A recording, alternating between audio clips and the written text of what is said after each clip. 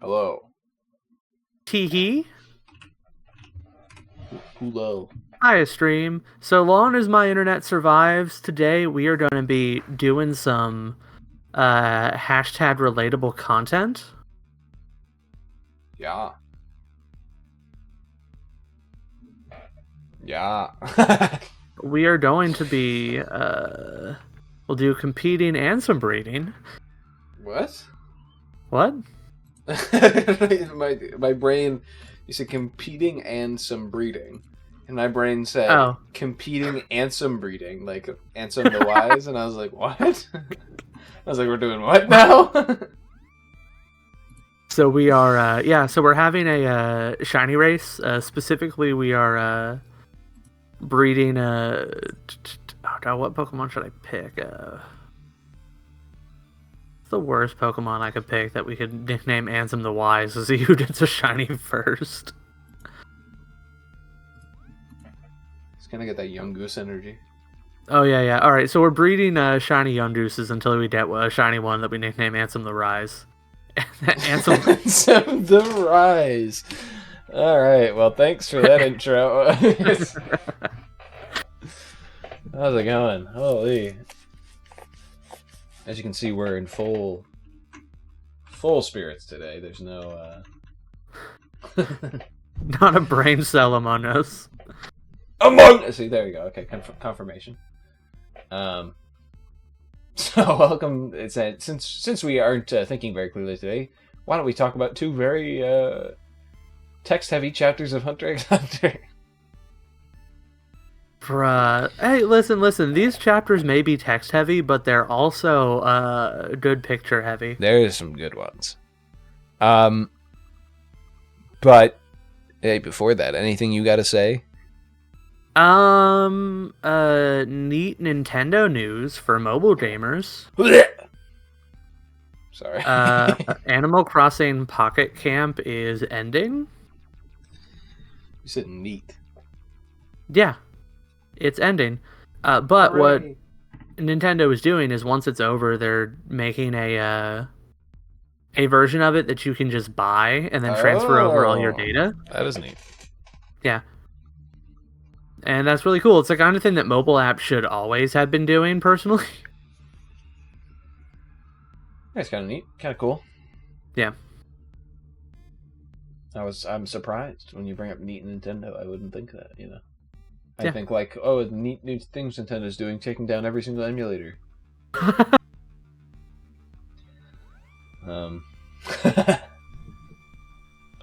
Hey, listen. Vim's Lair still has Tack and the Power of Juju up there. So we're good. All the GameCube games you actually care about are still there. Well, anything else you got?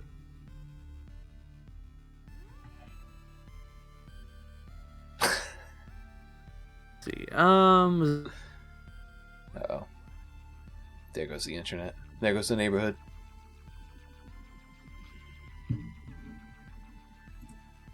Boo-hoo. Boo-hoo.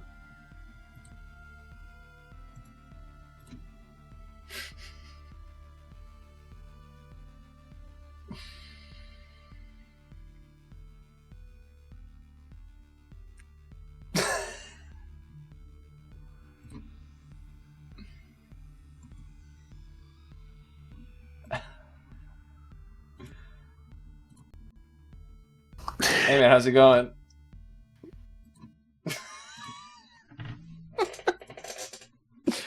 Oh.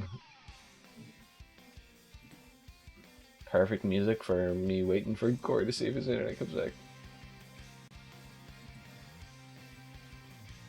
The ad break's in progress, so it doesn't matter. You know?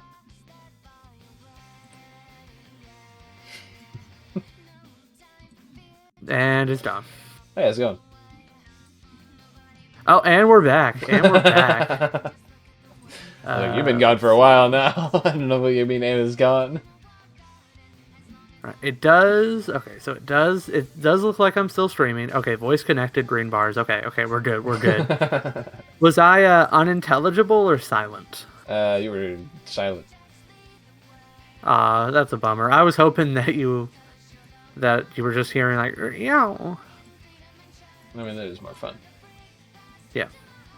No, I had asked you if there's anything else besides the fun Nintendo news you had that you wanted to discuss. There is.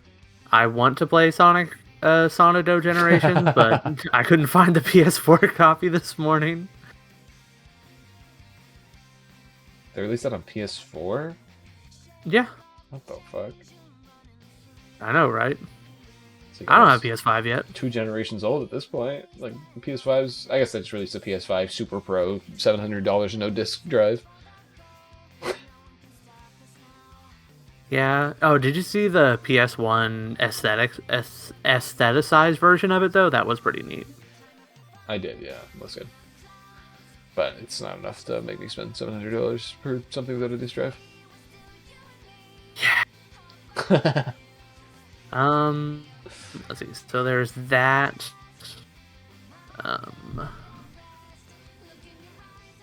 I've now done 2 dungeons worth of Zelda Echoes of Wisdom. Okay. Second dungeon not as good as the first, but the boss fight in it was fantastic. I've done about 2 dungeons of Link's Awakening because I started playing that since. You know, I can pretend like I'm with all the cool kids right now. Heck yeah. I never finished my Game Boy Link's Awakening playthrough. I'll go back and do that someday. Yeah, plenty of years. Parentheses clueless. Oh yeah, also, I, despite being on vacation this week, so like this is the one weekend where I definitely had time to play in the Global Challenge. Mm-hmm. But I forgot about the sign up until I was already at work, and I worked late that day, so I missed it. I mean, I could have gone home on my lunch and just signed up with a random team, but I didn't have anything good built in-game yet, so I was just like, eh. I had some decent stuff built on Showdown, but just, nothing actually built. Well, I tried to convince more people to watch Hunter x Hunter recently because we're talking about stuff. And I said, you should watch Hunter x Hunter. It's really good. Everybody who I've recommended it to has become like super fans of the series. They all love it. And they're like, yeah. And then they mentioned, oh, it's on Netflix. So you know what? I have a Netflix subscription, so I'll give it a try. And I was like, oh, it's on Netflix. So long story short, I've rewatched Hunter x Hunter's anime up through York New. A couple of observations.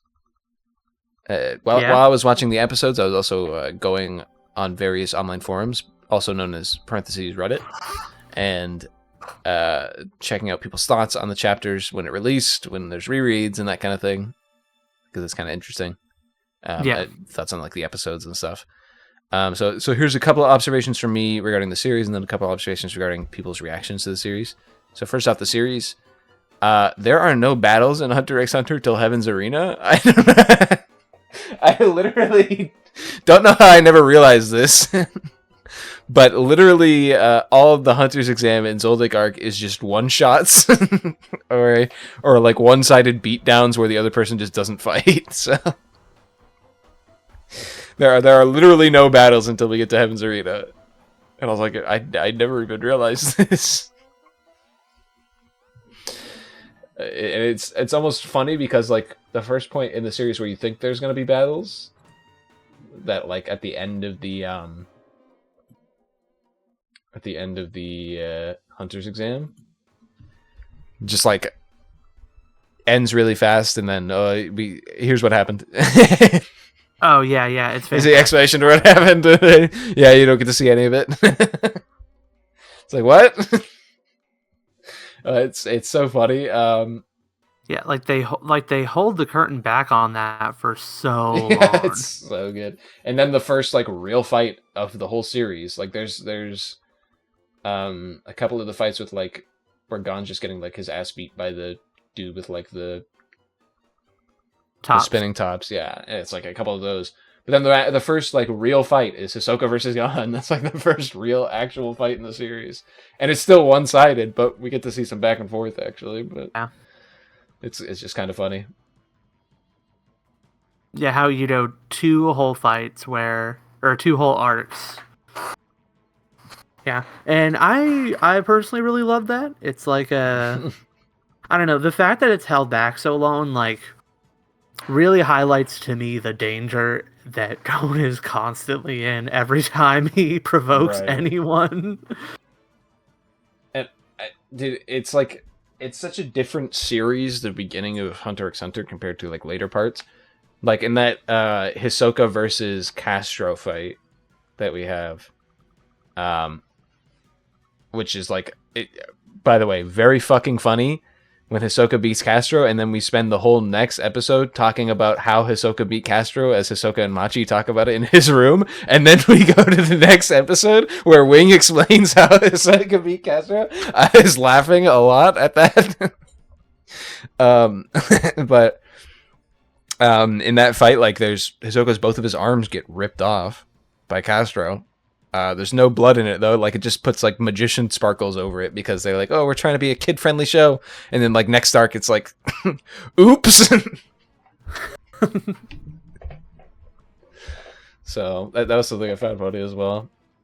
But an observation about that, like specifically that Castro versus Hisoka fight, I looked up thoughts because at the end of that episode, it reveals that Hisoka is part of the Spider. And then it also reveals that Hisoka is actually a betrayer of the Spider in like 10 seconds at the end of the episode. Mm-hmm. So I went online. I was like, I wonder if anybody's reacting to like that specifically, the fact that like he is revealed to be part of the troop, but nobody was reacting to that. Everyone was like, why the fuck did we just spend the whole episode like redoing the fight and explaining it? And I kind of understand it, and I kind of agree a bit. I think the only thing that we get from that scene really is a little bit of characterization between Machi and Hisoka, which is good. But I think it would have been a lot better if we just had a little bit of characterization between them, but they didn't really talk about the fight. And then later, because Gon and Killua, because Wing instructs them to train in Gyo, so they can see like the threads and stuff that happened in the fight. While they were training in Gyo, it should have explained the fight to us then, I think, and like through their lens. And I think it would have been better paced, and it would have made more sense. Like, we're trying to understand along with the characters instead of just Hisoka basically like bragging, like, "Oh, I have such a fucking, I'm big brained." Like, yeah, I can get like, that argument. Yeah, I can get that. I think I agree that it'd probably be better paced overall, but I also definitely agree with the decision to have it be to have it fully explained to us so we know exactly what's going on, and then also did the explanation for Gon and Killua's sake. Because especially just because of how complicated Nen is, I think getting the kind of double explanation for it is good to set us up for understanding it. Maybe a little unnecessary. Maybe could have been paced better, but I still agree with the choice personally. Yeah, and that was like another thing. It's like there's a lot of people I saw online. There's a lot of different things. I wish I'd written some of them down. Because I can't like recall them verbatim, that kind of thing. But there was a lot of people going like that they weren't huge fans of the arc because they were like of Heaven's Arena, because they didn't like understand the stakes for our characters, or like the fact that like our characters didn't really seem motivated to do anything here, and like they weren't motivated to like continue up the tower or anything like that. And like so the thing is, people need to see the point of, there are three perspectives that you need to see the point of coming into this arc. What is Gon doing? What is Killua doing? And what are we as the reader supposed to be getting from this? So, what does Gon want from this? Is Gon wants to fight Hisoka and, you know, get revenge, not revenge, but like punch him in the face so that he can give him back his thing. And like that's his whole goal in this whole arc, is to train for that. Yeah. Killua, his whole goal is to spend time with Gon. That's it. That's his whole goal. It doesn't matter what they're doing. That's all he wants to do at this point. And then this is the big point of confusion that I think a lot of people who are viewing this don't understand, is the whole point of Heaven's Arena for the viewer is to learn about Nen. They're teaching you about Nen. It's literally just a course on what is Nen. That's the whole point of the Heaven's Arena arc, is learning what Nen is. So, and I think a lot of people are confused by that. They're like, why aren't we focusing on their trip up the tower and like trying to fight the upper floors, and like, why do they not? It's like, no. The whole point of this arc is, here's what Nen is. Yeah. So yeah, that's some of the. Here's what Nen is, and also, it's also like the third arc in a row where it's like, the end point is not necessarily what you expect. Right. Yeah, and I mean that's every arc at this point. Yeah. But and then of course York New City is a beautiful arc, lovely little arc. I love how forgiving people are on Line of the Troop when they are like complete horrible people, but it's because they're written so well. It does not treat the troop like they're like noble thieves at all in York New. Like, it's like, no, these are horrible fucking people. But they are people. Yeah, they're very charismatic. They are people who care about each other, because at the end of the day, it's like they're horrible people, but Paku still puts everything on the line to save Krollo because they're friends, It's like, even though Krollo LARPs that he's not important, it's like, obviously he is. And I loved, like, all the scenes with them, like, debating over, like, what the spider is and stuff. Like, it's so great. Mm-hmm. Just very, very well done. And of course, I'm going to cough into the mic. No, but of course, Paku wanted to say thank you is of course like one of the best end arc lines of any thing ever. So, yeah.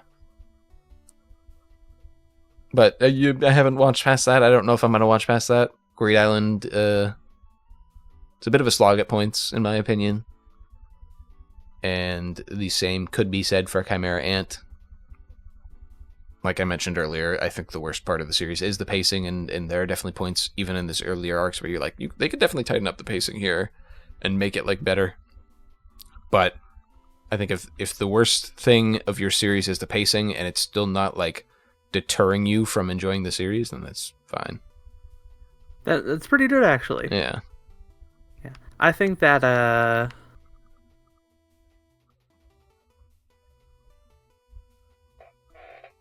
for me personally, I think if you do choose to keep on watching it, for me personally, I would just kind of think about the differences between the manga and the anime for Chimera Ant.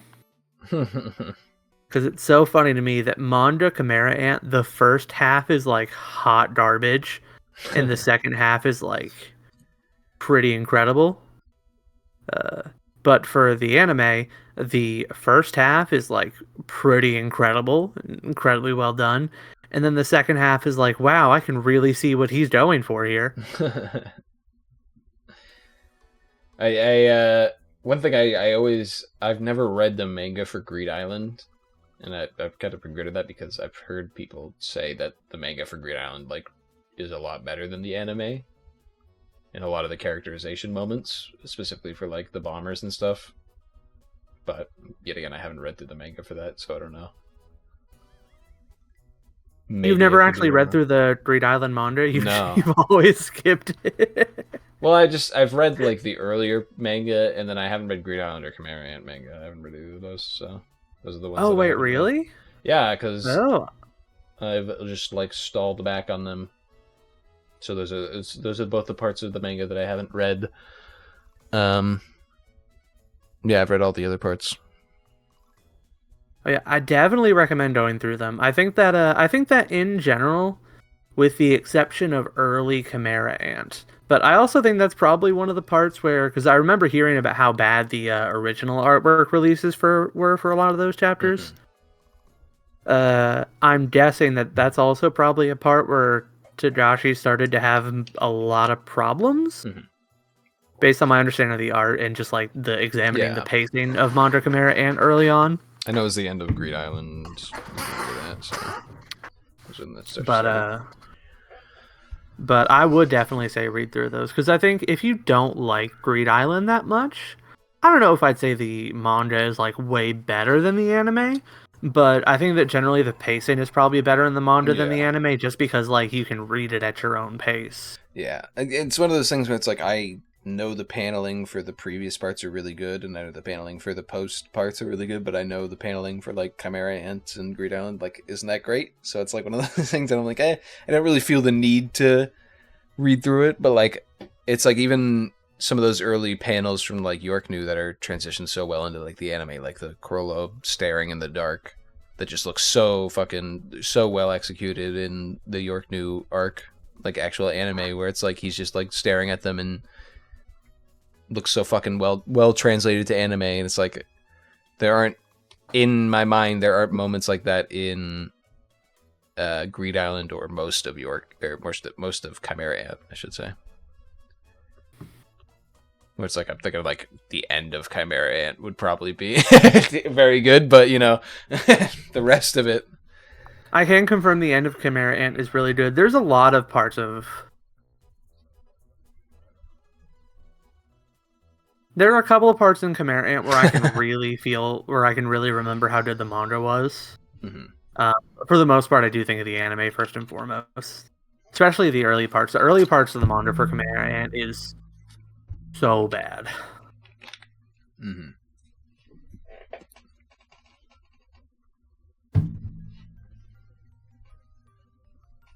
But yeah, even through saying this, I still think Chimera Ant is like one of the most well executed arcs in anything ever. So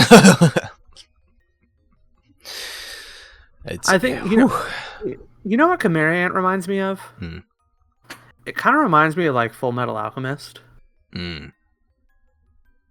Where like the arc as a whole, right? Like you have two imperfect versions of it.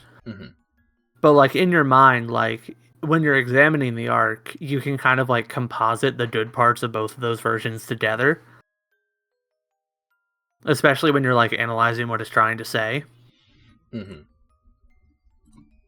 The same way that like Brotherhood has like its weak beginning because it didn't bother going full effort for all the early stuff, but like the early started stuff in 2003 is still fantastic. So like when you're thinking about the anime Full Metal Alchemist, you can kind of have this kind of composite effect. Yeah. Which is neat. Man, you're what made me want to start Hunter x Hunter over from the beginning now. It's so different in the beginning compared to like how it ends up. It feels like watching a completely different show.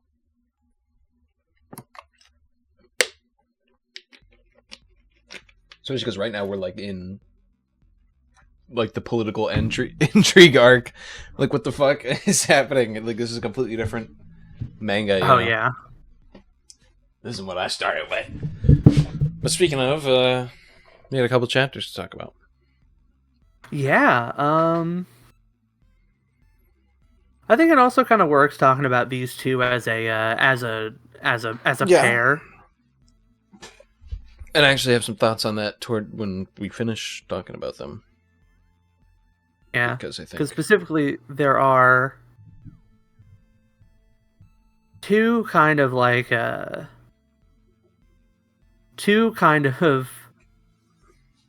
heavy intrigue, heavy analysis, heavy text storylines that are split between these two. And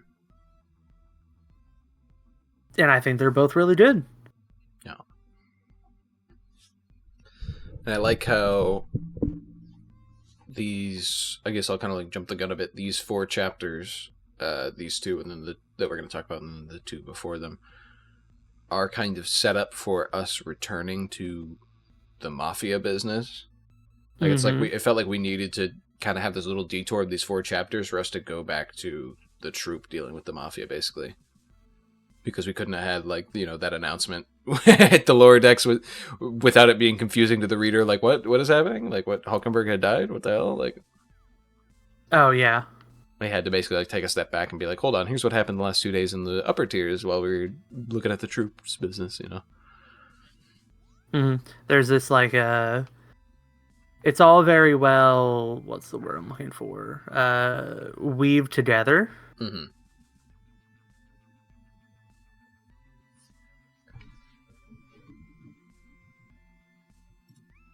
Boy, howdy, is it a blast.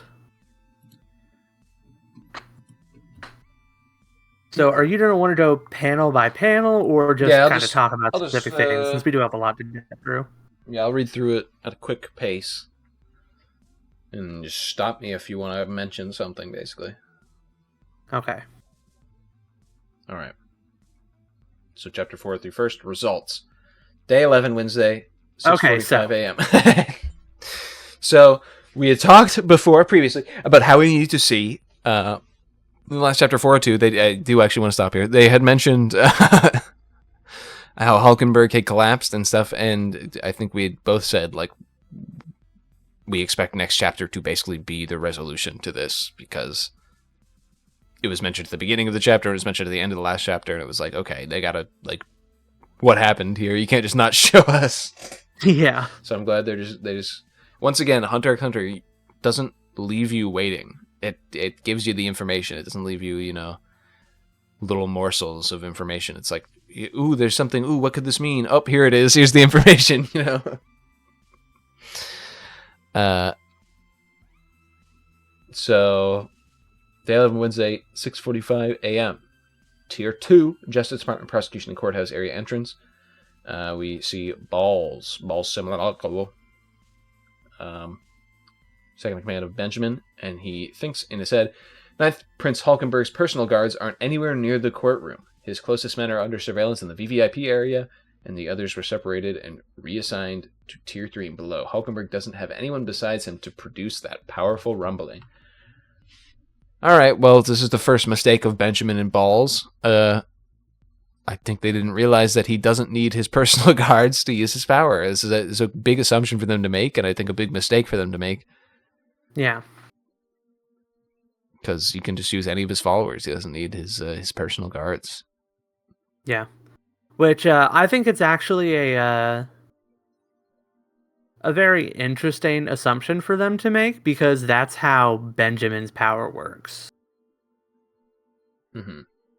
Because literally, if I remember right, Benjamin's power literally says it's like, oh yeah, people of his personal military. Yep. Like, it doesn't say Benjamin's friends, it says specifically people in his military. So, like, assumingly they would literally have to be, like, a part of the military, like, the paperwork and everything for his ability to work with them. He says literally the people that graduated from the academy, like, at Benjamin's behest, basically, or something like that. Yeah. It's like Benjamin sponsored them to the academy or something, something like that. So yeah, it makes sense that they'd come to this assumption, but it is obviously a bad assumption for them to make. As the reader, we can see that. But continuing on, it says, I'll be close enough during cross-examination for 100% fatality. Hulkenberg has no way to escape. The judge and lawyers will be breathing normally, unaware of the risk of getting infected. Though they're far enough away for that to be less than 2%, it's still non-zero. But since the courtroom is close to the public, the possibility of a pandemic is minimal. It can be suppressed by martial law if the need arises. Yet again, bringing up that martial law, Benjamin and crew are a little too excited to enact that. They are horny for the idea of martial law. And then for the rest of these 2 pages, we have just like these beautiful, long, like waiting panels of Balls like walking up into the middle of the hallway, just sitting there, standing, looking, and then like somebody just appears behind him, and it's Vict from Benjamin's guards, and we haven't seen him in a bit. We don't know what happened to him, and it's just like it's this really like eerie and creepy kind of paneling that it's some of my favorite that he's produced this batch, at least. Yeah, so good. Like the slow stop. the white background for that one before it's like shows him at the end of that hallway. Yeah. The zoom in on the eyes. Yeah, it's just very expertly done, and it is definitely. I think it might be my favorite panel. The panels of the batch thus far. It's because it just really has like this aura of like, just like scary and deadly at the same time. Like it's like you, as a reader, you're worried about what is happening here, even if you don't care about this character in specific. You're like, what is happening? Like something scary is about to happen. But then some rumbling starts happening, and Balls goes, rumbling? That's not possible. Hulkenberg doesn't have any of his guards with him. And then he kind of yells out to Vict. He says, Vict, what happened to you? And Vict starts signing military language. And Balls goes, military sign language? Is he being prevented from talking? Vict signs, I figured out the secret to Hulkenberg's ability. And then we see down the hallway and to the left is Hulkenberg and a group of his followers charging up a giant arrow aura. And we see something that people had speculated on is Hulkenberg calculating the distance he needs to shoot the arrow through the wall at Balls. So, just the position of Samilko, I finally say his name correct, captain of the first Prince's Guard, is 11.9 meters away from the two of them. Triangle leg depth 25 meters with 11.9 meters to angle the shot at 26 degrees. I need to step 60 centimeters forward. The boy who shoots the arrow, Grimmel the Dissonance. Fire. That's a funky power name. But yeah, it's one of the interesting things. People had a theory that I'm not sure what to believe now, because if you remember when Hulkenberg had one of his followers take over one of the guards and then go and shoot himself in front of the Seven Princes headquarters, people had speculated that perhaps because of the distraction, Hulkenberg used that distraction to shoot an arrow into the Seventh Prince's room and take over one of his guards in there.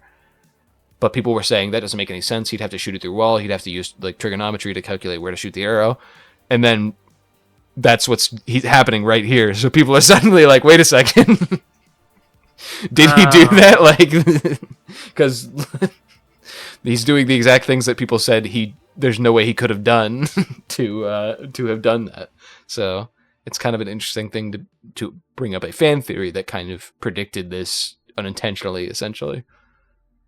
I theory before. I still personally don't buy it because I don't think.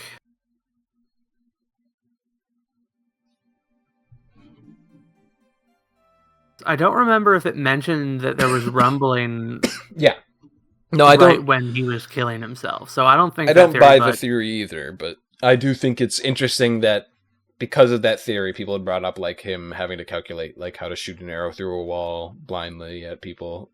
But we see it happening exactly here. Yeah, that is pretty funny. And another thing is like, Vict is taken over by somebody in Hulkenberg's group, and they used him as a distraction to keep Balls in place so that he can make sure that his arrow hits. Basically, just really well executed by Hulkenberg. Yeah, that's all I gotta say for now. More to say as we get on later, I guess. Yeah. One thing I really like is is how exactly Hulkenberg is doing this. Because he's got two people, presumably his followers, who are watching exactly where Ballsy is. One person sitting next to them on a keyboard, typing away, presumably like the exact coordinates or as close as he can get to. Yep. And then Hulkenberg is literally like down like another hallway. Yeah. It's just some like fantastic paneling, fantastic conveyal of physical space. Yeah. No, we could talk about like the the way he conveys actual space in these panels for ad infinitum, but moving on. Yeah. Hulkenberg shoots the arrow, and then we cut to sometime in the future, where Benjamin has called down to Balls. He says the trial hasn't started yet. No, both sides or he called down to the trial room, not to Balls specifically, but they said the trial hasn't started yet, and he said, and the person on the other end says, no, both sides requested a change to the start time. Both for what reasons? The plaintiff was unprepared due to equipment issues, but this was denied by the judge. The defendant himself was feeling ill, and this was accepted. It'll start when he gets better. And then Benjamin thinks in his head, what's going on?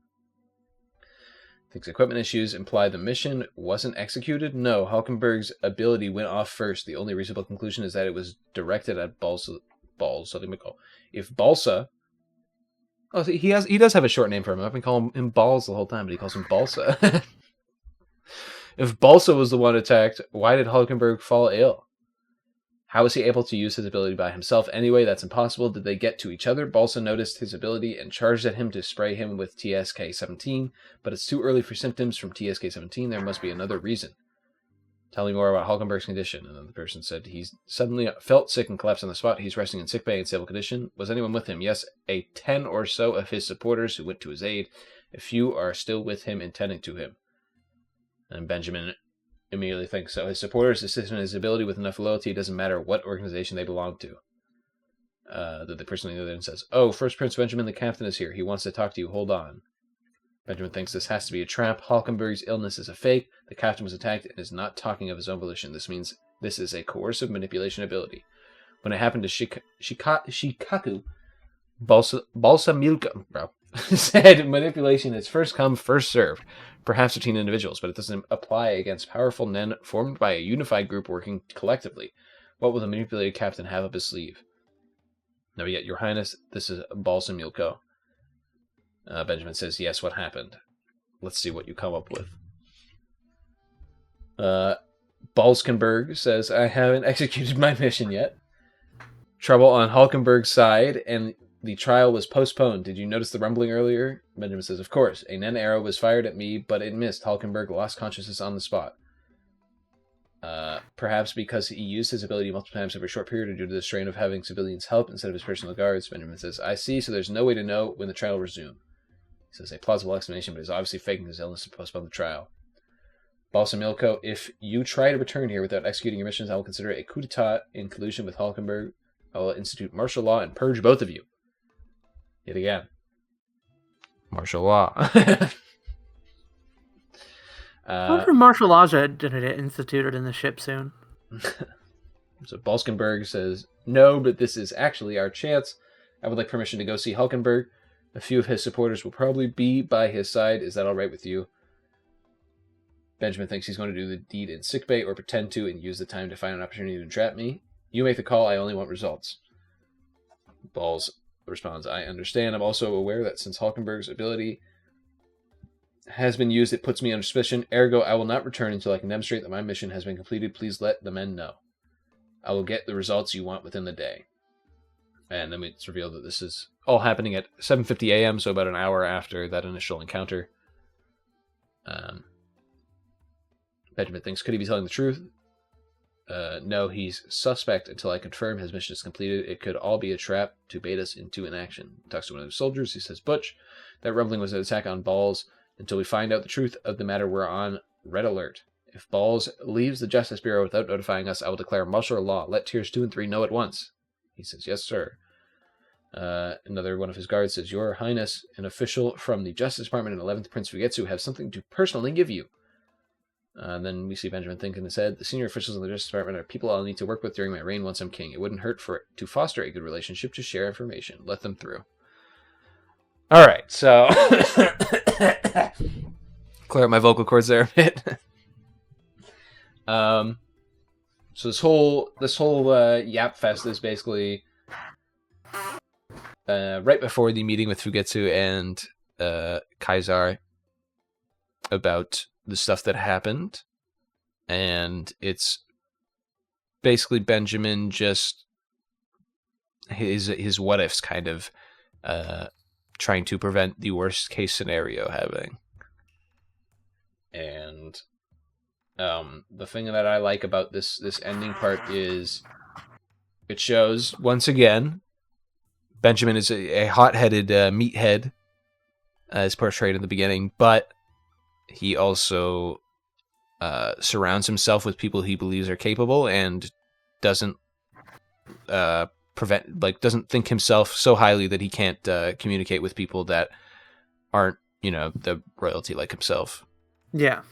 Like he's very much like, I need to work with these people later when I'm king, so I need to make sure that I have a good relationship with them because, it's beneficial to us. Mm-hmm. So,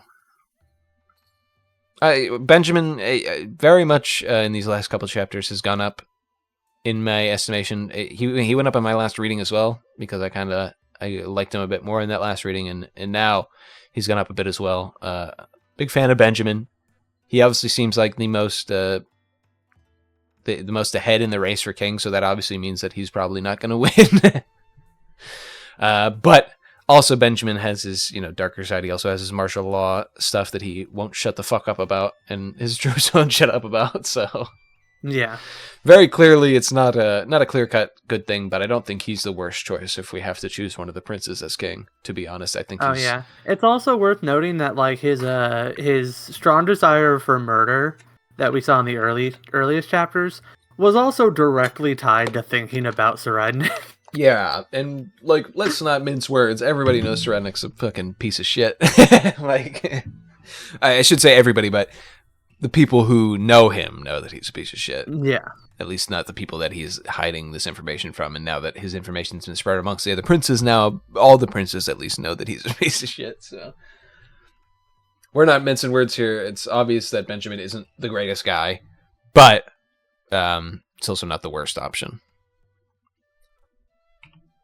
But moving on, we get a little bit of a confirmation from last chapter. As we continue onwards, we get ring ring. Yes, that's right.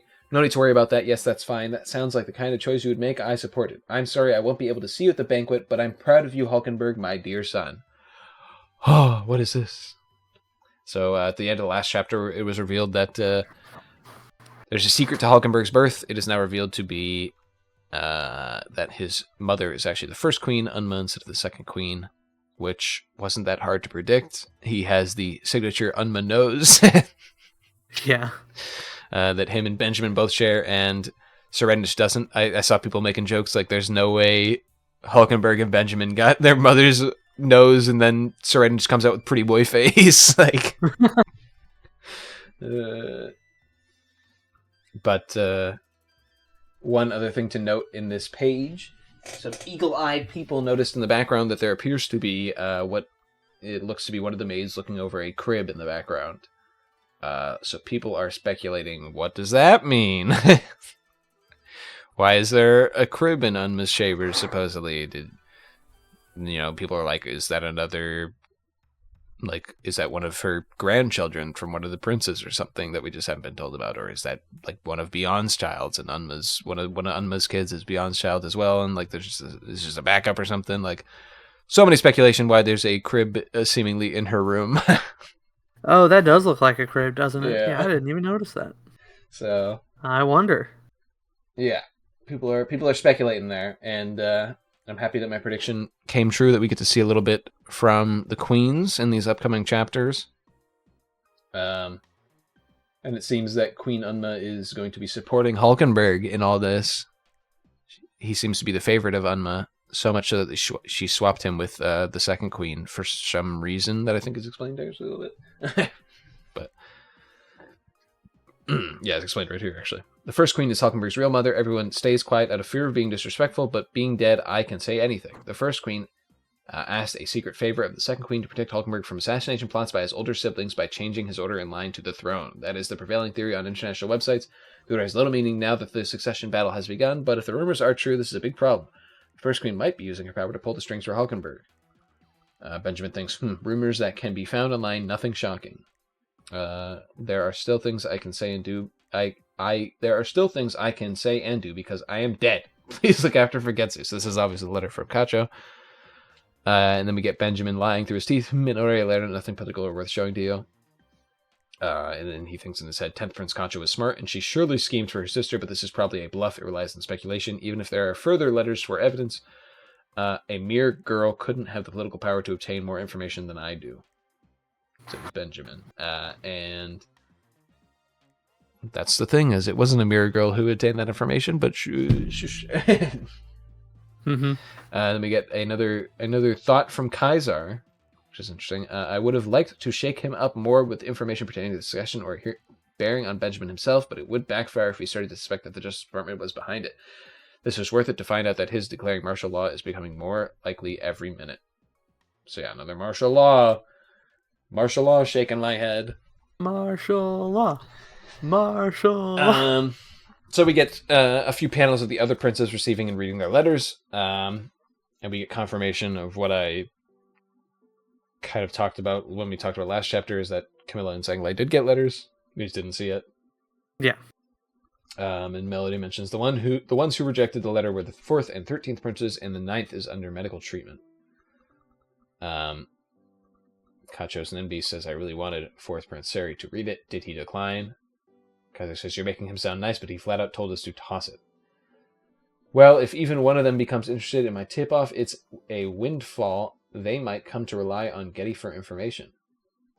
Just the fact that we were able to mark 7th Prince Losers' room makes this operation a success, but now the hard part. Yeah, and then you see Fugetsu sleeping in a medical chamber. Melody says, thanks to Basho, the evil spirits stay away even when she's by herself. Let her sleep and get some rest. We need her to recover her strength. Kato says, I'm all for that. It would be the worst if she can't use her ability at a critical moment. Because says we should get some rest too. We do this tomorrow night. Okay. There's one thing that's happening in a very quick time frame here. Yeah. Hopefully there won't be other things happening in a very quick time frame here soon. Yeah. A lot of things happening. Mm-hmm. So this whole plan to kill Lucerus is still apparently going through. I'm interested to see what happens there exactly, because we still don't entirely know the motivations of all of our characters for multiple reasons. So it's just kind of like confusing. Yeah, a little bit. Because even when we get inside the heads of our characters, they're not like entirely forthcoming. Yeah, so it's like we're not sure what's happening with that whole situation. So we'll just have to wait and see. But we will have to wait a while because the next chapter looks the 405 looks like it's not going to be returning to the upper floors. But anyway. Continuing on, we cut to room 1014, where we see Kurapika talking. He says, death is the punishment that awaits anyone who tries to leave the ship during the succession. Unfortunately, the ship itself is the urn for the worm toxin. Oito says, so the princes must continue until only one is left alive? Kurapika says, true, powerful Nen envelops the ship, creating a condition that prevents escape. This makes it seem as if nothing but death is allowed, but on the contrary, I think there's hope instead. Luda says, what? He says, Your Majesty, there is something I need permission for to protect Wubble and the other young princes. She says, but what? So, Kurapika has thought of a way out. We might have a way to escape, according to Kurapika, or at least a way around the stipulations of the succession war that Kurapika believes there might be. So, Melody's letter is successful, at the very least. With Kurapika, at least. Yes, with one of the targets that she wanted it to be successful with. But we cut to room 1003, and we have Zhang Lei talking. I currently have 7 coins that the Guardian Spirit Beast produced, and there are 3 I gave to others. The issue is the value of one of the coins changed from 1 to 10 today. The bigger problem is we have no idea what any of this is. I would like your opinions, and he has this group of guards gathered around. One of them says, 1 coin gets produced a day, so there are 10 in 10 days. We can hypothesize that the coins change after 10 days. Secondly says, yes, so we'll mark the higher coin with the with a date 10 days ago, and each new coin from now on will be marked with its production date. Then we can verify if all this is true in 10 days at the latest. Anything else? Another one of his guards says, we'll need to follow up on the coins you gave away. He says, yes. If it gives added value to those who hold one, or maybe it represents parameters related to the owner's growth. Maybe we should simply use them as money that increases in value. If the coin's value increases in order of magnitude every 10 days, the 10 coin will be worth 10,000 in 1 month. Zanglai says, great, so you can cast Hocus Pocus in 630 days. And one of his guards says, sir, and he says, never mind. And then we see in his head, these are all mediocre ideas I've thought of already. These men utterly lack the knowledge or experience to make conjectures on Nen abilities. And then he says, call room 1014. Information on Nen that could affect the battle for the throne. My Guardian Spirit Beast ability and its effects. I need Kurapika to get through this. So we see Zanglai being like, man, all these guys are fucking idiots. So dumb. And this chapter made me laugh so hard. I need the smart guy. Yeah. I need the guy who actually knows what he's doing to tell me what's up. Like, so yeah, just kind of funny. Yeah, one thing that's interesting to me about this is that I'm guessing this is happening. I think because this is happening like during the class, right? Sometime around there, yeah. Yeah, because I'm just like, it's interesting that we don't get to see the viewpoint of his guards that have actually learned Nen. Mm-hmm. So I think it would have been interesting to see their viewpoint on it, but I'm guessing we'll either get that later or just not. Yeah, just wouldn't be that good. But especially one of his guards is pretty, at least reasonably intelligent. So I am kind of interested to see more from him. For sure. But yes, continuing onward. We cut to Kaisar and that one dude whose name I can never remember, who basically started this whole arc. Yeah. I forget his name. He's here as the reminder that we have somewhere else we're trying to get to right now. But Kaiser and him are talking as they're walking down the hallway, and he says, it's all right. We received notification from Hulkenberg about the mass syncope episodes. And then we see Hulkenberg saying, they may experience effects similar to mass hypnosis after meeting me, but don't be alarmed. The joy of basking in my presence combined with the sudden release of anxiety from the anticipation will do that to some people. They recover quickly. So, Hulkenberg is roughly covering his tracks here in quite a goofy way, in my opinion. So funny. It's like, oh yeah, don't worry, my followers is dead. Yeah, that just happens Super sometimes. jazzed. They really love me. Because there's that one, and the guy responds, yes, we did get a report that a dozen or so supporters who met with the prince simultaneously passed out in the waiting room. Like he said, they recovered and went about their business. So this is obviously something where it's like, what is happening here? Have these supporters been replaced by his guards, basically, is the question. Like, because we don't know what his Nen power is exactly yet in this chapter, but it does get explained right in the next chapter, where we can make the assumption that he used his power on these people, apparently, or something happened with these, where it's like... Or they're just getting marked with the feathers, the same thing that happened to him and all his guards when his Nen first came out. So it's either the guards have possessed these random people that aren't actually his supporters, which I don't think is true because we have the guards in the other parts of the ship, as we've been told, or, they have been marked by the feather as well, which is presumably what's been happening. The other gentleman mentions, actually, there's something else concerning one of the staff who was there during the visitation, passed out with the same symptoms, but at a different time and place. Kaiser seems surprised, and he says, that can't be explained by coincidence. And then he says out loud, it wasn't a coincidence? Where is the staff member now? I could try telling them our situation in order to find out what Hulkenberg is trying to do and form an alliance. The guy says he's standing by in his quarters, ostensibly for observation. All right, I'll do an interview just in case. I just don't know what Hulkenberg would think of my actions, considering he likes to be fair and upstanding. Tell me his name and room number. Wario Bay room E6. Wario Bay. It's too risky to meet Hulkenberg in person when his ability is unknown. I'll find out the truth through Wario. Tell me what happened, Wario. You can rest assured here you will never be censured because of your beliefs. We know there have been mysterious abilities used in the succession battle. 10th Prince Kacho used theirs to try to escape the ship and lost her life. It seems the ship is covered by a barrier and the king has something to do with it. I don't waste time on vague nonsense. Supernatural abilities do exist, and the princes are using them as their weapons. I support 9th Prince Hulkenberg separate from my duties as Justice Department Deputy Chief Prosecutor, as long as 11th Prince Fugetsu's safety can be assured that is. And then Wario shows him the back of his hand, and he says, "What's that?" He says, "A mark I received from the prince. 9th Prince Hulkenberg told me to tell you everything if you brought up the topic of Nen abilities yourself. He anticipated I would come to see you. Yes, you would obviously connect the dots for the mass faintings, and if you don't come see him, it's proof you're wary of him, and that means you know of the existence of Nen. How astute. 9th Prince Hulkenberg is going to die soon." And then we cut back to Benjamin's quarters, and Benjamin says, "Are you sure?" And we see, yes, the mission is completed from Balls. He says, as planned, I will deliver results to you tonight. And we see Balls, but for the first time, we see Hulkenberg's kind of shadow next to him, looking like a stand next to Balls. As presumably Hulkenberg has possessed Balsalomico with his powers. And then we see Hulkenberg resting in a bed, and Kaiser kind of looking over him. Then we cut back to room 1014. As Oito says, "You want to go public with the letter."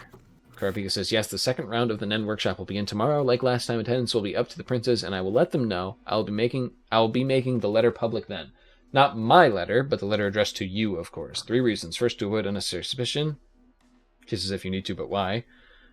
He says, "The letters to the higher-ranking prince expose their scandals and crimes. If they get nervous that the lower-ranking prince hold their secrets, it might accelerate the conflict. Second, I'm hoping making 10th Prince Concho's wishes known would put a damper on the succession battle. And 3, by advertising the fact we can expect some kind of contract from higher-ranked princes, we may come up empty-handed, depending on who comes knocking and for what. We can use postponing or canceling the later reveal as a bargaining chip." And then the final page of the chapter shows Oito, Wobo, and Kurapika entering 1003 Zhanglei's quarters. So, that was chapter 403. And it's kind of a nice little companion chapter for this next one, as if we had talked about it then, it would have been nice to hear our thoughts, but unfortunately we had been busy with other things last week. Yeah. But if we had been able to talk about it, it would have been nice to have heard kind of our interim thoughts, but unfortunately we got any theories or theorems we would have had confirmed or denied quashed or confirmed in the next chapter, so that's really, I mean, I feel like we just go right into the next one.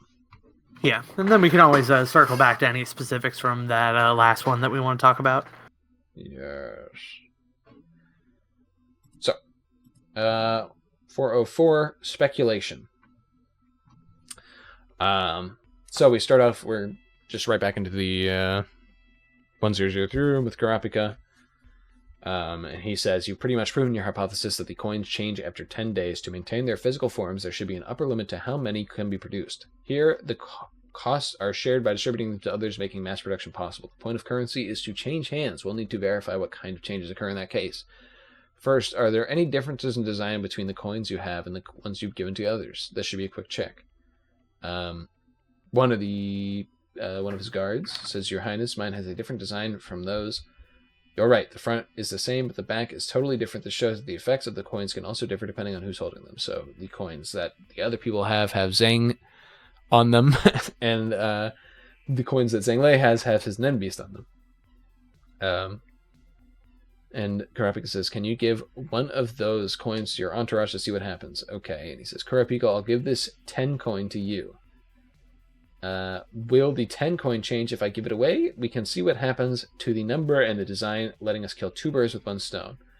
Kurapika thinks in his head, he's certainly not making this easy. All right.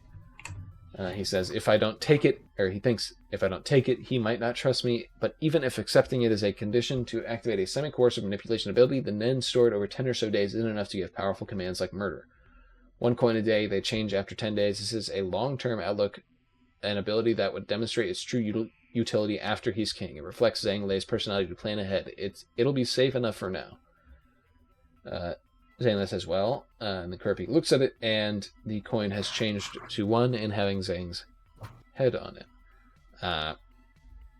Kurapika says, both the number and design changed. It looks the same as 10 Tories.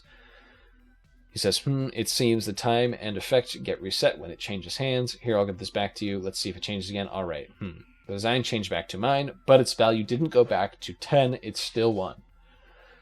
Kurapika says, I see now. I understand. I have a rough idea of your ability. He says, really do tell. Kurapika says, right now? Side-eyeing Benjamin's guard that's in the room. He says, I love that little ellipses. Yeah, he says, I don't mind. I guarantee it's not something that would threaten First Prince Benjamin. Hint, hint, wink, wink. So Kurapika goes, he's slick. And he says, Third Prince Zhanglei's guardian spirit beast is presumed to have a cumulative conjuration ability. And Kurapika thinks, living as Third Prince has become adept at using implicit signaling. He'll be on our side as long as we understand what he wants and maintain rank.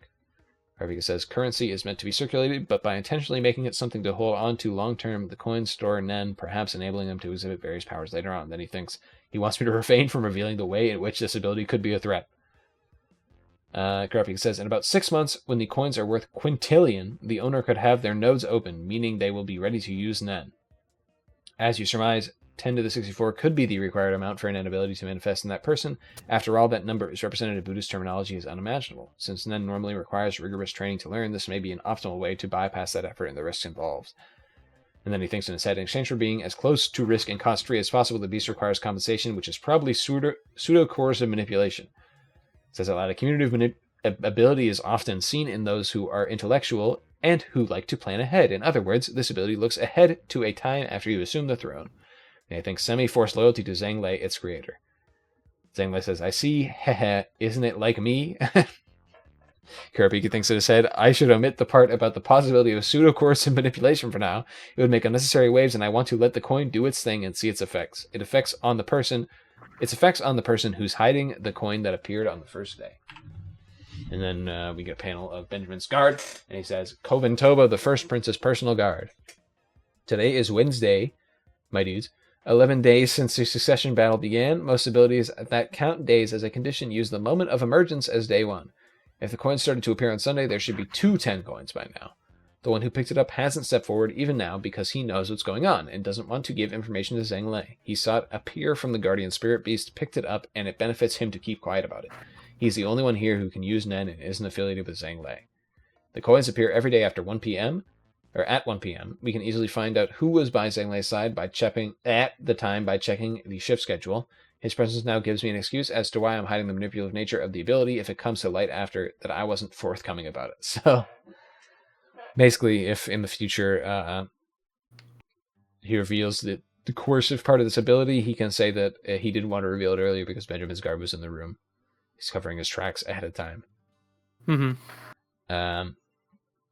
Zhanglei says, yes, this was very helpful, Kurapika. Now I can spend my time pondering how to spend my future with my siblings. Ominous. Anyway. Kurapika says, well, the number of coins may also have an effect. I think you should hold on to a few yourself for now. Zhanglei says, all right, then I'll give you the one that appeared today, and I'll hold on to the rest for a while. Kurapika says, thank you. As for the other topic, I must ask you to wait a while longer. The second workshop should be the key. Zhanglei says, fine. There can never be too much information, but it's not urgent. I'm more worried about you and about 14 Prince's mobile security detail. Now we see Zhanglei's thoughts. Don't think of us as equals. I'm accepting information exchange for ensuring Wobol's safety. So, obvious Zhanglei thinks he's overstepping his bounds a bit. As Kurapika mentioned in one of the earlier panels, as long as we keep in rank, basically, like as long as Zhanglei sees that we're like not trying to reach further than our station, he'll be fine. Like, so obviously Zhanglei's already thinking that he's reaching a little too far for his station. Yeah. But Zhanglei says, it's likely the others use the first workshop to gather intel and lay their groundwork. You should prepare yourselves. Kurapika says, much appreciated. And he says, being under his protection in exchange for information on men pertaining to the succession battle is extremely beneficial, but it comes with great risks. Zhanglei is one of the princes with a mafia family under their wing. There are over 200 members on board in the lower tiers, their combat potential serving as inhibition against the higher princes.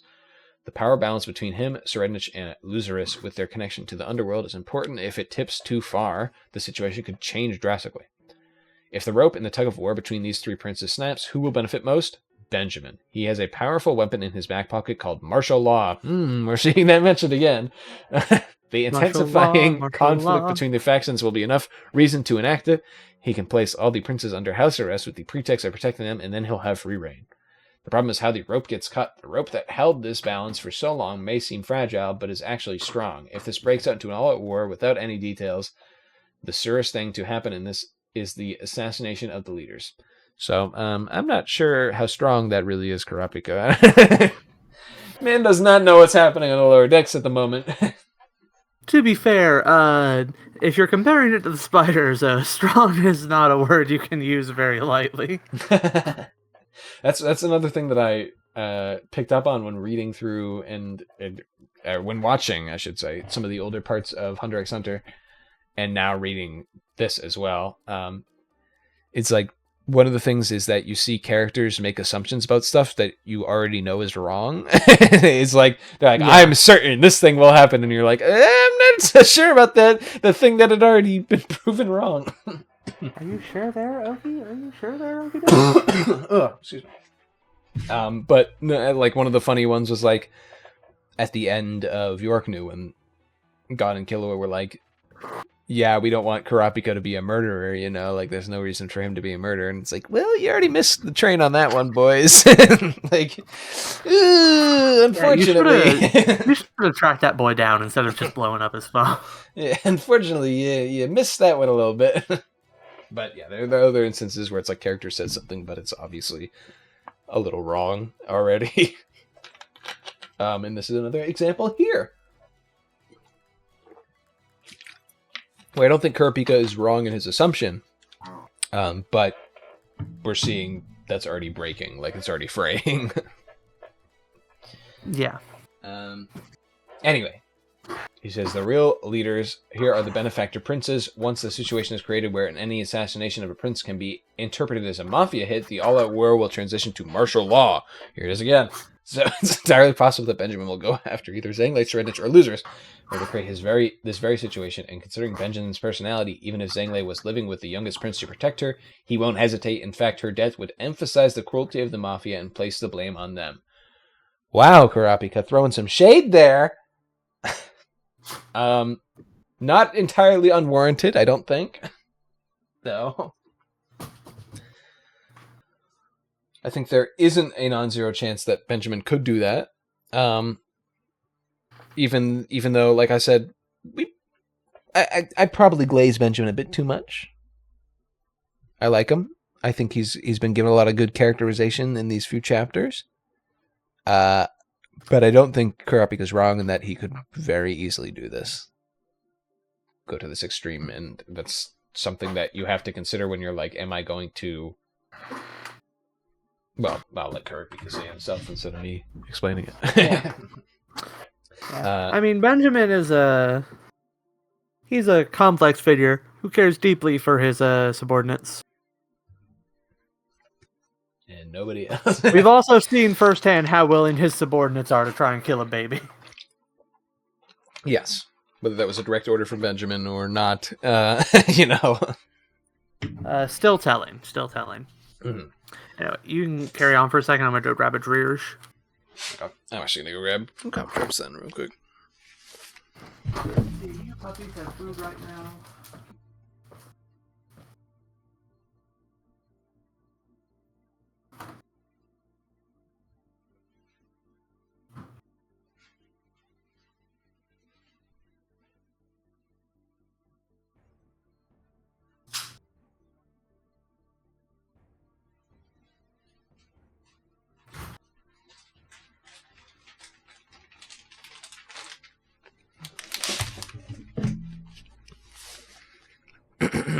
Hello.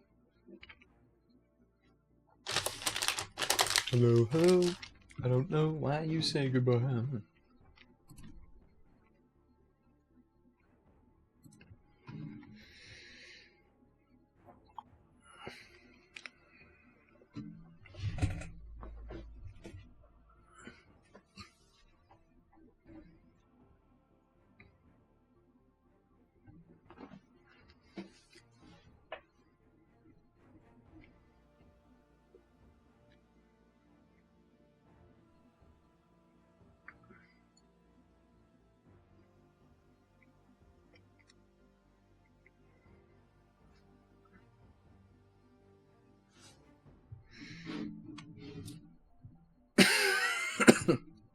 I'm trying to save my voice as much as possible. My throat's fucking annoying. Okay, I'm back. How's it going? How far are we done? I didn't. I went and got some cough drops. Okay, that's fair. Do you want me to take over the reading? No, I mean it's just. It's not like I'm not gonna. I'm not like I'm getting the other. I mean, you know what I mean. Don't worry, I can do it. No, it's not like we're on thin ice. It's not like I can't shut up. Anyway, so Karapika says, being in room 1014 where each prince's guards monitored and keep the others in check may be safer than the risk of Benjamin coming after us in room 1003. But we still don't know who sent those snakes, not to mention the danger that each of them is plotting something. Which choice involves more risk? The difference is negligible. It's a gut decision. Either way, we're on thin ice. So, yeah, Karapika has a difficult choice to make. I think for now he's going to be bouncing between the places for the classes and stuff. Mm-hmm. But we cut away from that to show a dynamic panel where some wheels are being pushed. And we see some random saying, the patient is unresponsive, temp 97.9, no tremors or labored breathing. And then we have Cheadle, and she says, he may have hit his head when he fell. Order a Chem 7 blood panel and a CT. Ask 7th Prince Hulkenberg's guards on Tier 1 about his condition over the past week. Send the vomitus to gel and forensic stat. And then we see a panel of Hulkenberg, and he's in very much pain, and Balls is looking on. Nothing else in this page, you know. So let me see Hulkenberg in Ball's body again. You didn't even mention that we got to see a long-beloved character finally reappear. Cheadle! Yeah. It's great for Cheadle. And then there's some randoms in the background. Like, who cares about them?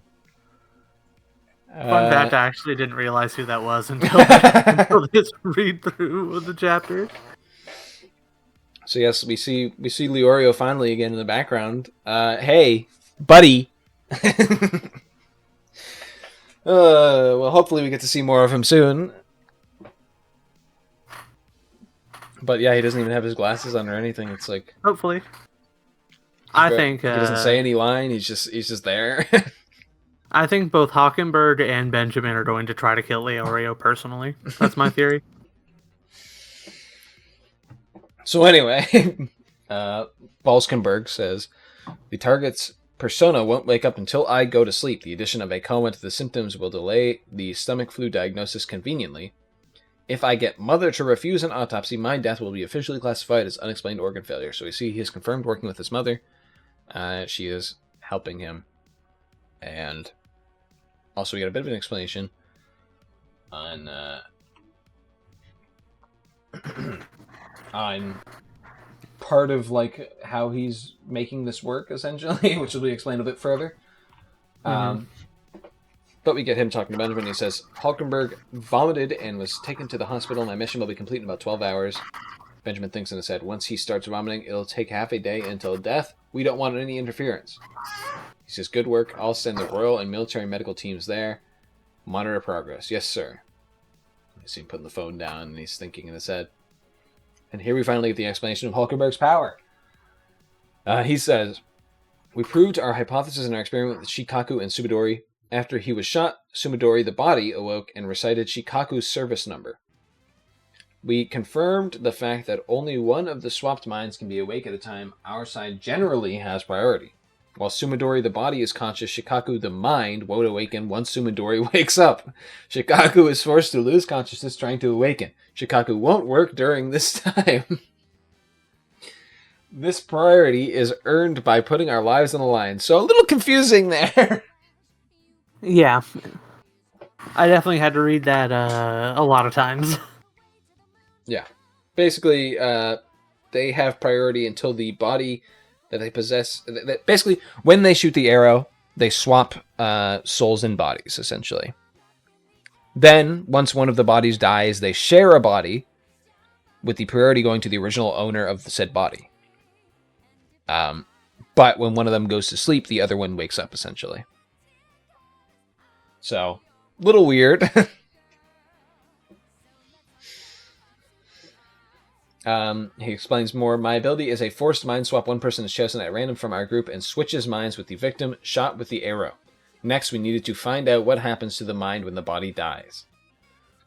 When there are 2 bodies, only one persona can be awake at a time, and priority goes to us. Since the definition of death isn't spelled out in the succession battle, it's reasonable to consider that both the body and mind need to be dead. Therefore, once we've split a prince's mind from their body, there's no point in testing a process by which the target's mind could return to their original body. What is he saying here? What he's getting at is, the point that I want to point out is he says, once we've split a prince's mind from their body, there's no point in testing a process by which the target's mind could return to their original body. So he's saying, we can smuggle the princes out of their body, essentially. Which is interesting. What we needed to test first was, 1, when the target's body dies first, what happens to the person within? 2, what if the target's mind, having lost a body to return to, also loses his current body? As for 2, it's obvious when you consider that this is an ability made possible by the assistance of the Guardian Spirit Beast in order to win the succession battle.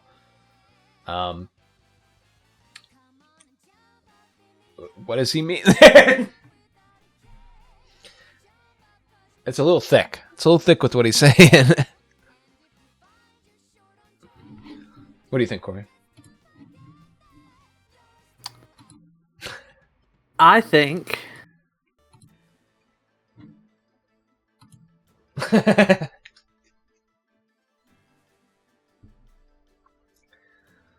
Hawkenberg is making plays.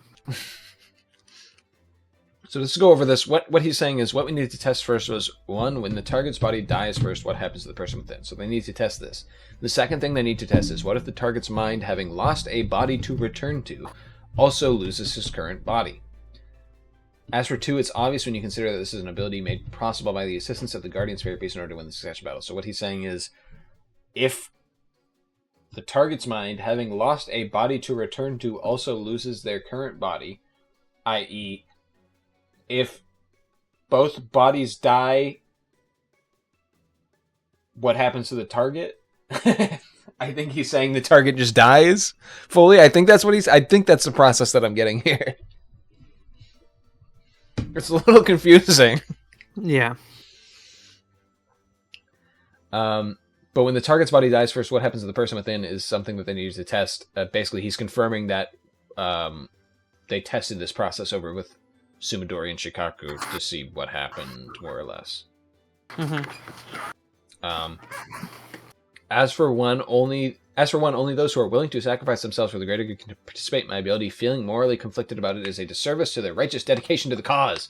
My focus must remain on fighting to build the ideal nation to honor their noble sacrifices. And what a heartwarming panel there. Standing on top of a field full of corpses. It looks like it's very reminiscent of some imagery in Berserk, where there's a very similar kind of paneling where one of the characters is talking about wanting to be the king of a kingdom, but he has to step over the piles of like all of his soldiers, and like it's like very similar paneling there. Can we get more thoughts? It says the probability of me swapping with balls myself was low, but within expected parameters. We experimented with Vict in advance, so confirmed that Vict is somebody else. If the body on our side dies first, sorry, JFK came out for a second. JFK is who I'm sharing my body with. If the body on our side dies first, the victim's mind returns to their own body and coexists with the trespasser's mind. In that case, the victim's mind regains dominance. So, if the person possessing the victim, their original body dies, the person's soul goes back to their original body, and the person who's possessed them is also in their body at the same time, but the person who got possessed has more priority. Okay. So, basically he's saying, when my body dies with balls in it right now, since we swapped, when my body dies, Balls will come back to this body and he'll take over again. So how is he going to prevent that?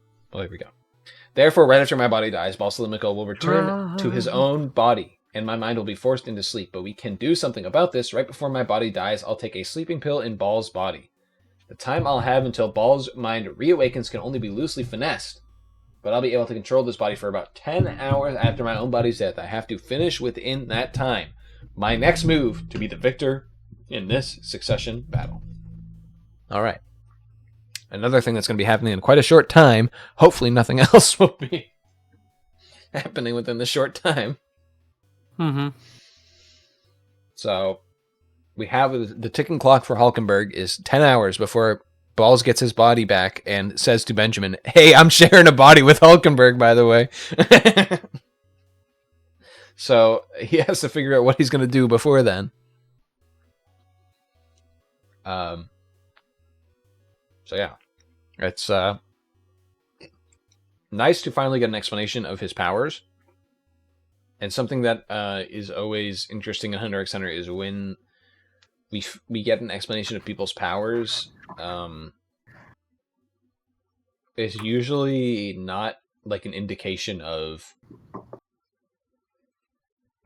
the story's about to like cut them out, or like the story's about to have them be a major player. Usually, at least in the early parts that I just watched, when somebody's powers is revealed, it's just something to like explain how they do a certain thing in a fight, essentially, like that kind of thing. It's never like used as like this character's about to die, let's explain what's happening, like that kind of thing. It's like shit's about to hit the fan, let's explain what's happening. It's always like, here's the explanation for the power, let's continue the story now. So this is kind of a little different, where it's like shit is about to hit the fan no matter what. Like we can't delay that happening. So it's interesting to see what is going to happen, next, because like I had predicted after the first chapter, one of two things: either we're going to do a time skip forward, or a bunch of shit is going to happen within the next few days, and that seems to be what's going to be happening. So yeah, we'll see. But then we get a couple panels of Benjamin's personal medical team taking over. 2 more panels for Leorio. Let's go. One of them he doesn't even have a face in, so. But total of 3 more panels in the Succession War for Leorio. Congrats. We'll catch you next time, buddy. But then we see Hulkenberg's body dying. And then we cut back to Benjamin watching some progress. Camilla doing some stupid shit, I'm sure. Lord only knows. Zhang checking his cryptocurrency, seeing how it's working. And then back to Serednich, who's gotten his time down to about 3.5 seconds to fully activate Zetsu, I assume. I assume that's what he's training for, to fully activate Zetsu. In about 3.5 seconds. He's trying to get it lower so that he can presumably use it in battle. But we cut and he's down to 3.5 seconds. The dude to replace Theta, whose name I forgot, is very worried. Sari says, who was it who said leveling up isn't climbing a hill but a staircase? It's so true. Okay, Sari. Come on, man. Bro's like pulling out the gamer quotes. Listen, we do know that he plays video games canonically.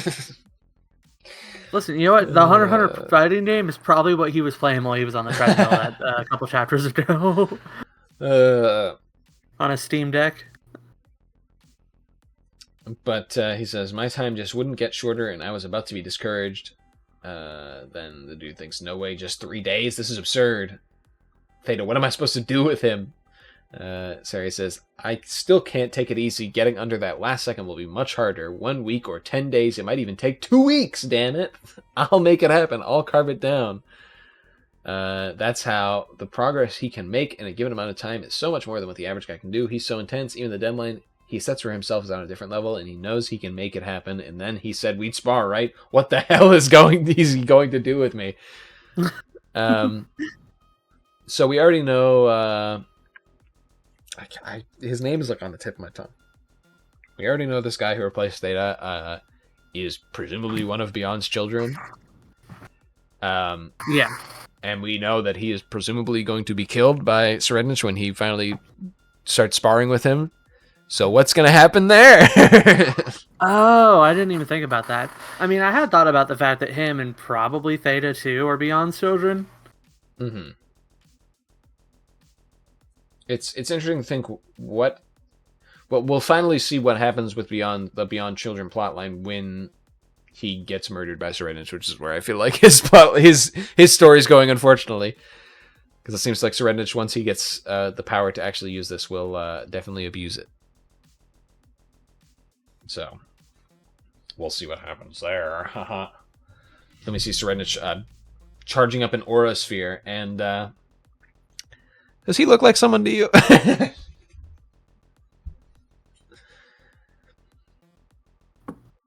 Anyone who remind you of?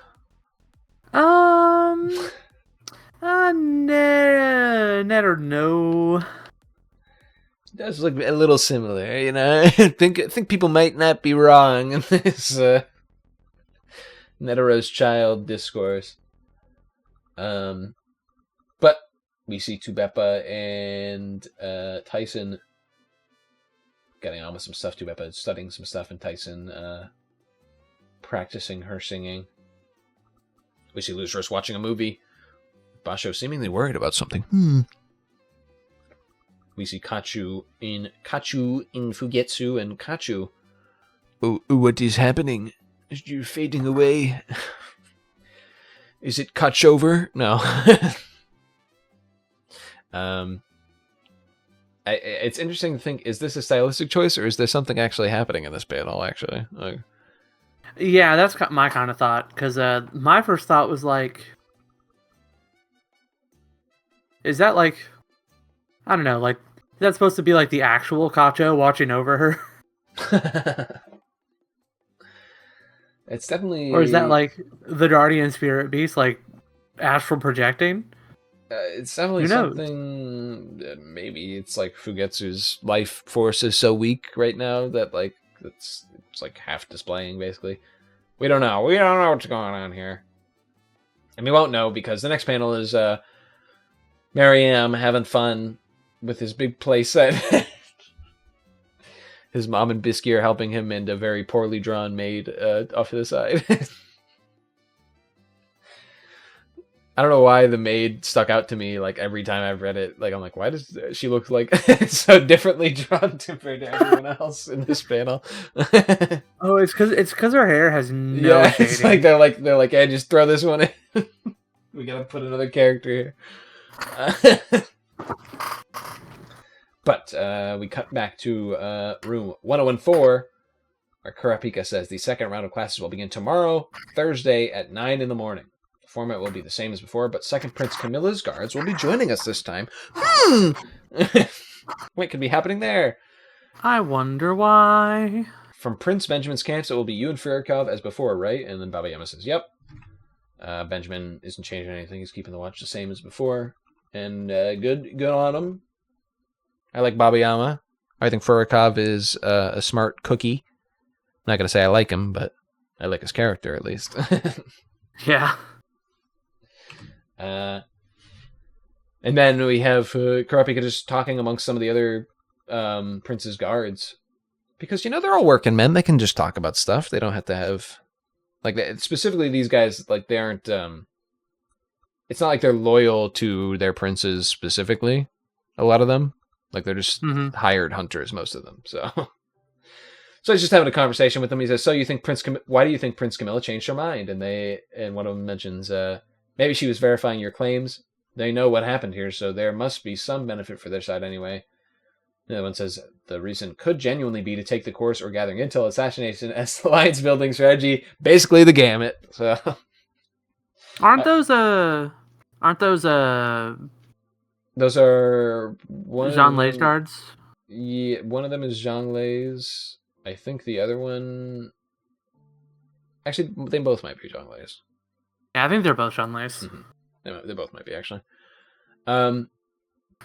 Then we have Babayama, who's thinking in his head, Prince Camilla's personal guards use curses unique to the have-nots. If that's true, are they Nen abilities? Is the target really woebel? Good grief, more uncertainties. So this goes back to a couple chapters ago, 401, when we saw Babayama thinking over some things after... What's their name? Beyond's child will reveal all the information to us. Long He. After Long He revealed the information that came out, if you remember that panel that we talked about a little bit, where Babayama was staring and people were like, what's that about? Why is Babayama staring and thinking? And like, why is he deep in thought when Firikov tries to talk to him? He knows about Camilla's have-nots. Presumably everyone in Benjamin's camps knows about them. So maybe he was thinking along that line, something there where he kind of recognized her as having a similar aura or giving off that same kind of thing as the have-nots, and that's what he was thinking of. Because we still don't know why he was thinking in that panel. Like, what was he thinking? Like, what was going on in his head? But he continues that they're sending only one person shows a firm resolve concerning Camilla's personality. They're not coming to learn. They're definitely coming to do something. Melody's letter on the secrets of each prince didn't mention anything about Camilla. Oh, this is actually Kurapika's thoughts. So, yeah. So he's like, Kurapika's like, they're definitely not coming to learn. Okay, because presumably Melody's and letter, we already know why they're coming. Yeah, and Melody's letter on the secrets of each prince didn't mention anything about Camilla though. So. The Justice Bureau doesn't know anything about her have-nots. They don't know what's happening. Or at least they didn't give the information to Melody to give to Kurapika, basically. Mm-hmm. So they don't know what's up. Benjamin's camp does know about them, though. It's confirmed by Babayama's thoughts the panels before, so... Or at least Babayama knows about them. Or at least Babayama knows about them. Yeah. So it's like, that's kind of interesting. What's happening there? Exactly. Why do some characters know? Like, why would Babayama know about this? You know, if Benjamin's camp as a whole doesn't know about this, you know, so it's something to think on. Yeah. Kurapika thinks, does she have a secret that forced them to act? And then he says to Bill, we want to keep Prince Camilla's guards away from Prince Woebel as much as possible. The shifts will be tough, but we'll do this together. Bill says, that's fine. Kurapika then addresses the maid and said, she Manu. Stay out of the queen's side and prince's side. Chores can take a backseat. She says, yes, sure. Kurapika thinks, it depends what they do. I have the contract with Zhang Lei too. I'll have to be careful. Now it is nighttime. And we see a very morbid panel of a dead Hulkenberg.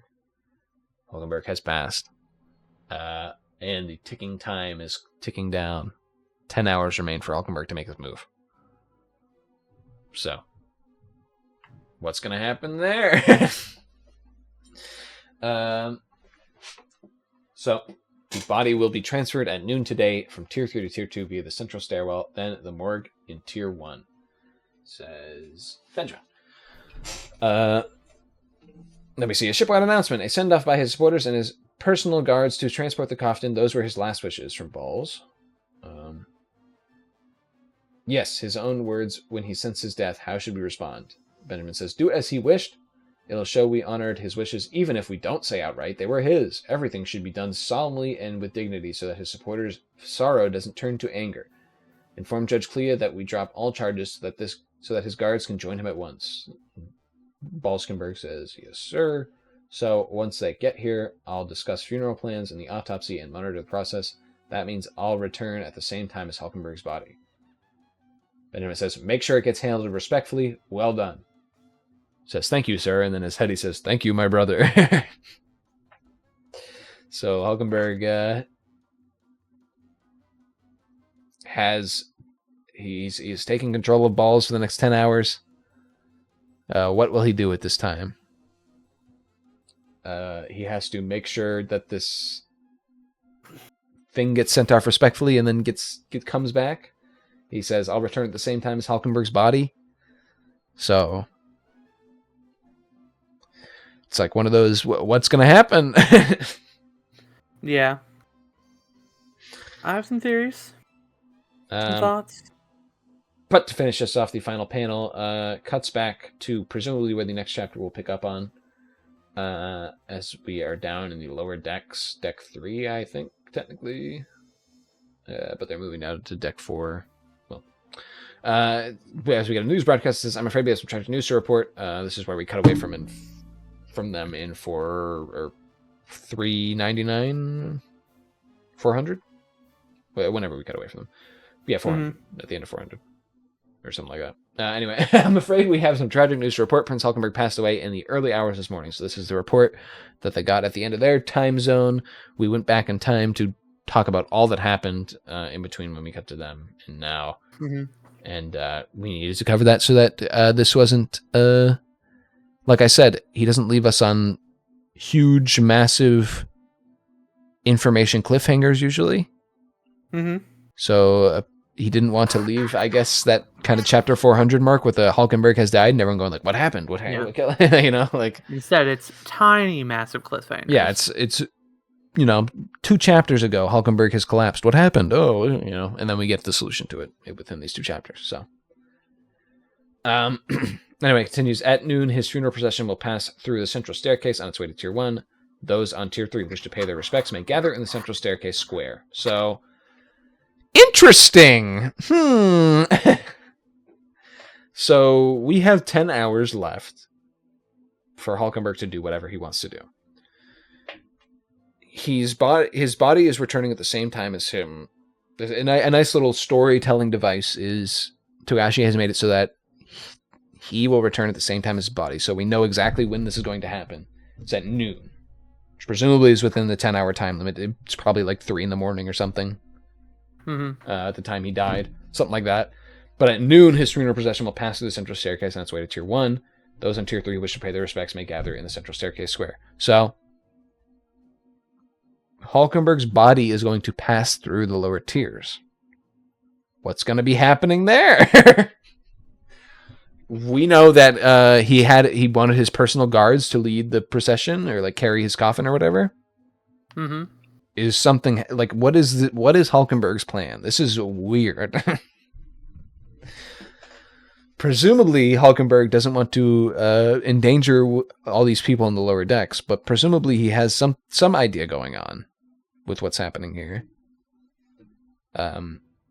Is he trying to like incite some kind of almost riot or something or something to distract Benjamin enough to declare martial law so that he can like kill Benjamin under martial law while people don't know, like what is happening? Like what we don't know. We won't know for a bit. Yeah, it's intentionally interesting. I have some thoughts. But let's finish off real quick. We get Nobunaga saying, "Is this prince some benefactor for either mafia?" Phaeton says no.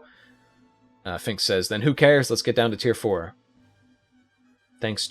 Nobunaga says, thanks to Heinrich placing the transmitter where they can't find it, we have time. There's something I want to check with the other 2 families before we head to the Hailey hideout. Fink says, what about Hailey? What, about Hailey? And Nobunaga says, yeah. Phaeton says, no point, we crushed them anyway. Nobunaga says, it has to do with how we crush them, of course. We may have to call the others depending on what they say. Phaeton says, you make no sense. Fink says, being charged by the enemy is creepy.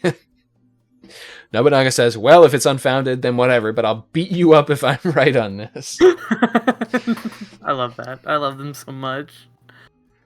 So Nobunaga has some suspicions about how easily they're going to beat the Hailey, basically, and he wants to talk to the other mafia gangs to see something. To debate how they're going to crush them, essentially. Which, who knows what answer Nobunaga's looking for from these 2 mafia family heads. He just wants to hang out with Henry more.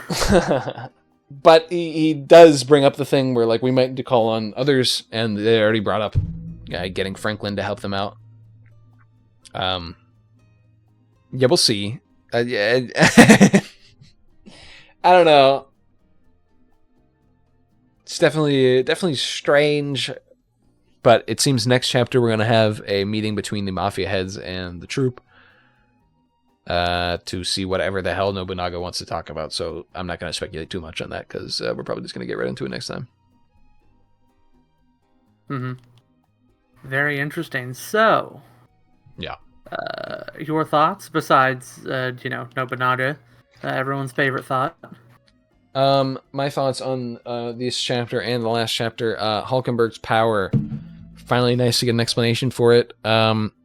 It is interesting, as I think it's one of those things where it's like Hulkenberg, the only people that can use Hulkenberg's power are the people who are willing to, like he said, the people who have strong wills and are like willing to sacrifice themselves for the greater good. Himself included, like he can be one of the people sent in, and he got sent in this time to Ball's body. Mm-hmm. He wanted to be sent in, so it was lucky break for him. Yeah. But it's kind of an interesting thing that he mentions. To me, the thing that stuck out is that he says, let me actually go back to the panel. He says, when there are two bodies, only one persona can be awake at a time, and priority goes to us. Since the definition of death isn't spelled out in the succession battle, it's reasonable to consider that both the body and mind need to be dead. Therefore, once we split a prince's mind from their body, there's no point in testing a process by which the target's mind could return to their original body. What is he saying here? To me, it feels like he's saying, both the body and the mind need to be dead in order for it to count in the succession war. He doesn't think that swapping them out and then killing the body would count.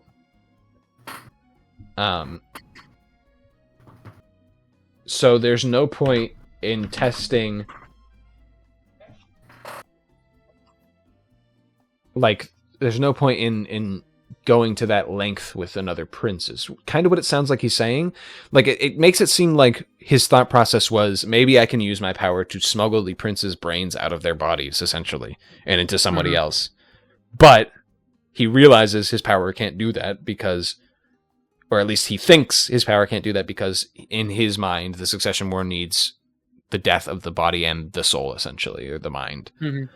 So he can't just smuggle the princes out of their bodies and kill their original bodies, which I think is what he was planning on, maybe, but unfortunately doesn't work for him or something. It's weird because it's not that it's not expertly explained. It's that it's confusing even when explained correctly. Like it's not. Yeah. It's still weird. What are his thoughts on this matter?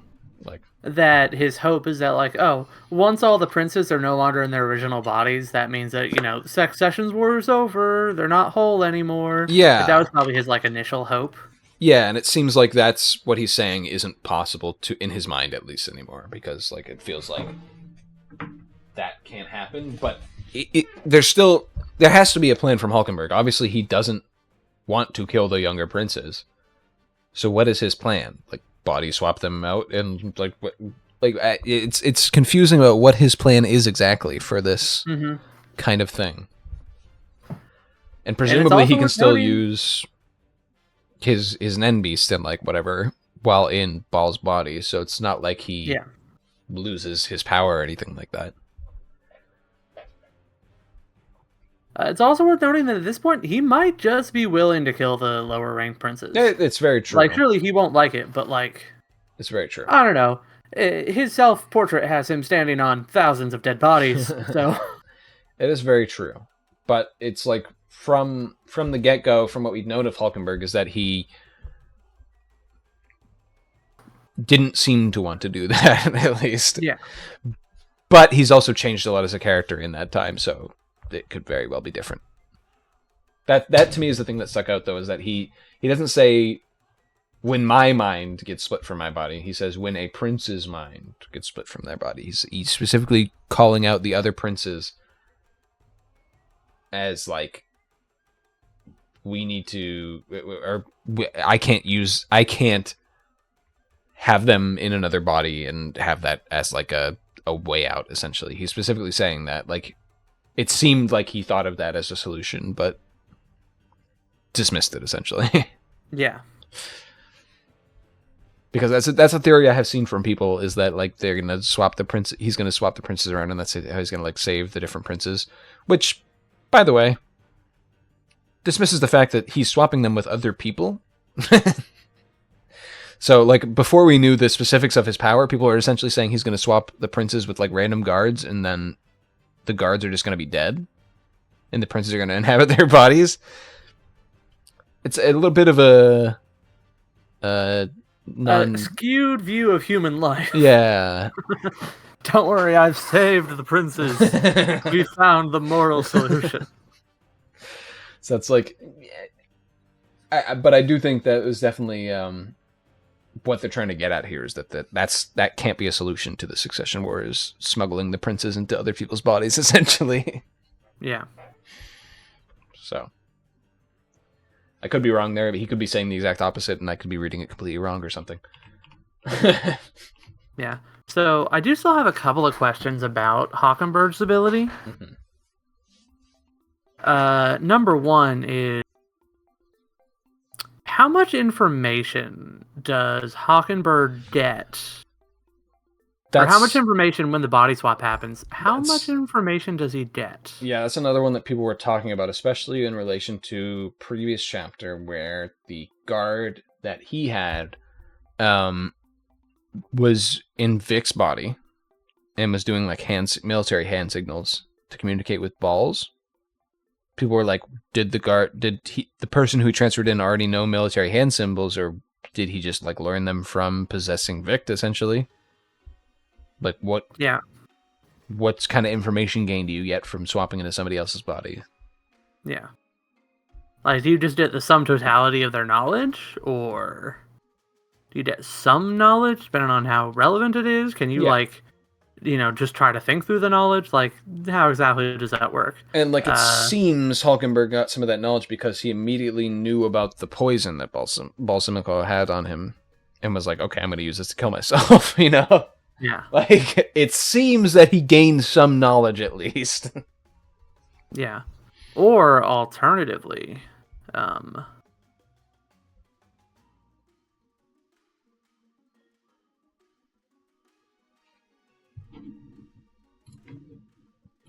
yeah, I don't know. Also, here's the question.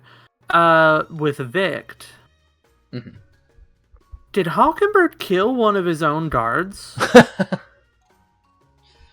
I think what he was saying was that him and his own guard swapped, but not that they killed him. Because what he's saying is that the power swaps the two minds. It's a mind swap ability. But when one of them dies, both the minds go to the same body, essentially. And whoever was the original person in the victim, if the original person takes back over, essentially, in the aggressor, the aggressor still has priority or something like that, I think is what it is. The original person has more priority over the other person if one of the bodies dies, essentially. But what I'm saying is that how did they suss that out without killing one of their own? It's certainly interesting to think of. And the other reason I'm saying that it would be Vict is because I don't see him doing that with any of his supporters over one of his guards. And the only person we know that he took over with one of his guards for sure is Vict, but that's also the only person we know that he took over in general at this point. Mm-hmm. We haven't seen any of the sources of any of the other rumblings. Right. Yeah, we just know Sumadori and Vict. Those are the two that we know before this one. Yeah. And Sumadori, we know, is with them, and they did a bunch of testing, and basically both the consciousnesses are in his body. Which is a little weird.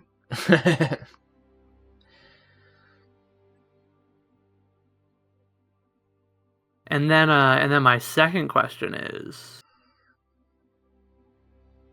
how much loyalty does it have to be loyalty to Hockenberg as a concept, like the Hawkenberg ideal, or is it just Hawkenberg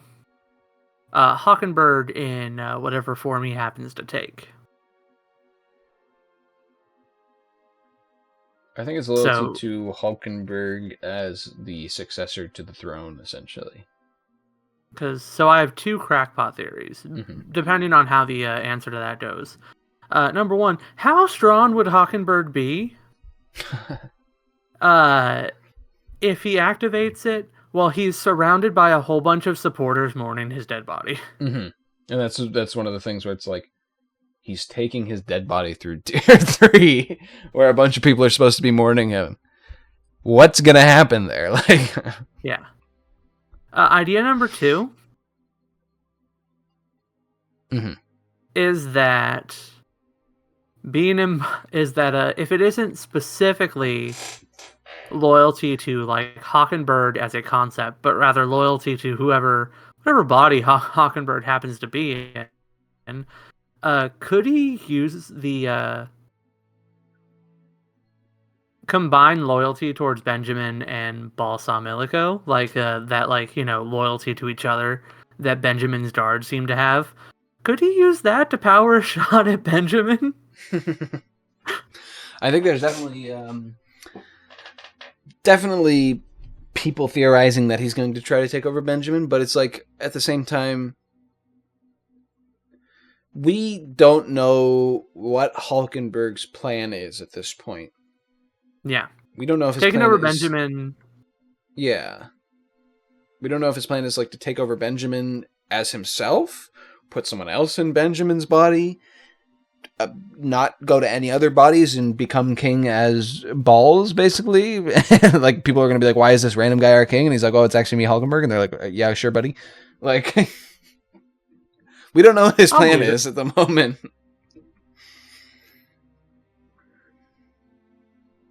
Yeah. My initial reading everything at face value, my initial thought was he's going to try to take over Benjamin. Don't know how true that'll hold out, but that's just my initial thought. My second thought is oh my god, what is going to happen if hundreds of thousands of his supporters faint in the middle of tier 3? It's something, all right. There's noon on the very next day, and something's going to be happening. Because this isn't the only thing that's going to be hitting the fan. The Mafia conflict is also going to be happening at the same time, and the plan to kill Luzerus is also going to be happening at the same time. So, multiple overlapping threads that are going to be kind of exploding at the same, and that's why we needed these 4 chapters of what's happening on the upper tiers, because we're about to deal with the Hylie, and presumably whatever happens with the Phantom Troop there is going to also be affecting whatever happens with Hulkenberg's plan and whatever happens with Luzerus's demise. And whatever happens with Karapika's plan. Which is hosting an N class, I think. That's what his plan is. I think at that time, he's going to be hosting an N class. Well, his plan at that time is hosting an N class. Yeah. But, I mean, in general, he has seen a way out of this, worm toxin. Supposedly. Yeah. The only question theoretical is... way out. Will that theoretical way out still hold if everything gets way worse, way faster? Yeah. So we'll see. I mean, he's going to be in the middle of his class when the shit hits the fan, presumably, and with Camilla's guard in there, who's presumably there to kill Wobble, as we can assume.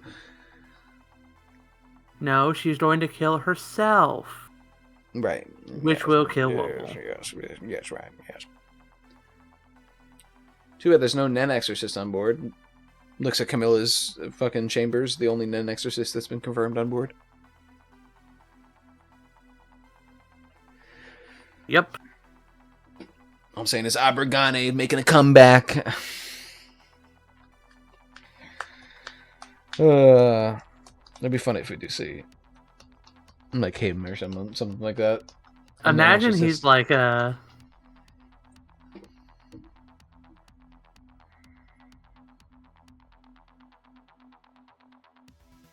Yeah. What is it? Imagine he's like he was hired by Hisoka. And he just shows up and he's like, hey, here. Yeah. I mean, the only thing we know about Abergane is that he's a really good net exorcist, like supposedly very good. So yeah, we don't know. Pure Crollo. Yeah, compared to especially because Krolos is like a very specific conditional nen thing placed on him, so it's like, you know. Also, because the use of nen would result in his death, so it's like being like, you have to replace this man's heart, but you can't use doctor tools. But yeah, that's we don't know compared to other nen exorcists, or even if there are other nen exorcists that aren't working for Camilla that could do anything, or even if the one working for Camilla is truly loyal to her or something. Maybe, I don't know. Presumably, it's loyal to her, else she wouldn't be sitting in her chambers 24/7. Yeah.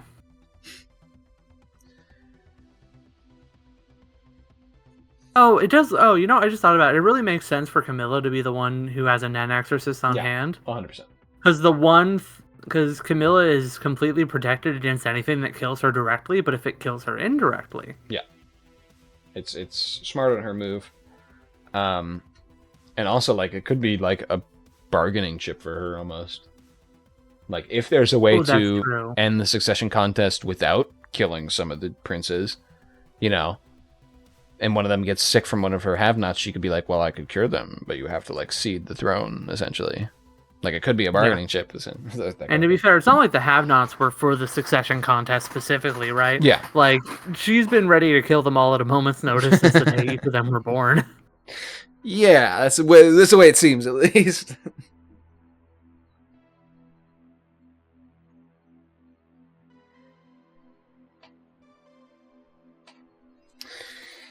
But yeah, another fun thing about this chapter I wanted to note. I think Togashi realized we've in these past 4 chapters, and specifically in this one, I think Togashi realized that we wanted to see what everyone's up to, because this is the last time we're going to see this much calmness. You know, we see every single one of the princes in this chapter, see what they're doing, even if some of them it's just a panel, one offshoot, you know. And we even see Leorio for a second, see what he's doing. He's still doing his stuff. So it's like we're seeing the calm before the storm. This is the last we're going to see of these characters before shit starts hitting the fan, presumably.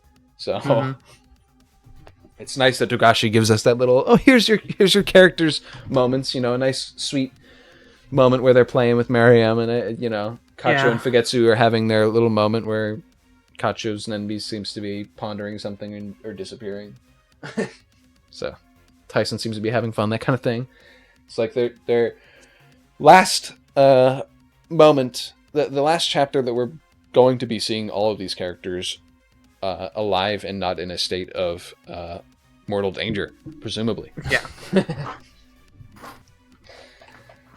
So it's nice that Togashi gave us that this little chapter. Yeah. Before we head into the breakdown of this arc is finally going to hit its climax, it seems.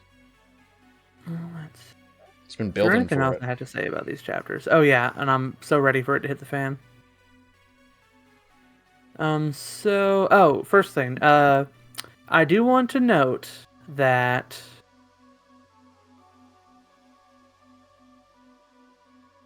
it is very possible that Balsa is not necessarily out of the game. Yeah, for sure. Because here's my thing, right? We don't know for sure that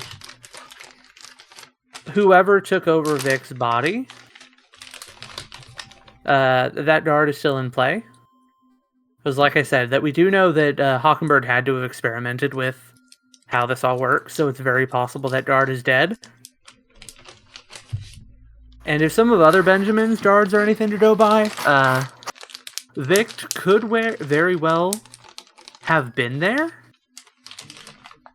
pretending to be the other guard who's awake. Is that a stretch? Yes. Not a non-zero chance. Yeah, not a non-zero chance. So, like, it is very possible that it was actually Vict who was giving that message to Balsa, and that might have given Balsa time enough to formulate a plan of some kind. A very small chance, but not a non-zero one. Yeah. Also, presumably, Balsa is a manipulator, or else he had someone try to manipulate him before he went off. Possibly. And we don't know specifically how that interacts with Benjamin's power. The presumption right now is Benjamin power overrides it, but we don't know how in totality or how much. That could even be why Vict was able to send hand signals. Maybe. If Balsa manipulated him before he went. Maybe. This is all like... Yeah, it's self-theory crafting, but Balsa, one of the things we see him mention a couple of times, we see his mention of this, is that manipulator abilities are first come, first served. So... What is the point of him like saying that, and what is the point of him trying to get that point across? I guess. Yeah, that could fit into it. Yeah. Kind of. Where he ceded essentially his body to Hulkenberg for now, but it's still his body in a way, you know? Like he still has a plan to take it back or something. Yeah. I think the way it's going to play out is that Hulkenberg is going to have his 10 hours and he's going to try to do something with them this time. Yeah. Whether Balls comes back after that, I don't know, you know? Mm-hmm. But. My other thought is that, because I said as a joke earlier that I think both Benjamin and Hockenberg are going to kill Leorio. And that is specifically, what if Hockenberg's body doesn't stay dead? What do you mean by that? Like, yeah, he has formally passed away, but they could bring him back. So when you said that, I didn't think they could bring him back, but my thought process was, what if this disease, Benjamin's camp doesn't know about it, and they know it's like a very easily decredible disease, but what if it like some random mutation in it and caused it to break out on the ship? So like at the same time all this shit is happening, we also have like an epidemic in the middle. Oh, I could definitely see that. That would be terrible. Yeah, or even alternatively, since Hockenberg, his body has died, but Hockenberg isn't out of the Succession War, I could also see that keeping his body preserved in some way. Maybe. We don't know. Put it in. That's pure crackpot, though. We don't know specifically what determines the character's death, you know? Like, because Nasubi has them in the weird, like, coffin chamber. And, like... So using Kacho as an example, Kacho's dead. But then there's her spirit beast, which, for all intents and purposes, is like her brain. Or her soul. Presumably. But it doesn't... It's a copy more than just the exact thing. Mm-hmm. Presumably. So it's like, she counts as dead. Hulkenberg is making the assumption that your body and your mind needs to be dead, when we don't know entirely if that's true. Could the mind still be alive? Like, Kacho's still technically alive in the beast? Could that still count? And like, Hulkenberg's out of the contest technically, even though he's still making moves, you know? We don't know. If that were the case, then that would prove wrong his theory that you can't body swap the princes out, though, which I think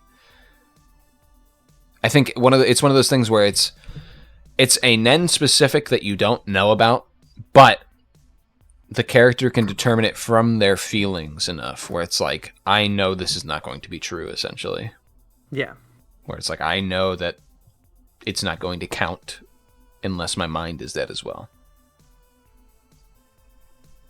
because that's how I believe my Nen power works or something like that. So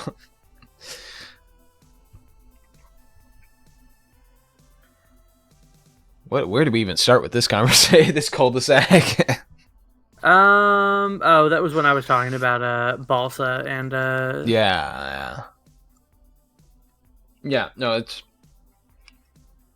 certainly something strange that I don't think we're going to see the ramifications of until we see the mafia stuff pop off. Yeah. I think once we get the troop fighting the mafia and whatever other crap's happening with the mafia, and the mafia kind of snapping, like Kurapika said, not because of Benjamin, but because it's just going to naturally happen. We're also going to see at the similar time or same time what's happening with Balskenberg. We're going to see at a similar time what's happening with Luzerus. Presumably. Unless they plan to do that later in the day or something. But yeah, I think from a narrative standpoint, it would make sense to have all these things happen at the same time. Or at least about to happen at the same time, and then something happens, you know? Not presumably, but I could see a world where what's happening is we're fighting the Hylie, you know, the troop are fighting the Hylie and stuff's happening, and then big rumbling, huge fucking massive rumbling happens. We cut away. Next 2 chapters or whatever are the plan to kill Luzerus. Plan to kill Luzerus is happening, something's happening, something goes wrong. You know, Melody tricked Kaiser or whatever. Big rumbling. We cut away. We go to Kurapika's class, and they're trying to teach stuff while keeping Camilla's guard, like, on a leash.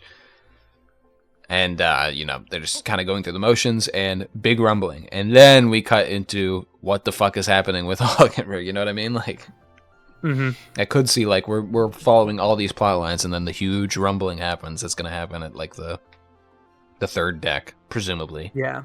And then that kind of points all the plot lines into one.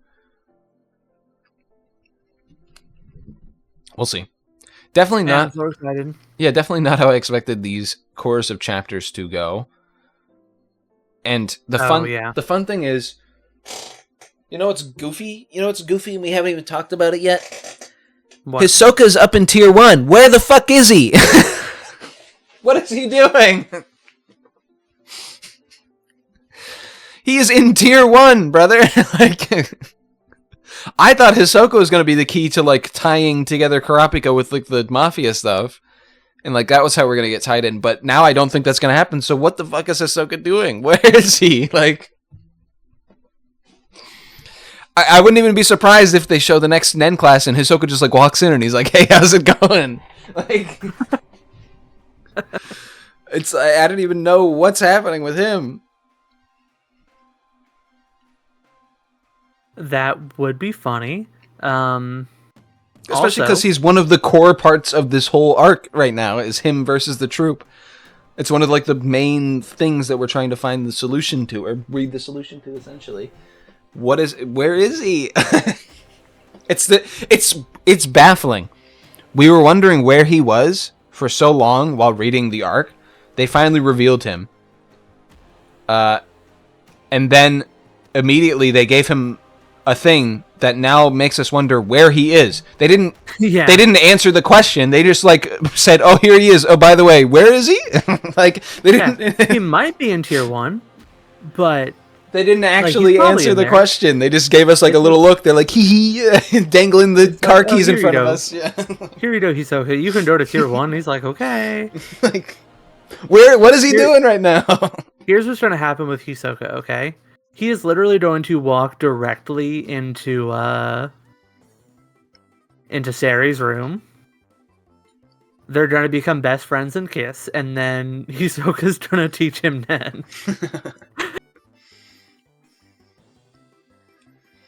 Literally what's going to happen. Literally one of the our 5th main character, essentially. Like, one of the main plot points of this arc is what's happening with him. And he's in one of the most important areas of the ship right now, and we don't know what the fuck he's doing. Or presumably he's in one of the most important. He could not. He could be somewhere else. He could be chilling in the Highly hideout with them, like being like, "Hey guys, here's how you kill better." Like, like the troop's gonna walk in and be like, "What the fuck?" Like, we don't know what the fuck's happening with him.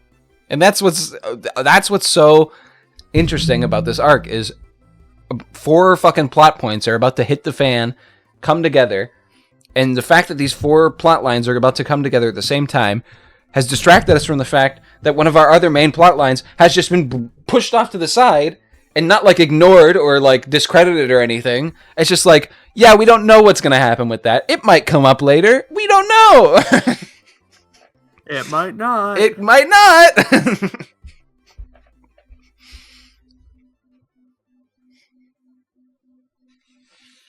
Not to mention, who the heck was Beyond talking to? We don't know. Also, just because we know that Unma is Hockenberg's mother now, that doesn't rule out the fact that Beyond is Hockenberg's father. Yeah. Also, because,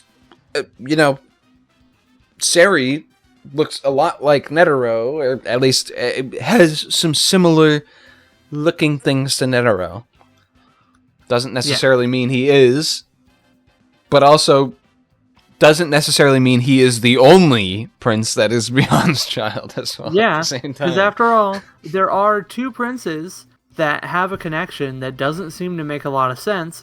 What if those 2 princes happen to be Saradnik and Hockenberg? And like Unma has What if the reason... Yeah? Yeah, I'm saying, what if the reason that they kept in touch is because they're both Beyond Netero's children? Okay, well.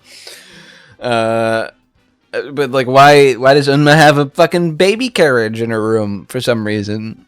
Like, what's going on there?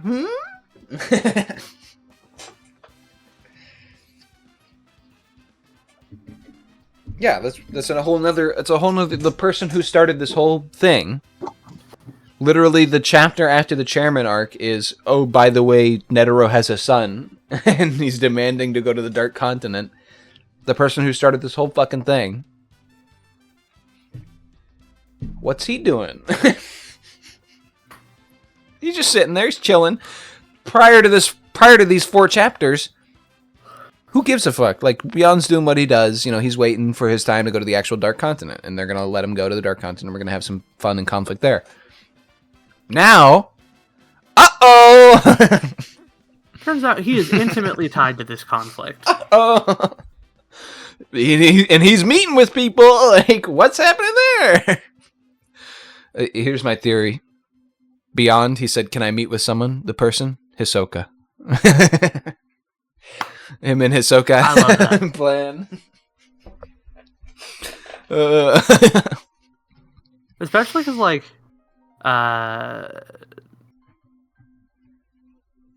most of the Zodiacs probably don't like care that much about Hisoka. So like, so long as it's not like Mizaistam or Kurapika or Leorio, like so long as it's not like one of those people who like know about or care about Hisoka in any way, so long as it's not one of them.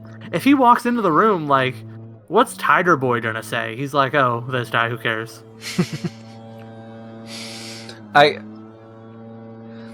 It's like how, yeah, just, the lawn guys come over right now at 4 p.m. Yeah, good idea. I agree. They, like how Gintai, Botabai, and Mizai Storm ran into, like, Illumi and, Kaluto on the 3rd tier.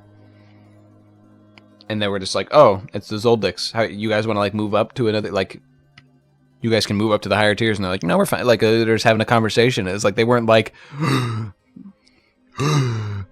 like, he was surprised, but he wasn't like, oh, the Zoldix are here. Like, we have to be worried or lay out the red carpet or something. Like, he was just like, oh, it's the Zoldix.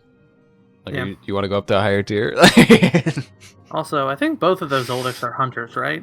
I don't remember if Kaluto is or not. I think she is. Kaluto or he is. I think so. Maybe not, but...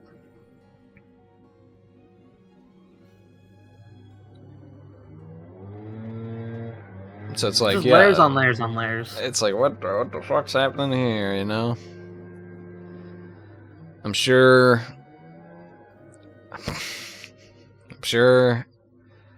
Gon and Killua will find some way under the boat.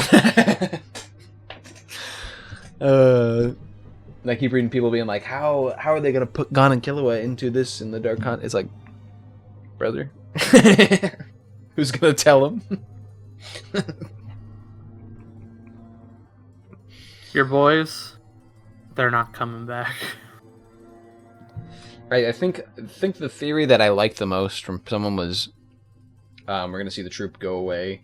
I think I mentioned it before when I was talking about my troop death predictions for these upcoming chapters. Mm-hmm. But as we see the troop go away and some of them not return, since they're kind of like the underlords, I guess, like the you know, the lower face, the protectors of Meteor City, we're going to see someone come in and take that kind of muscle into that spot. Who other than the man who headed their gyro?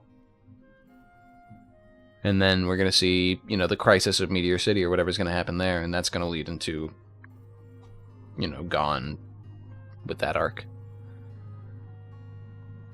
Which I think is kind of a nice theory. I like it. Mm-hmm. And we could see some of the troop returning from that as well to, like, help out. Yeah, if any of them survive. Yeah. You know, they are, not going to mince words, horrible people. So, you know. No, but Andres would die. We, Murders? What murders? The thing I liked about rewatching York New is, like, we get the backstory of the troop here in this arc in the Succession Contest, where it's like they were just kids and they got corrupted, essentially, by this bad stuff happening to try to find the people who did this thing initially, you know? And since then, they've just become horrible, horrible monsters. But I like how there's no remorse when it treats them as criminals in York New, and it's like they care for each other, yeah, because they're humans, and humans find connections with each other, even the worst people. But it's not acting like they're like misunderstood villains or anything in the arc. It's like, no, these are fucking horrible people.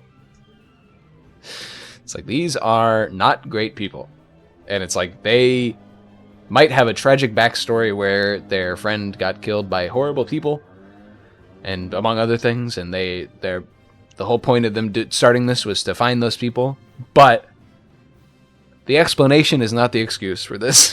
So it's like they're multiple times it's expressed that Krollo literally killed the Kurta because he liked their eyes. Multiple times. And I know people have speculations because Sheila is obviously in that story 0.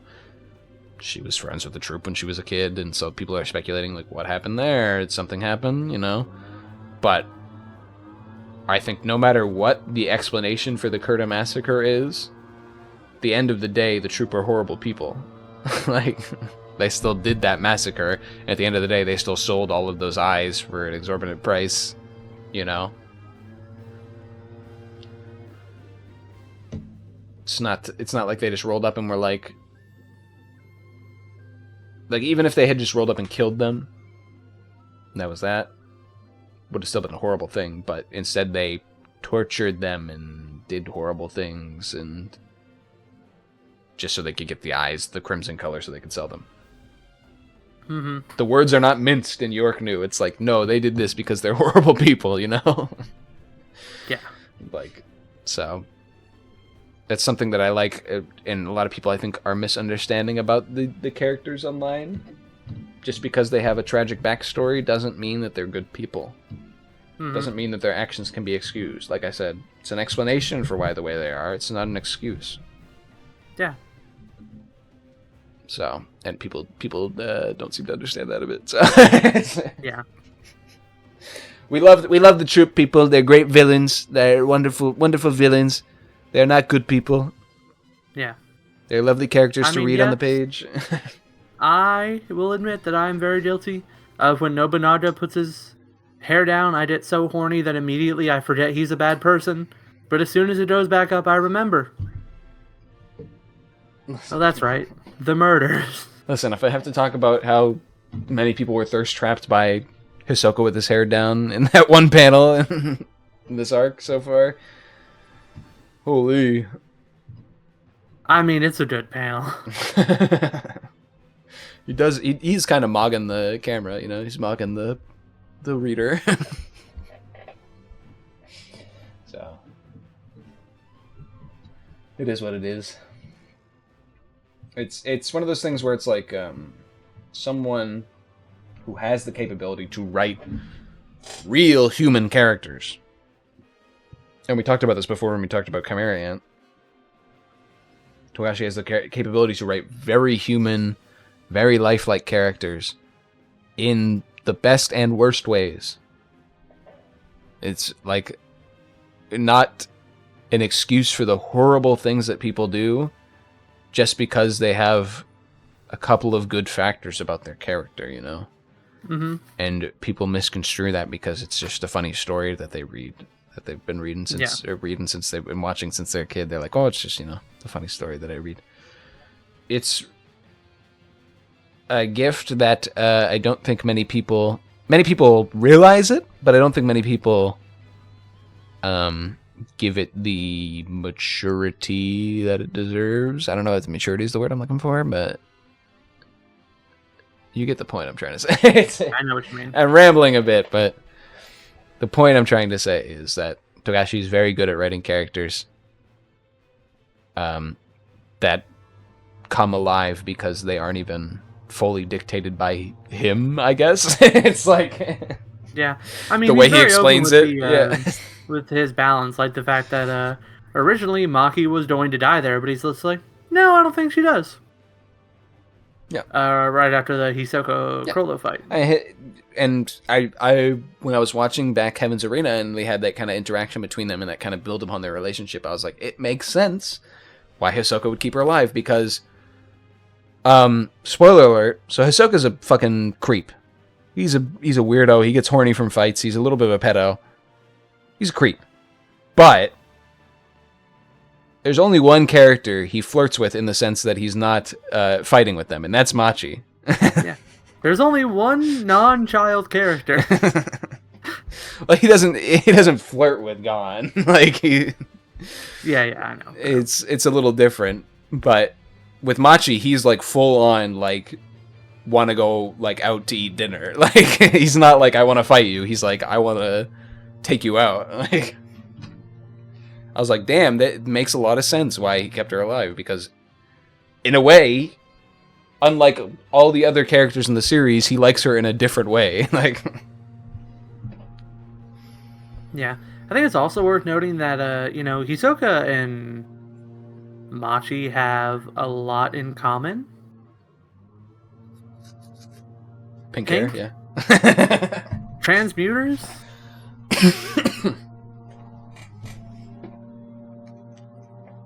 incredibly violent when it calls for it. And I love Machi. I cannot wait till we get more of her. I mean, shit's hitting the fan soon, so... Yeah.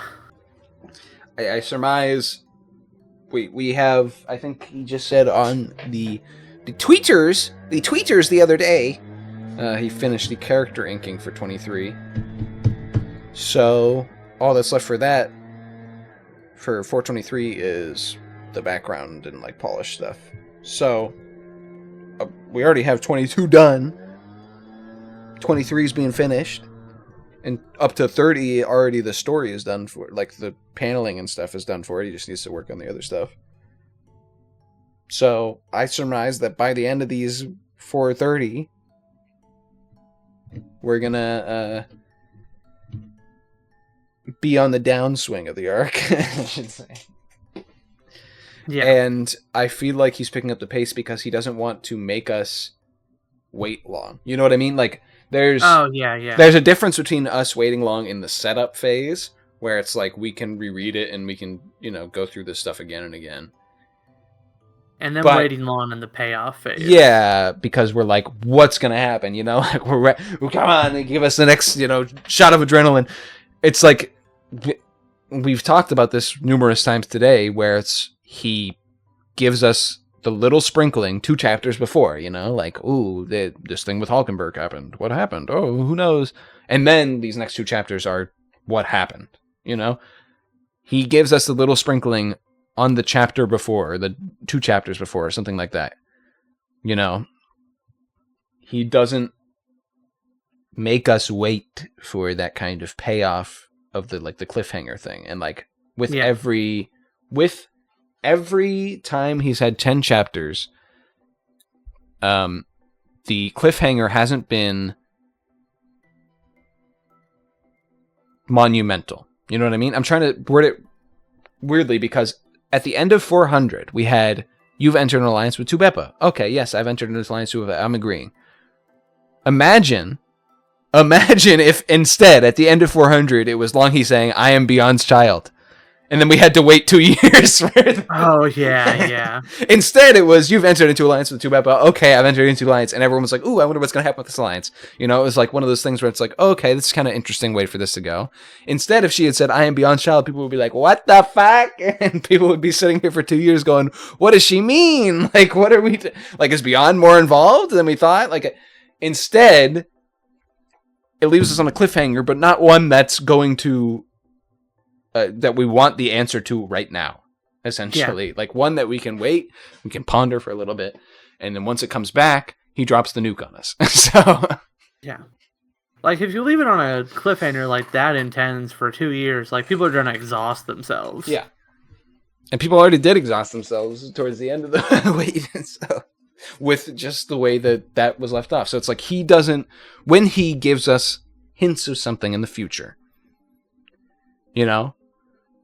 something like Zang coin, we can have the slow build up where every couple chapters a character talks about it for a page or 2 and talks about what it's going to do, that kind of thing. We can have that slow build up, have a coin drop every once in a while, and we can have that slow build up to eventually build to a point where we're going to find out what the point of all this explanation of the Zang coin is. Yeah.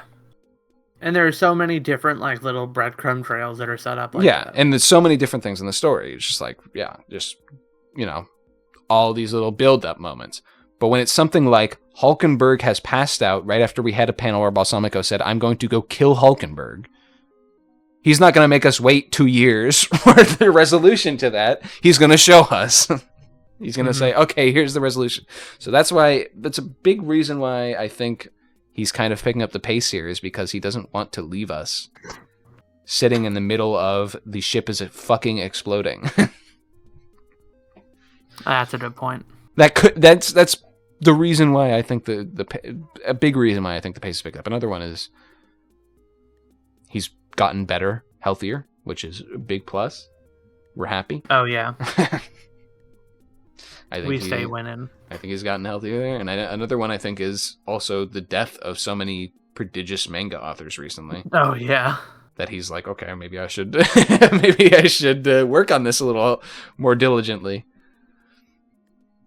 So I think they're all little factors, but definitely I think I could be wrong. At the end of these 30 chapters, he could leave us on a fucking horrid cliffhanger for 3 years, and that's true, and abandon us, and then have another 40 chapters of the arc, and have them all spread out over 10 years. Could happen, but at the end of Chimera Ant, it was faster, Yeah, Chimera Ant was very loose with the releases, but at the end, it came out within a range of, like, I want to say 6 years. Obviously not that fast, but he was suffering from health problems at the time. There was a lot of other issues. And compared to the pace that he was doing some of the middle chapters at the stuff that you talked about, the pacing was atrocious. Like, compared to that, the ending was a lot quicker in pace. And maybe it would have benefited from, like you said, being a bit slower and thought out more, but Yeah. But I think he doesn't want to leave the reader with the brain rot of thinking of something for too long without giving us the solution. Oh, yeah. It's like, every time we leave off and everyone, like all the fans come back and like, oh, I wonder what he's going to come back to. Is it going to be a chapter with Gon in it or something? Because it's like the big comeback. It's like, no, it's going to go right back into the action, right back into the doldrum of what we've been going through, because he realizes this is a story that in the future is going to be told and read and animated, and without that cohesiveness, even if he's been away for 2.5 years, as long as he has that cohesiveness and that focus, the It'll end of be the day, timeless. we're gonna enjoy it for years to come. And it's a bit of a rambling end here to this talk, but yeah.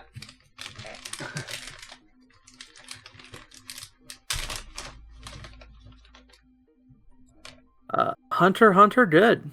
Something like that.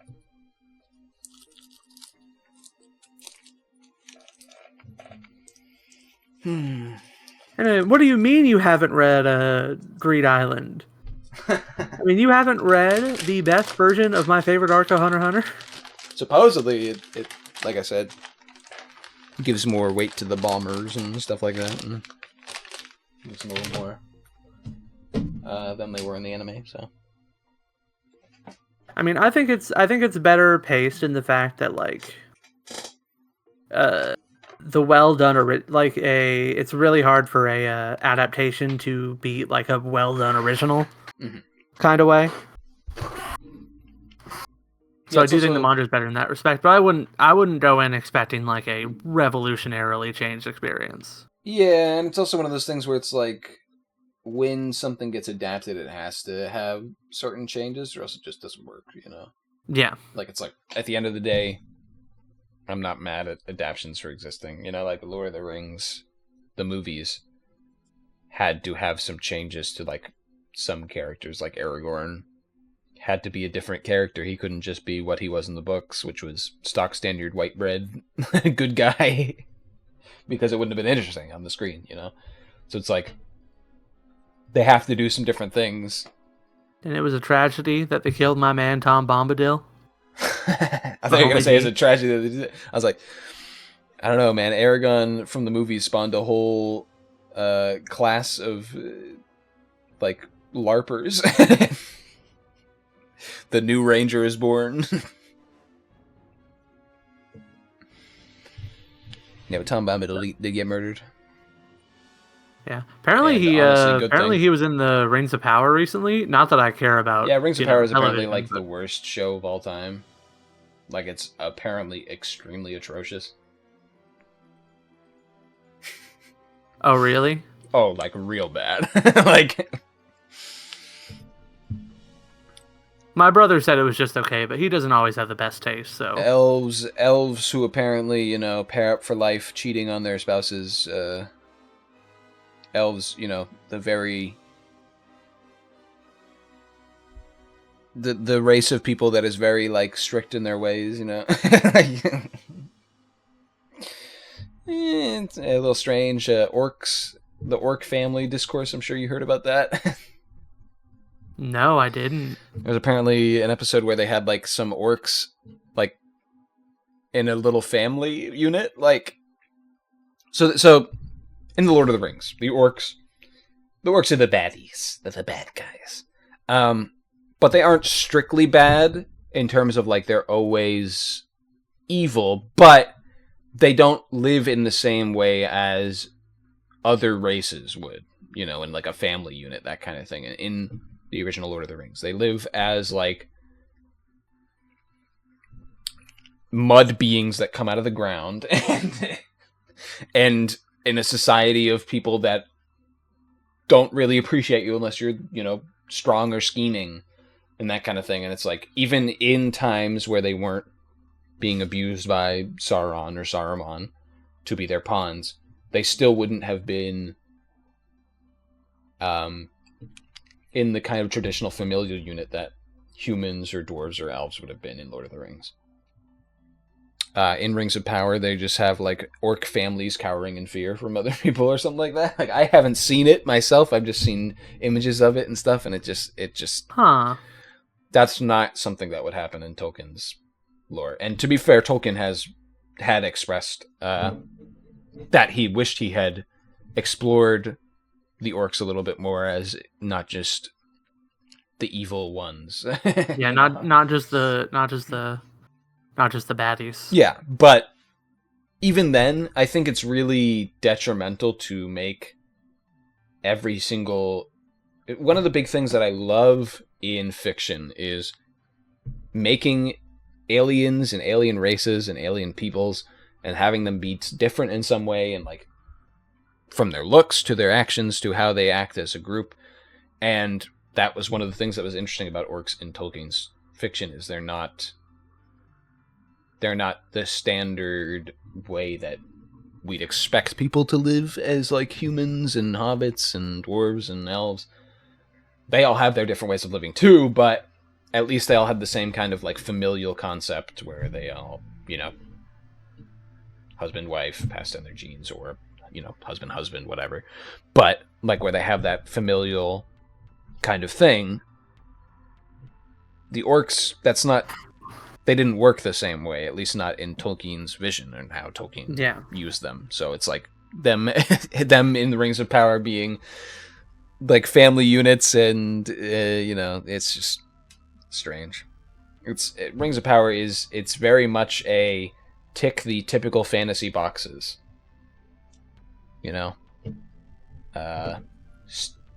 steamy romances, and you know, people of high power abusing the people of lower power, that kind of thing. Oh, it's just like, all right, let's have our Game of Thrones light. Yeah. Yep. Check. Yep. That's basically what it is. So it's not great. See, I never heard any actual criticisms of Rings of Power. I heard like the chud arguments when it was like first getting announced. Yeah, like, and that's people in it or whatnot. That's one of the things where it's like, it's so much different media in this day and age. It's impossible to say like, I don't like this thing, because the first thing that when you say I don't like this thing that people think of is, oh, this person's a fucking idiot. Yeah. who hates minorities and hates women, and it's like, no, trust me. See, I hear Rings of Power, or I hear like a friggin' live action Lord of the Rings show, and my first thought is, yeah, I love the Lord of the Rings, but I don't have a lot of faith. It's also like they tried to fit it into their own like fan fiction time period thing, when it's like, you could have just made a show about the Silmarillion and like the stories within. Like the Silmarillion, I've read the book before. The book is boring as fucking sin. But what's interesting about it is how it has a world building aspect, and how it tells all these different stories in this world, and how it like uses them to build upon this kind of world that Tolkien's building. You could transition that into a series. And in fact, I think that's the only way it could actually work as some kind of other media, is as some kind of series. I don't think it would work as movies. There's no Silmarillion movies. But as this thing that is episodic, and like, this story is one episode, this story is one episode, this story is a little longer, so it's 2 episodes, that kind of thing. And then, you know, it's the Silmarillion season 1, and then Silmarillion and you could do that very easily. Because, spoiler alert, the people who read the books are old fucking nerds. Especially the Silmarillion, because like I said, that book's boring as fucking sin. So, the people who read the original shit might be angry, but a lot of them are probably just going to be happy to have some kind of form of the thing that they can watch with their spouses or kids. Mm-hmm. Even at the end of the day, when they're watching it, they can go, "Ooh, that's different from the thing that I read," you know? As opposed to making Rings of Power like this horrible like Game of Thrones knockoff. Whatever. I mean, that's not... Yeah. Whatever. It probably earned money. So. At least we have a Lord of the Rings anime to look forward to. Did you watch the trailer for that? No, fuck no. It actually looks alright. I am, I have been burned before, okay? Star Wars has irreparably scarred me for life. for trusting anything that comes out with stuff in the modern age. It's part of the reason why I still love Full Metal Alchemist and think it's one of the greatest things of all time. They just fucking ended it. Because we've never gotten any more. They said, we're done. I said, it's over. Go home. Consume the media as is and fuck off. You want more? Go read a fanfic or write it yourself. It's the poster child for we've done this and it's done, it's finished, you know? Well, Star Wars was the poster child for letting a fandom do whatever they want with a series, and then it blew up out of control, which will always happen when you let a fandom do whatever they want with a series, but, you know, which is unfortunate because I think that's when series are at their best, is when fandoms are allowed to kind of run free with them. And Death of the Author is taken into full account, where perhaps the author themselves isn't the highest authority anymore on the subject matter. So it's like, yeah.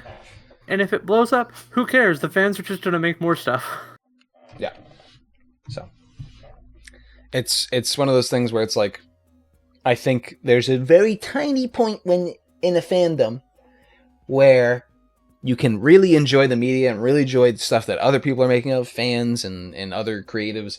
And then it reaches that point where somebody buys the property. It's done. Go pack up your bags, go home. There's nothing more for you to have anymore. Once the big corporations have bought the property, they will not turn out any artistic licensed stuff anymore. Or if they do, it'll be once in a blue moon. And then once they're successful, they realize they're successful. They're fucking scam the fuck out of things. Squeeze the blood out of it. Like Mandalorian Season 1, which was its own creative little project. Completely free from Disney's eyes. They didn't even know about Baby Yoda until it appeared on fucking screen. Wonderful. I loved the creator for that. And then Season 2 was a fucking hodgepodge of shit where they just stuck in a bunch of established characters in the lore into this random dude's adventures for no fucking reason. It was ass. So, yeah. So anytime they do let a creative finally have control, they take it away as soon as they're successful. Because it will be successful because, not it will be successful, but if the creative creates something that's actually interesting, it will be successful. Because they've been feeding them slop for years. And finally they can have something interesting. And the fans love it, and they're like, shit, throw the slop on top. We gotta make this as boring as possible so it can appeal to the most wide audience.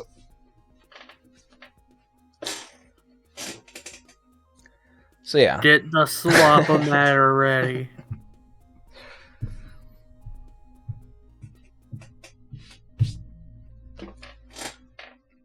So yeah, you're making me rant on shit now. It's okay. That's fair. It's just, it's Lord of the Rings has passed that zenith point. It happened a little bit around when the Hobbit movies were being made. Oh yeah, that's right. Since then, you can't enjoy Lord of the Rings anymore because it's fucking ass. Why does it hurt so much? Because it was real. You know, Star Wars it's a lot easier to tell. People think it's the prequels. No, it's not the prequels. Say what you want about the prequels. George Lucas had an interesting idea that a lot of other people were able to execute well on. A lot of fans were able to execute well on the ideas that he had in the prequels.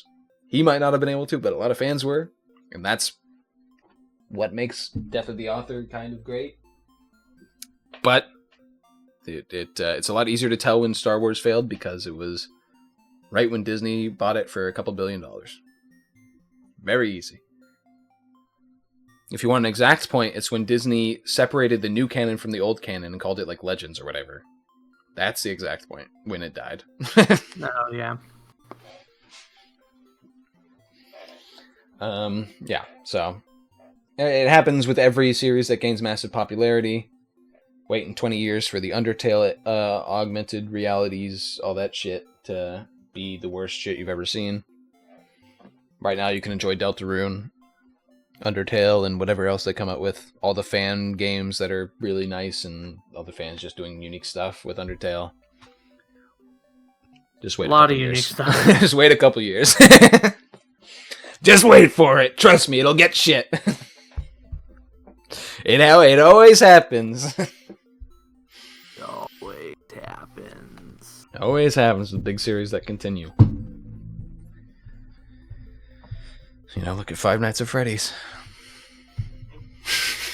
Yeah, just think at one point it was the picture of quality. I don't know. I saw some of the pixel art for their last game, and it at least looked good. I don't know if Five Nights at Freddy's is at that point yet because I'm not a fan. You have to be a fan and tuned into the series to know like when it's turning to shit. And despite the fact that the Five Nights at Freddy's movie was fucking atrocious, apparently a lot of fans liked it. So I don't think it's past the zenith point yet. We'll see. I like the Five Nights at Freddy's movie for one reason, and that is the anecdote about Matt Pat when he was working on it. He worked on the movie? Or well, he had a cameo in it. Mm. And apparently when he had that cameo, so the cameo is that his name, he was a diner character and his name was Ness. And apparently somebody had told him that like Scott Cawthon had picked that name out specifically. And so he's all like thinking, oh, is it a reference to one of the characters? Like, what is it? Is it like a hint? And then he's just like, yeah, I figured you'd be named Ness, like the whole Sans Ness thing.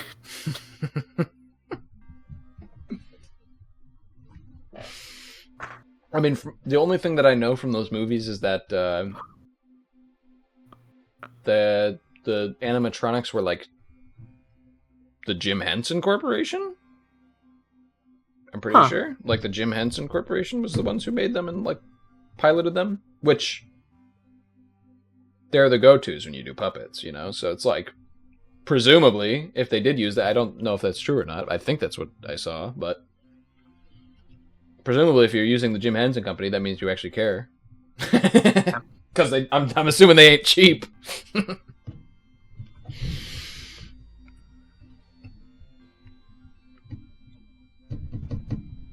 Man, it's a good thing Pokemon is still the epitome of quality, right? Who's gonna tell him?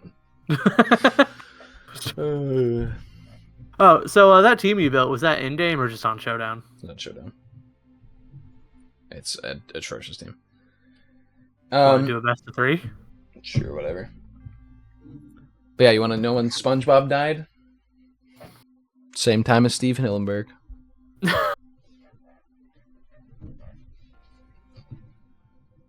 I don't know. I think it had gotten bad a while before that. No, I mean, sure, it had gotten worse in the early days, but that's because he'd stopped working on it. But once he died, it was like, okay, free for all. Time to make a bunch of movies and alternate shows and all this shit.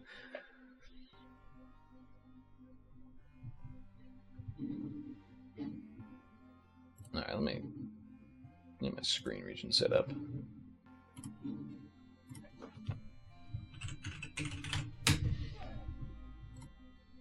Alright. Oh no, I forgot. All the teams I have on my computer are all so bad. It'll work out. Don't worry, this team is bad. I'm not even pretending. It's a bad team. How do you make it so it plays music in this damn thing? The little deer in the top right. Yeah.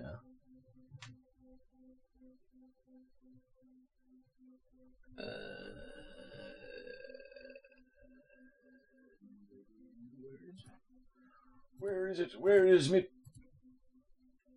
My pearl! How the fuck is it?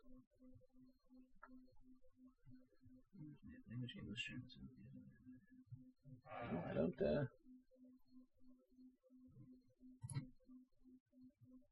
Oh. Unmute. There you go.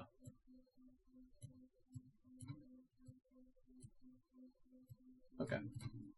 Maybe that'll work. What's your name on here? Y-Rocco.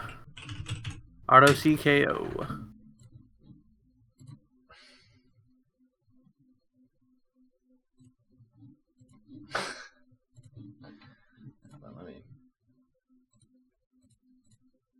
should probably set up a Showdown region one of these days.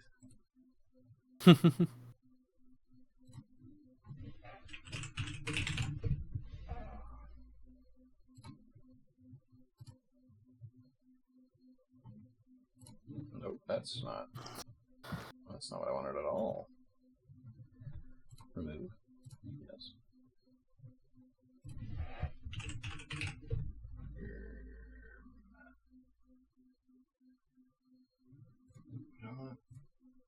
Window capture.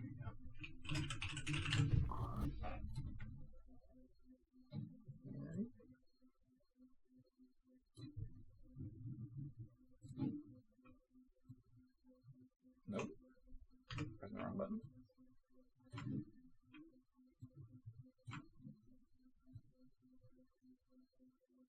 Alright, let me...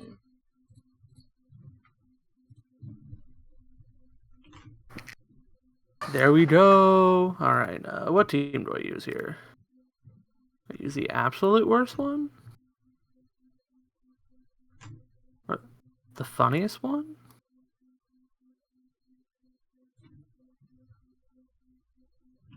I'll build the one that's closest to real. Or use that one. Oh no, he's not the Loma. This music is loud as fuck. Yep. Nope. Got the Loma Mola. Oh, do you want to do open team sheets? Pretend this is real? I want to do open team sheets with you? Yeah, like we're at an actual event. Like how you're going to come up to Knoxville with me. Huh? Yeah. Huh? Yeah. I think I'll deny. No. Size fan player.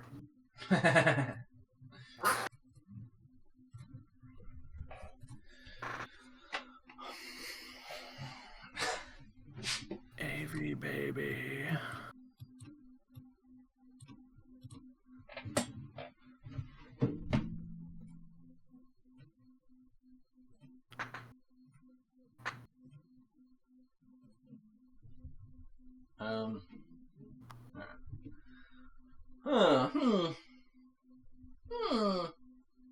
Indeed. Okay. I can see what you're cooking.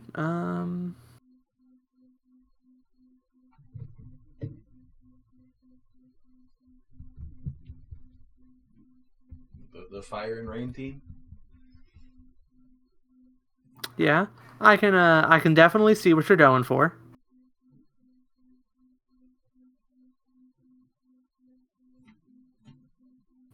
Why do you have a parting shot on an AV Incineroar? What do you mean? When you have AV on, you can't click that. I did realize that earlier when I was playing that. I was like, wait a second. It's fine. Don't worry about it. Alright, I'll go with the typical setup.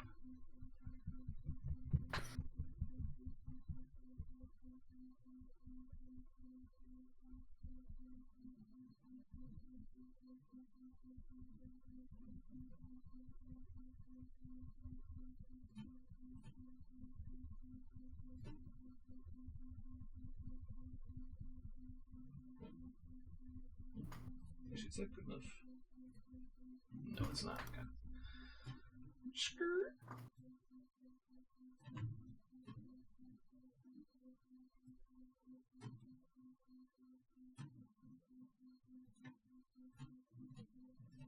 Oh, did I select the thing I want to select? Thank you.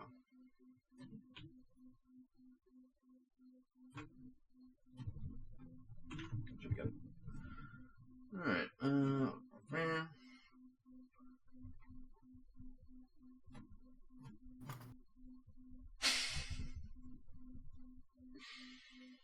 Ooh. You fucker.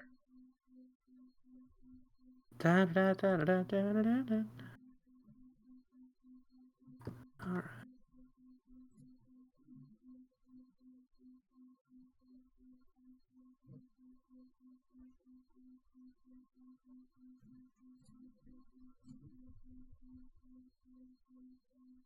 Why'd I do this? This isn't gonna work because you're faster.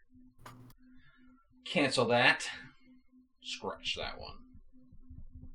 What are you trying to do? I was trying to encore your Blastoise, but it doesn't work because you're faster. You have Prankster. Prankster doesn't work on encore, I thought.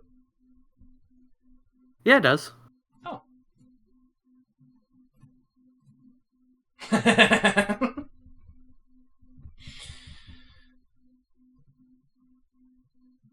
Cool.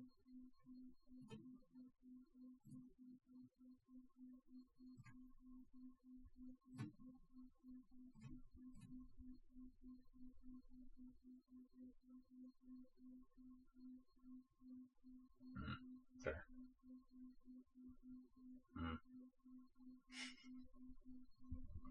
I see. Yes.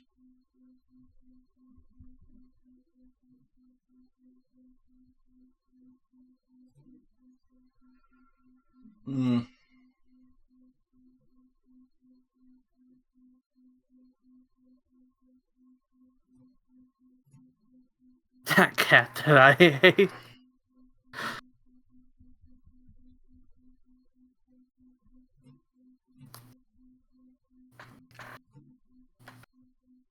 That's it. Oh no.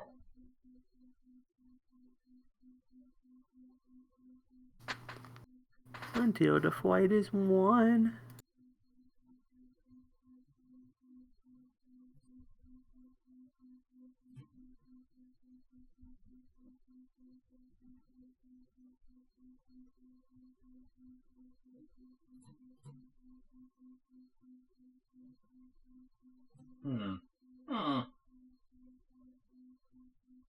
Yes, quite.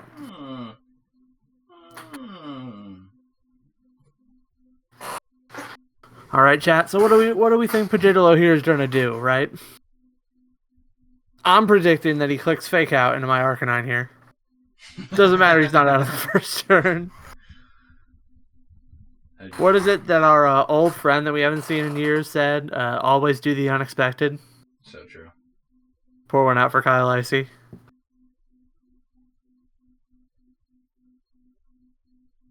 I did the unexpected. Didn't work. Rain dish? Oh, that makes sense.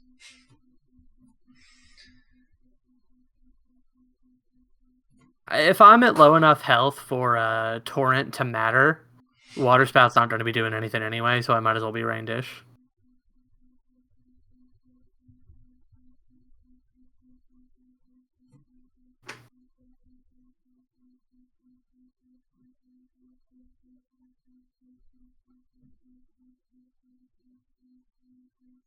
So I'm into a bit of a problem here.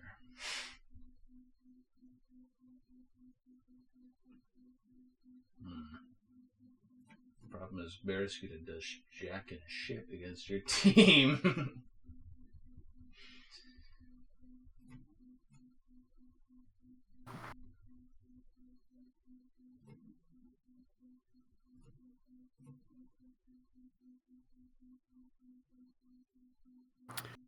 Actually, Barraskewda rips my team apart with the exception of Blastoise. Really? Yeah, I mean, 4 of the members get easily one-shotted by Liquidation in the Rain. Really? I'm not sure if I agree.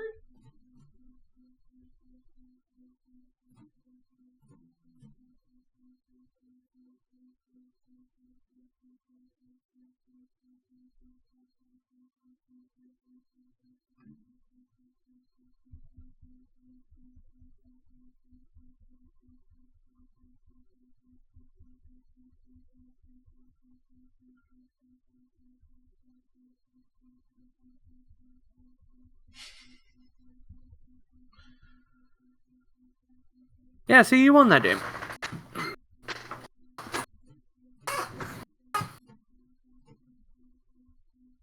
Okay.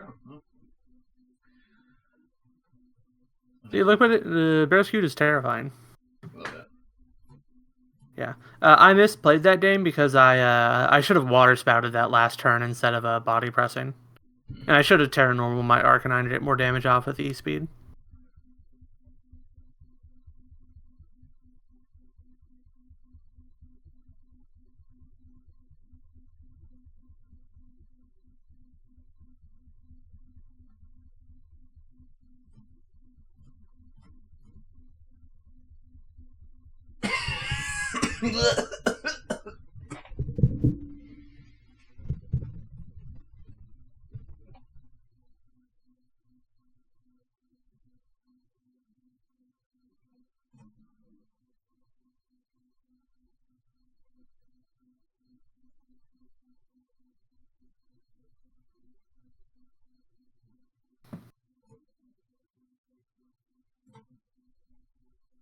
Don't forget that Dolden is immune to status moves, so you cannot encore Dolden. Yeah.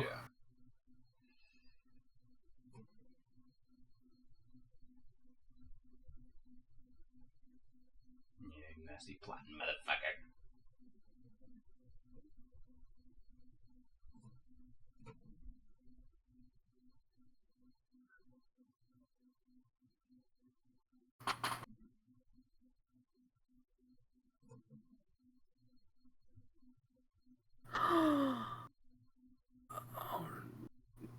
Like just you said don't do it, and I said yep, and then I clicked it. Brain off, brain empty. This boy has got to be lying to me.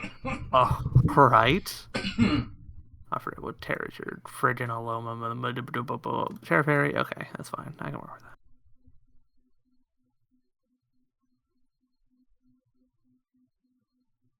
Literally brain off.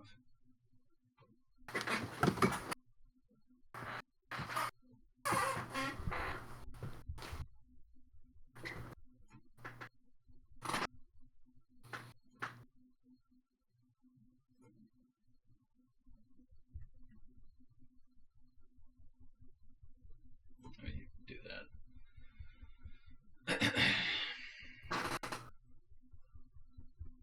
So why is the Alomatola here? That's a good question. It's a good fucking question, bro. Yeah.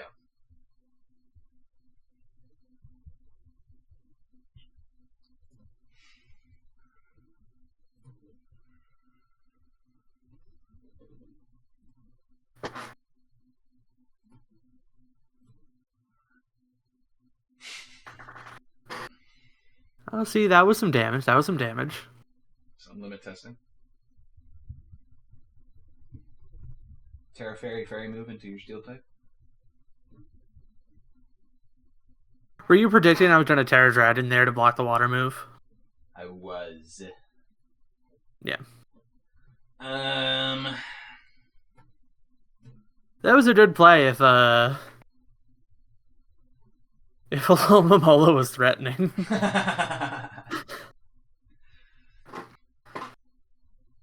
I understand the vision. Okay, well.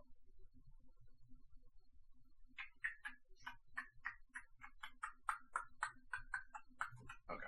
Let's mix it up a bit. Let's mix it up a bit.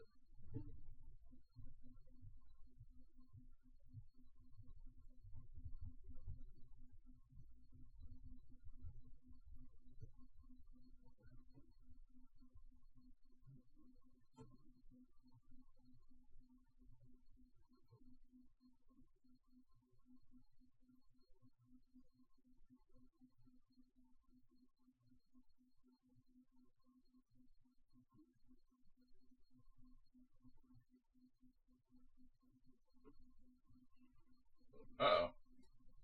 Kobe is disconnected. Oh no! Oh no! I'm here, I promise. What is Discord saying? Discord's saying I'm still connected. Reconnection successful. I don't know. Something just happened to my end or something. Oh. Not sure. Right. Showdown's not always the best. Okay, there we go. Sunny day. Wow. Blitzing the villain away.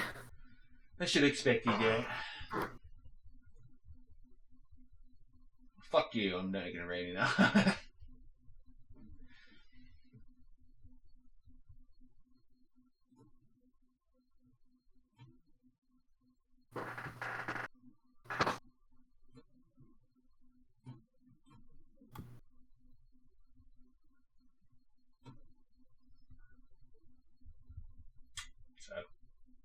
The crit mattered. Crit mattered. Alright, now this is where everything went downhill last time.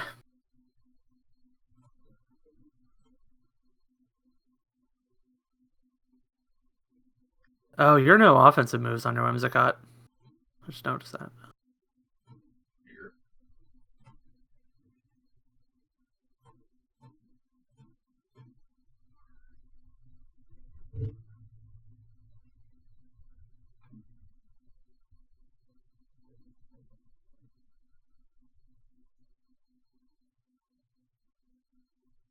There.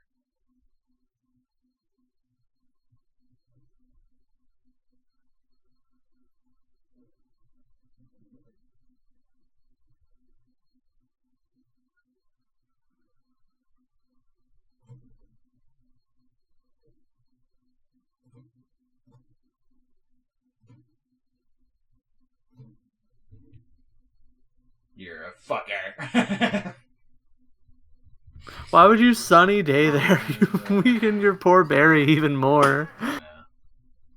I was trying to do the unpredictable, you know. Oh, yeah. What was I gonna do? Protect it? Do the unexpected the Kyle Icy way.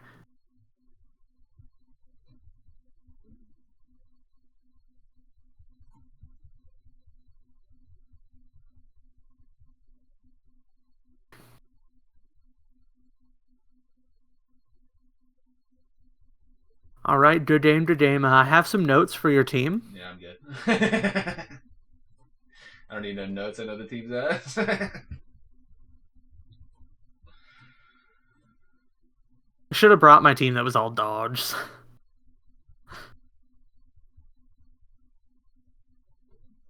Random doubles? Okay. Maddie. Oh! I'm using your mon. Lamamola gets wide dart and... Oh, that's not too bad, actually. What the fuck is my team, bro?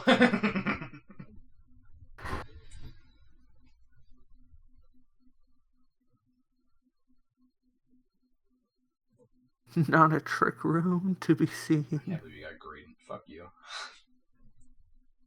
Hey, listen, I deserve to have my favorite mon on the team, okay? I deserve it.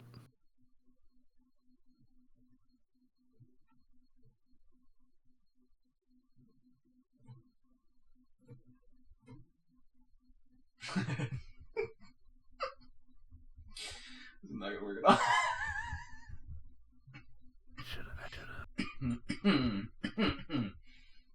Good one.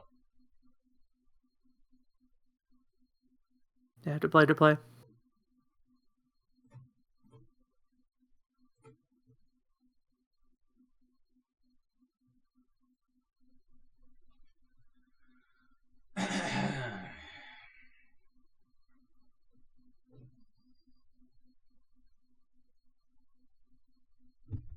So bad at typing, bro.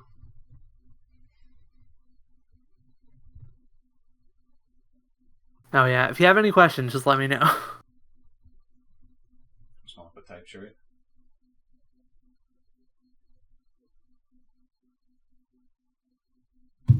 That's what I thought. That's what I thought.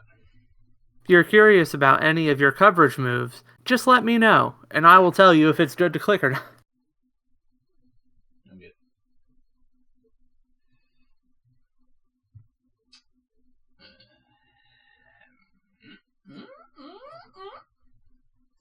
Huh?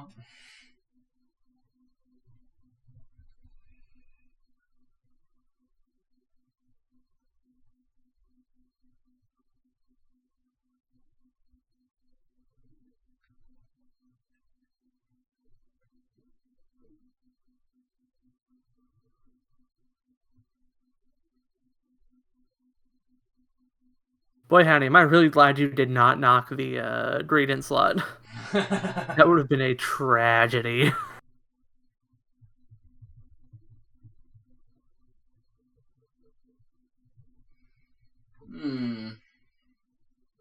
Do. I want to know fun thing about my team that's kind of terrible.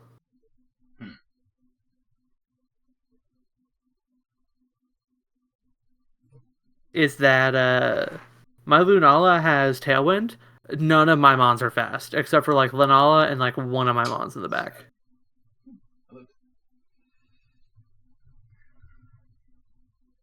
That's funny.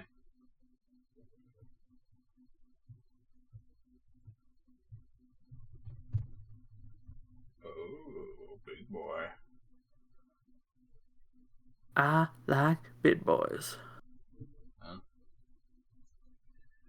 What? Oh.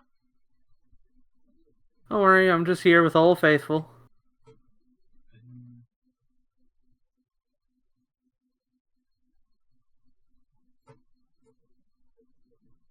Fair. No spiky shield, no spiky shield.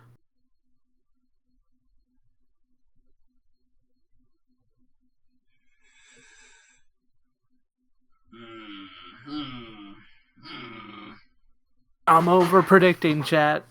Chat, am I in a position to win or am I cooked? Let me know, chat. Does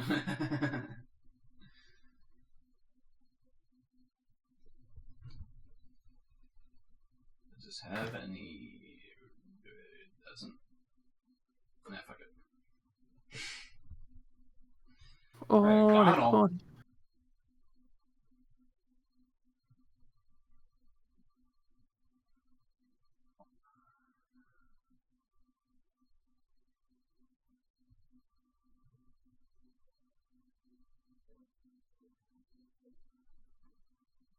Also, just for the record, I hate Lamora so much in doubles.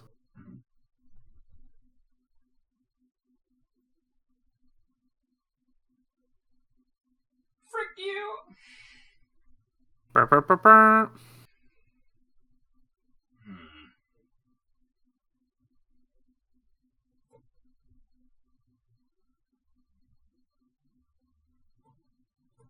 Slither Wayne is a good thing.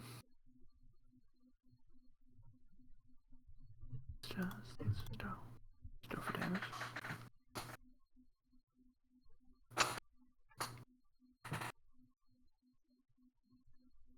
One of the things I hate most about Lamora is that it's a Meteor Beam Pokemon, and I hate running Meteor Beam.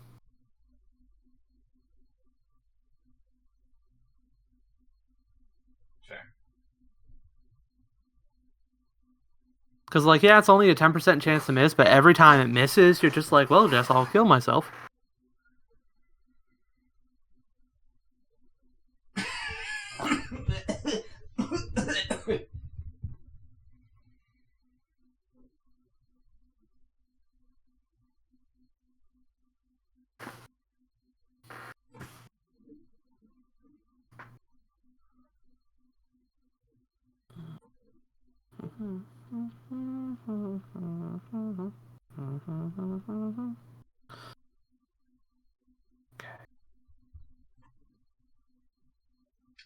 Smart.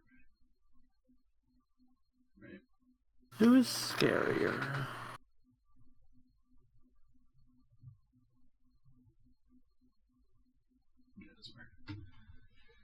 That does not work. That does not work. Oh, faking out a dose type? Yeah. Yeah, that doesn't work.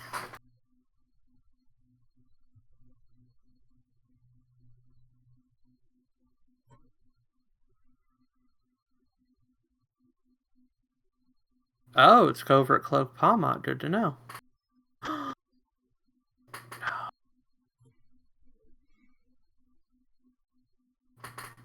And my Shadow Shield is broken again. Welcome back, Glamora.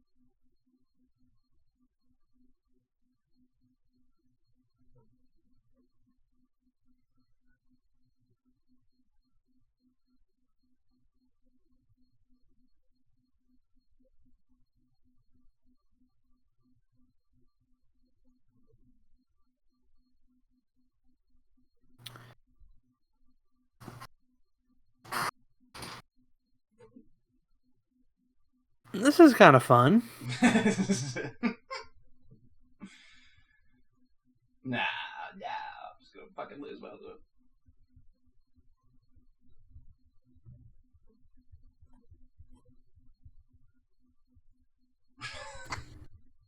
You're telling me you had a Kieran White and you revived Blessing the Lamora? Oh, what's the problem? Am I cooked? Am I cooked? I might be cooked. Okay. What weird to do.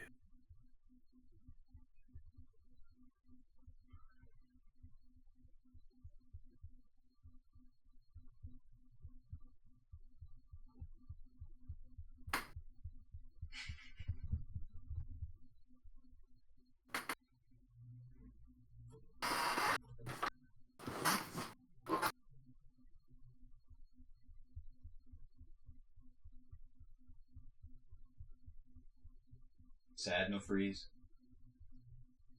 You doubt the poison. Shut the fuck up.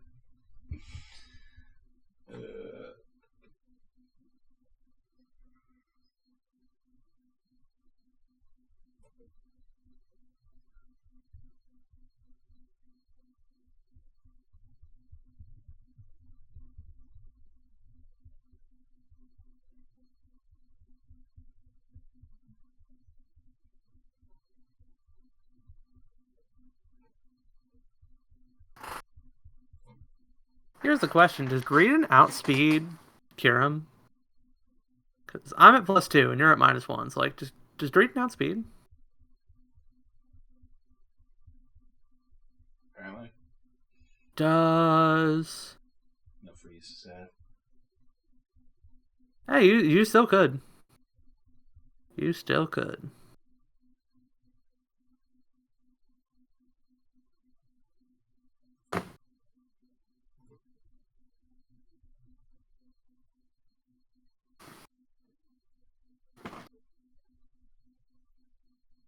You really did not have a good way through Lunala. Yeah. Once your Oricorio went down. Yeah. And the Oricorio went down fucking turn when it came out. Immediately. Also, really sucks. Your team had no speed control. Nope. I was slower than you the whole fucking time.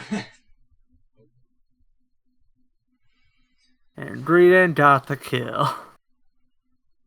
And healed himself to full cheap pouch for a fucking loser.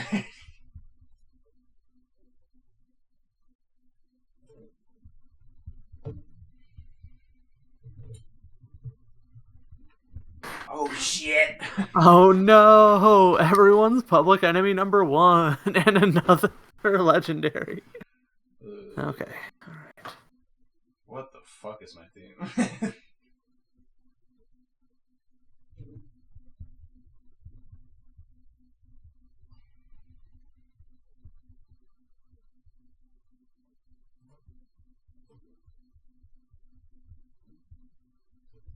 West Philadelphia, born and raised on the playground is where I spend most of my days on.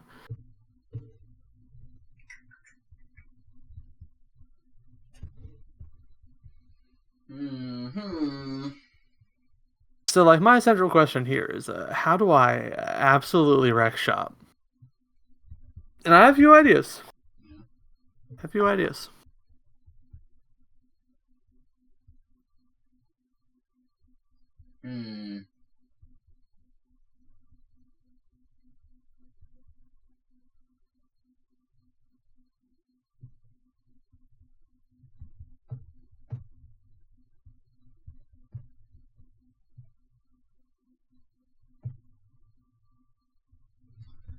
And so is something alright.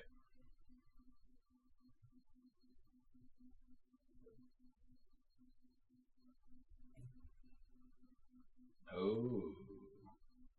Fair enough. Get poisoned. No, not the poison touch. Okay.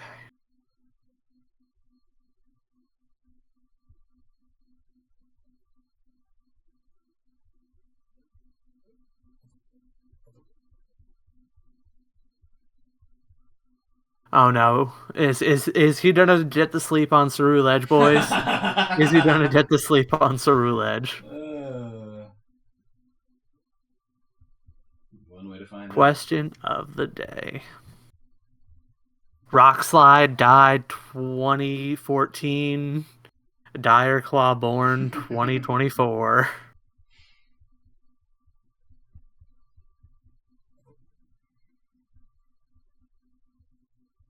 Okay.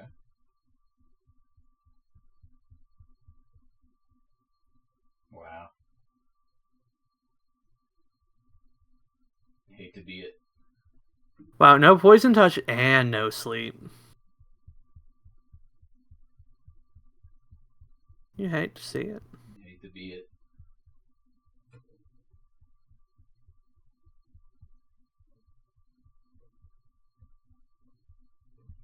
Psychic Steel is such a fucking type, bro.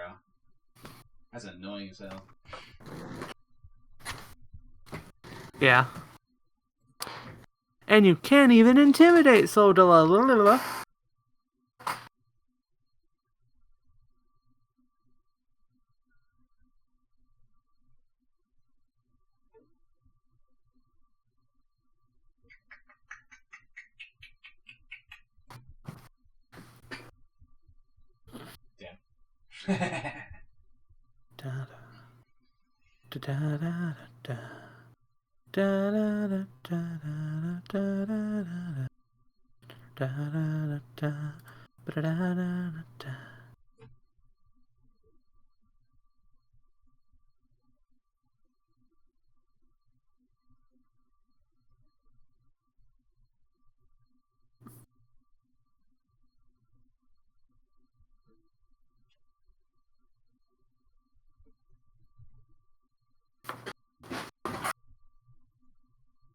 Yeah.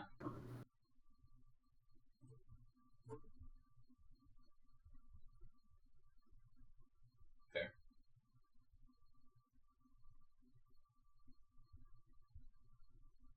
No!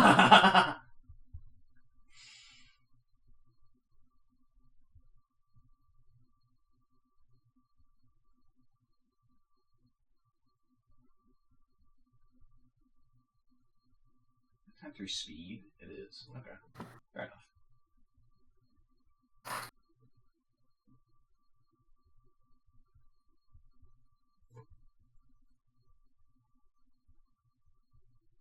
Sad.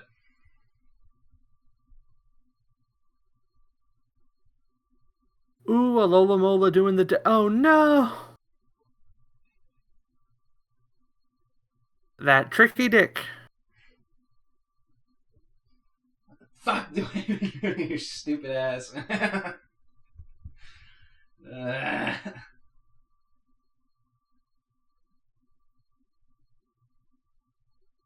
have nothing. Wait, does Hounso not have last respects? Well, it does, but I think it works here.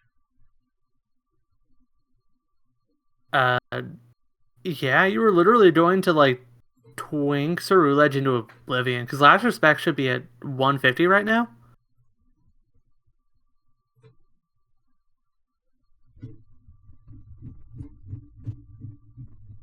Yeah, true. Unless I protect and get the Scald Burn, which is what I'm debating on right now. Unless you swap to someone else in that slot as well. Unless I have a normal type, Blast Respects will take a kill this turn. Or unless I burn, which I don't think I will, but...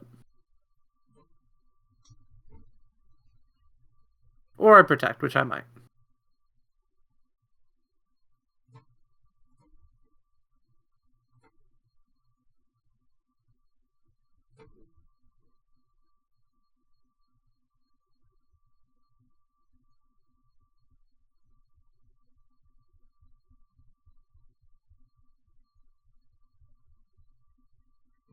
Bro, what is a Lomomola made out of? I know, dude. Like, my eyes went wide when I saw that shit.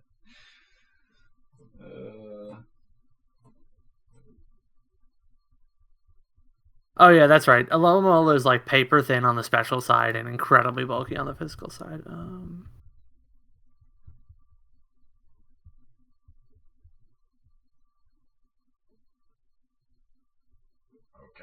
Okay.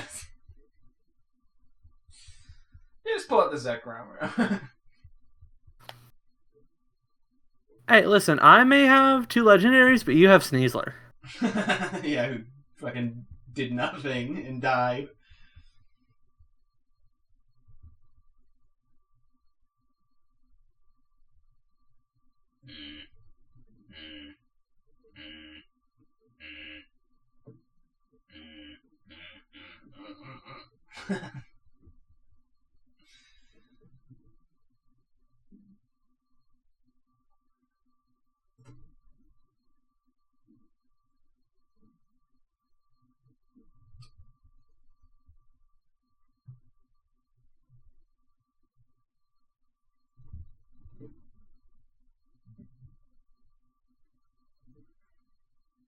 Did they give Electrode anything, dude? Like, do you have Electro Web or anything?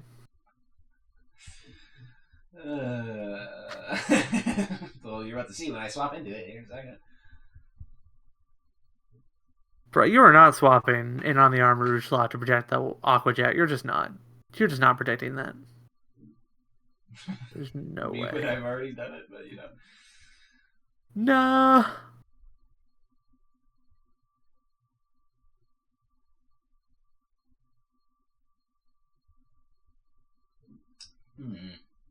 I guess you needed to let a couple more Mons die first before you last respected. Yeah, that's why I'm like, jeez, why is that doing so little? Bro.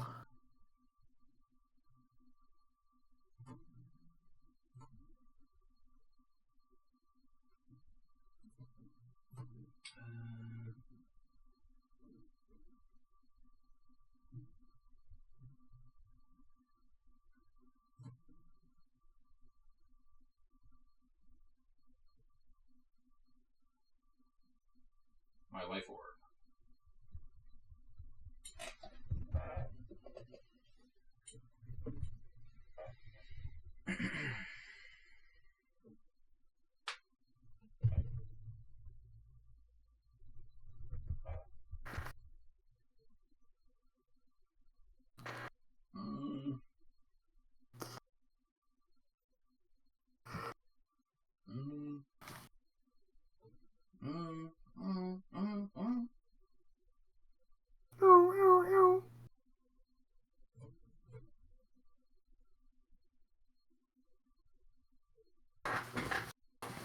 What should I do for dinner tonight? Do you want to come over?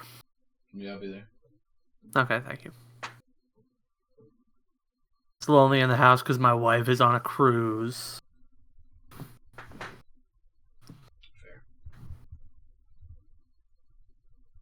Ooh, he lifts those! Oh. Girl, look at that damage. Girl, look at that damage.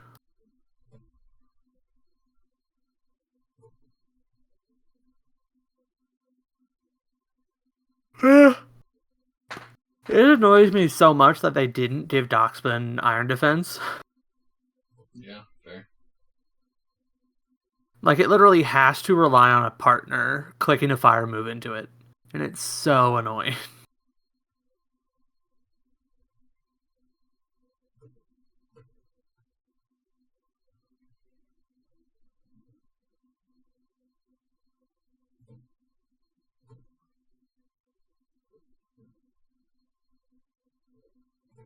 Now, is there a way for him to come back from this chat? Yes, there is.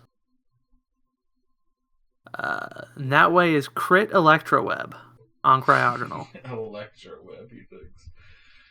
Oh, bro thinks I'm going to Electroweb. You're telling me they didn't give a... Bro thinks I have Electroweb. Why on earth? Volt Switch, Thunderbolt, Leaf Storm, but no Electro. Wow. They did you so dirty with that Electrode set. You're so dirty. Wait, did they give Electrode? They might not have. Let me check.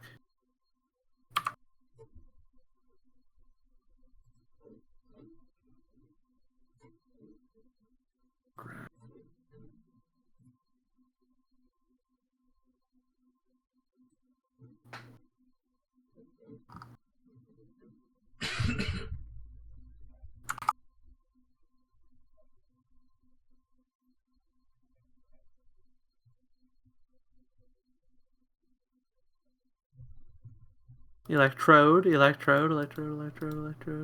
ball. Okay, yeah, so it does do Electro Web now. They just didn't do it, man. Some of these random bat sets are garbo. I think they're different sets. Like, they're not all the same. That's fun. Yeah, I guess fuck me, I guess. What the fuck is this starting lineup?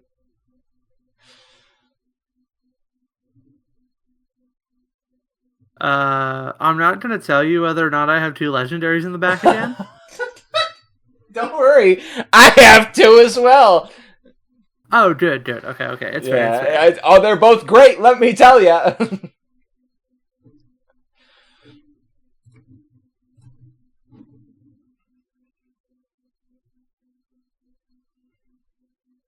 Oh! Okay, sorry. I put Wide Guard up to protect me from moves that hit both of my people, but I'll just get hit by a move that hits both of my people.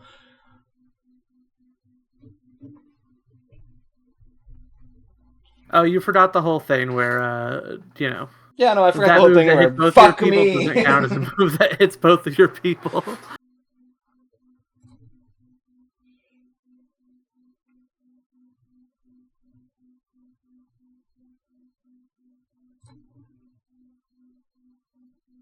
This is fucking cooked, bro.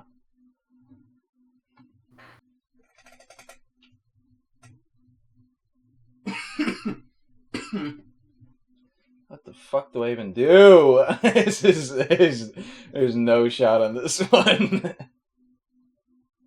No, you can bring it back. About that. I will say, if I were you, I would try to preserve the Pelipper just because... There's no... Trust me when I say there's nothing that can work with this Pelipper. There's nothing on my team that does anything with this fucking Pelipper. If you have 2 Fire-type legendaries that are ruined by the Pelipper, this is going to be incredibly funny to me. Nope. Don't worry.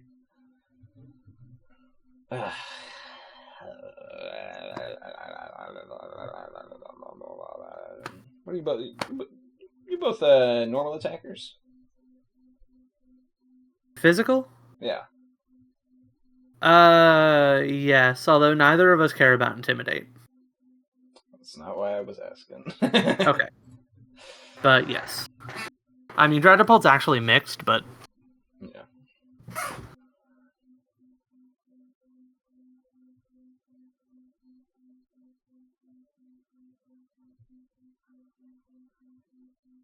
Flower trick ass out of here.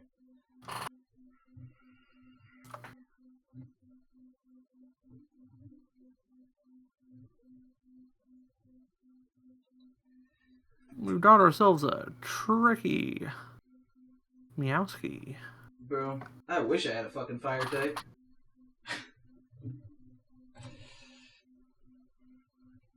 Here he is, this loser. Little Monkey Dory, yeah, how you doing, Mr. Monkey Dory there? Yeah, little Monkey Dory, Monkey Buddy, how you doing? What is this Santa Conda set? Oh. This is awful.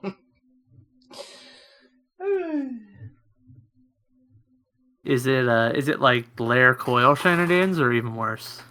It's Coil Rest. Coil Rest. Oh, and it is dot shed skin, so it has a chance to wake up early. Okay, I can see it. Yeah.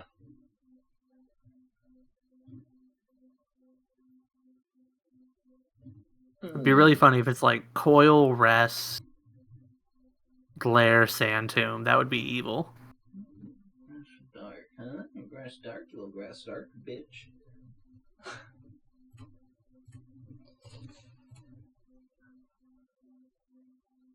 He lives, he lives.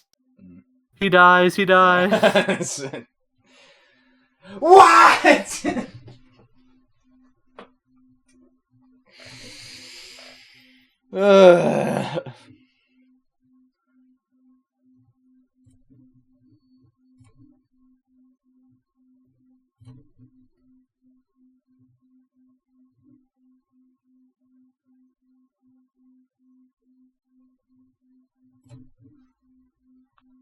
Dragon darts, motherfucker.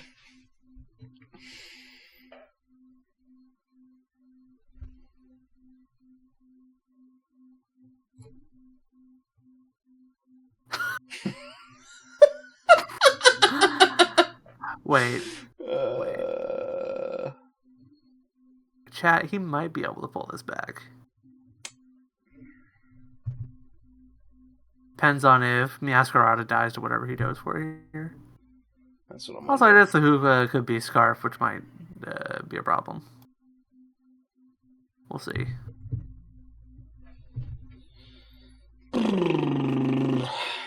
He's like Rock Slide. So if he's like Rock Slide Earthquake, then I think we lose. Depending on how I play it. We'll see. Oh no, he's single target. Oh, sad.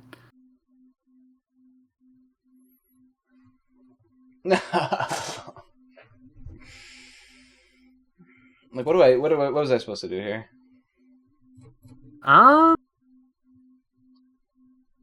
Honestly don't know. Did you have Tailwind?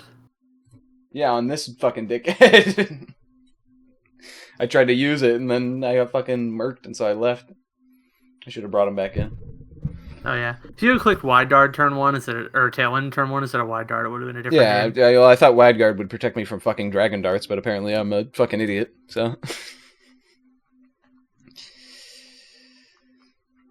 Also, I thought Flower Trick was hits both mons. No, Flower Trick is just one. I'm thinking of what other move does Masquerade use that hits both? Petal Blizzard? That's awesome. Here's how he can still win. He can bring it No! back. No! I haven't went for the moves that can miss. Yeah, I don't know what I was supposed to do there. Maybe if I got Tailwind turn 1, it would have been a different story. Yeah, maybe. Bro, what the Okay, this is at least a better turn 1 than, like, the last one. Holy shit.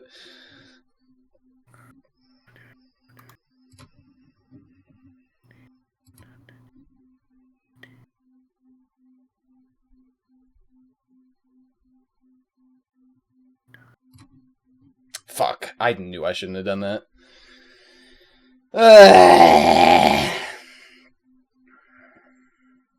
I knew I should have done a Barotic. What you got for a well-played bear tick? I got to fucking kill myself. I mean, you're still in a decent position here, depending on how threatening what you have in the back is. Yeah, that's the issue.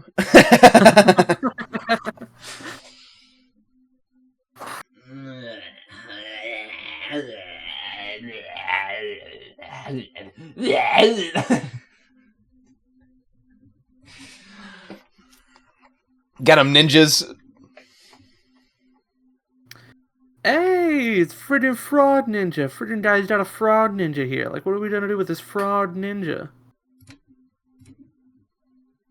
Bruh, they didn't even give Noir the friggin' Trick Room button. I'm so upset.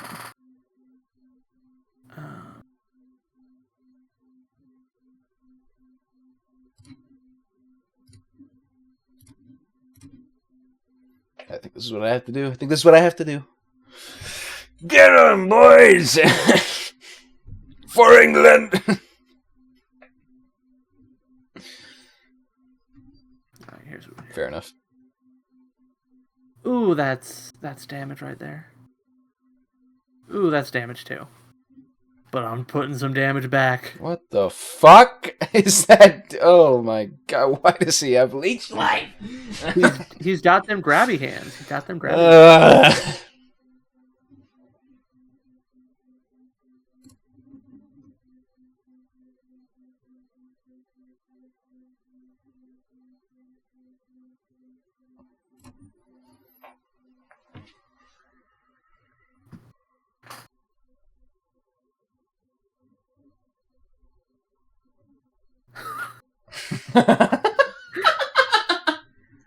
Why did they give you the can't do damage to anything? I know! Wait! You fucking... I don't even want to fucking keep going, like... I don't even know if the Shadow Sneak KOs. It might. Greninja's pretty frail. Yeah, well, we'll see if we have to find out.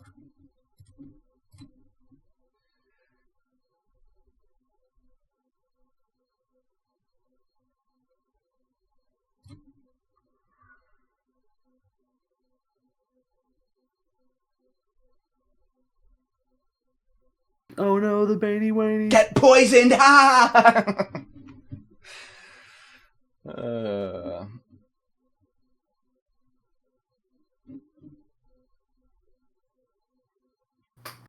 Why'd I bring this dickhead out? It's not gonna do anything, like...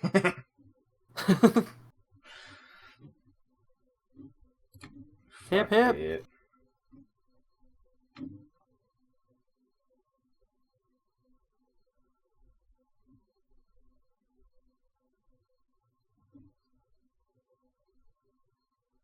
Like, whatever. Yeah. Yeah. Just fucking heals back to full health.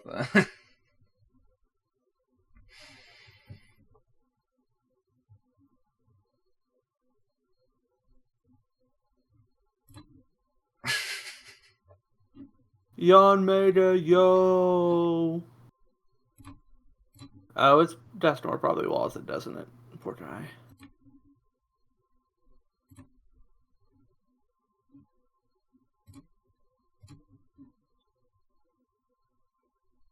That doesn't even work.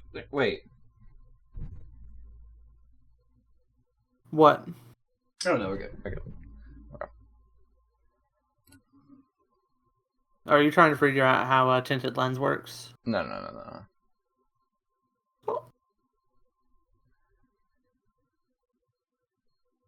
don't know why I thought ground was resistant to grass for some reason. Okay.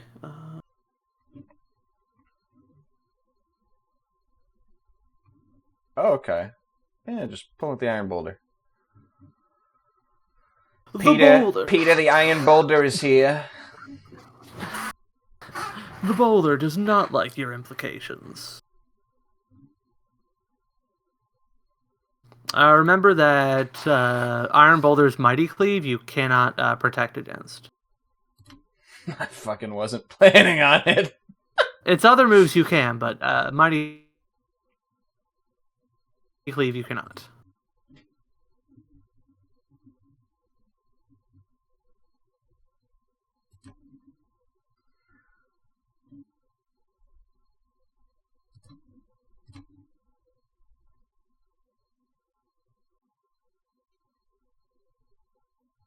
You burn me?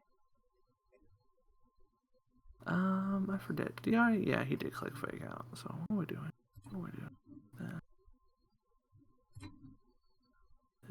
Do I click fake out? I don't know. I was just I was saying that as I moused over to see if you have fake out. Monolith's broiling hot fake out oil.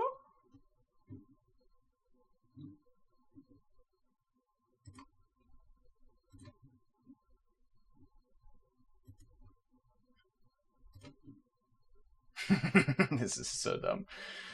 Get faked out. Poltergeist. Ow. Oh, toxic infestation. Toxic infestation. I gotta burn him out now. Bro? There's no way my dude's pulling the Arceus out the back pocket. Listen, he's level 70, okay? Shut the fuck up. He's level 70. Hey, bro, I'm sick of this dude. Listen, your Toxapex has a 24 level deficit on him. Yeah, calm mine. Fucking suck my dick.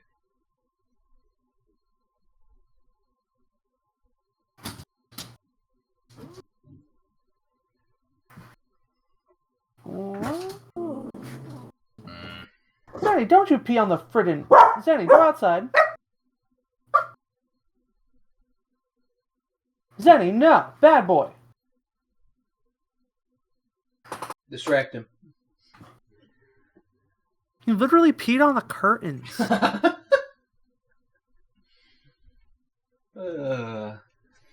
What the fuck, bro? Do you have hypnosis on your Omega? You might be able to bring it back. No. Lupin, they're allowed to walk outside. Yeah, come here.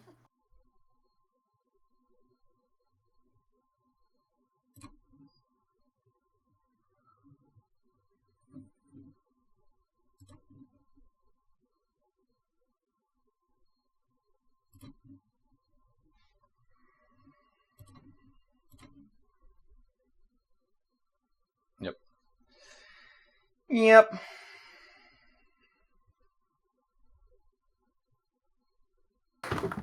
Ow. Grim Ninja. Ninja.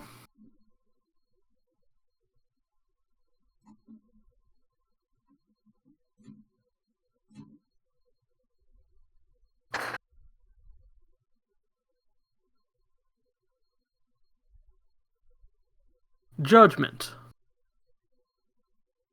Burn kills me sad. Yes!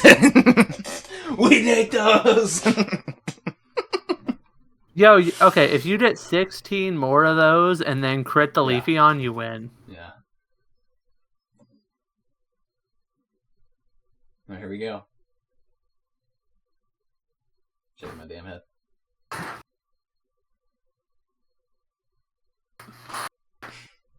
All in all, I'd say pretty good series of battles. I tried my hardest. I tried my hardest there at the end.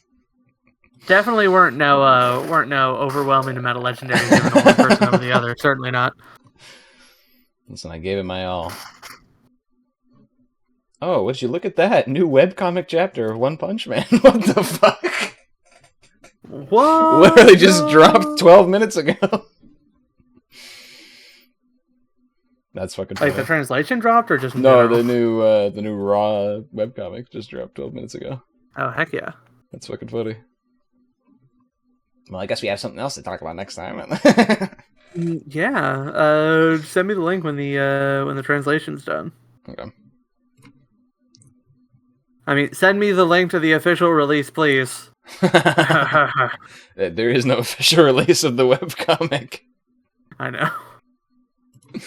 Hee. I didn't think you were going to do another one. Yeah! Yeah! Wait a second. Oh no, we're done for. We're done for. How funny would it be if they also gave me the funny button. The Tatsudiri button. That would be hilarious. Me about to kill you.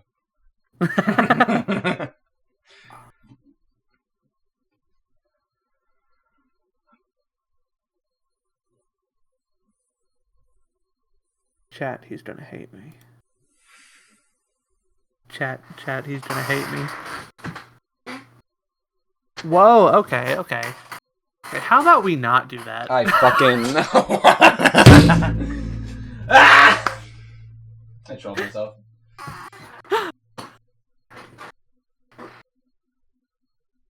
Why do they even give you the stealth rocks? This is freaking doubles. I thought it would be funny to set up, especially if you had a fucking Tatsugiri, so it made damage to it as soon as it came out. I don't even fucking bother. I don't even send this shit out. Like, I didn't even think before sending this out. Just did it. Man, why do you get one of my favorite Pokemon on your team? That's rude.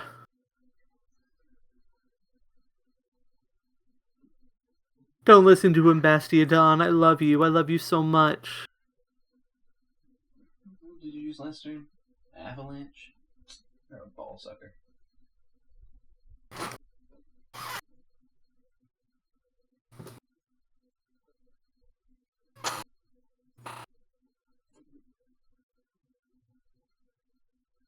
Oh, so you... Oh, why do you have one of my favorite Pokemon?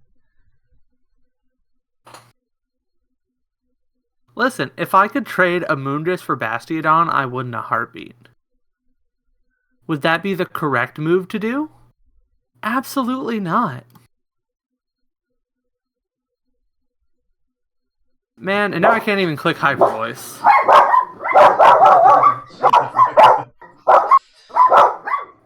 See? They have to do it because the Moondress can't.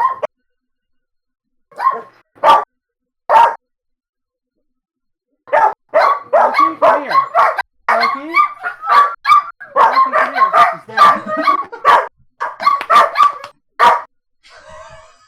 It's so dumb for me to do that.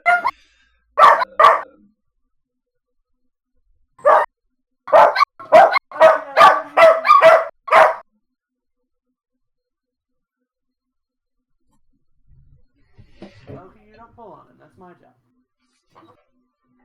Calm down.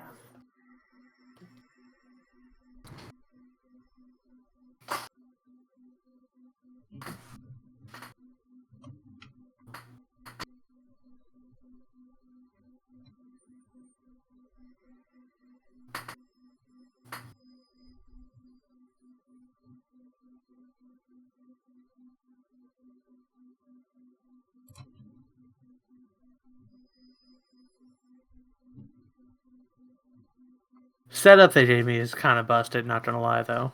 That's amazing to hear, is all I can say.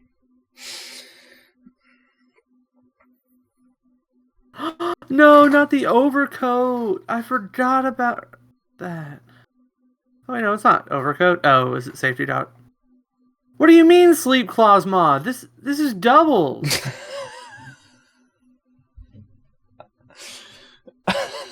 This is doubles. What do you mean, Sleep Claws mod? What do you mean?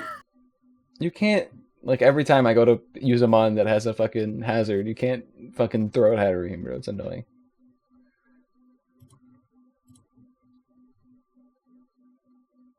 Bro. Oh no. I don't know, lose, bro. Bro? Let's get the spread.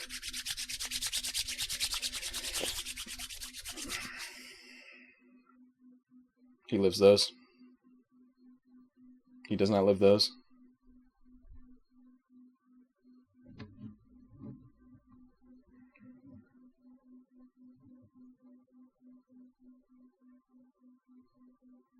What the fuck do I fucking do? I guess this.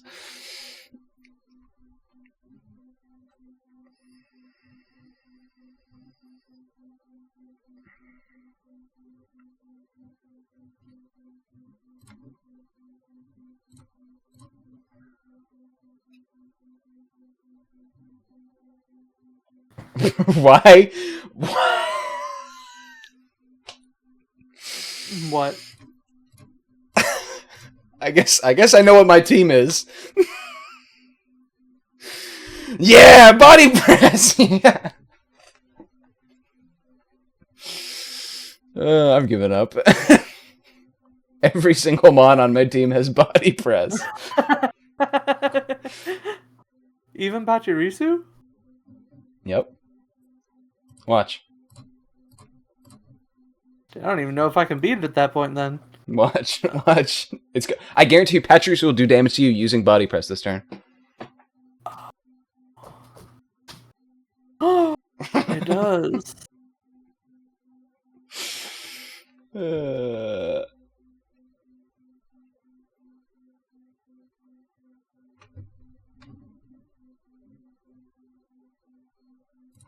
Pachi pachi risu, pachi pachi risu.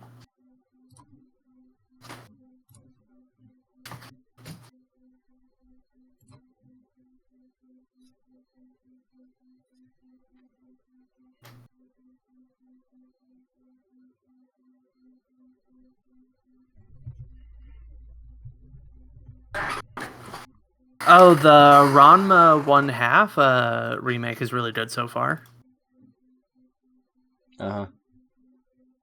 I've only watched the first episode of it, but the first episode was really good, so. Uh-huh. And the racist caricature of a Chinese man, they did not do the racist caricature voice, which is really good. Ouch. Yo, get ready for body press. Here it comes.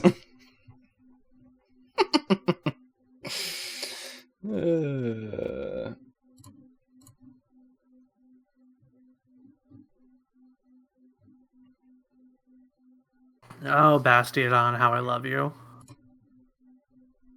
I should build a Bastiodon team. That's what I should do. Maybe. That was a fucking dog shit ass team.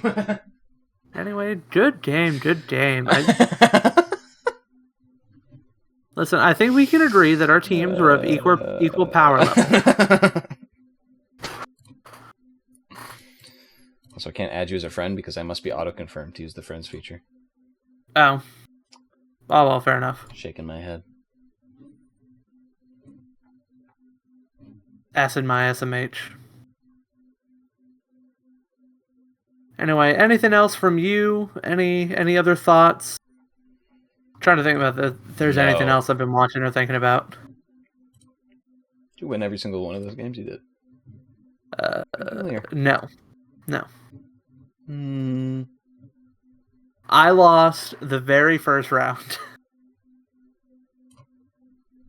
Did you? What the fuck was I playing?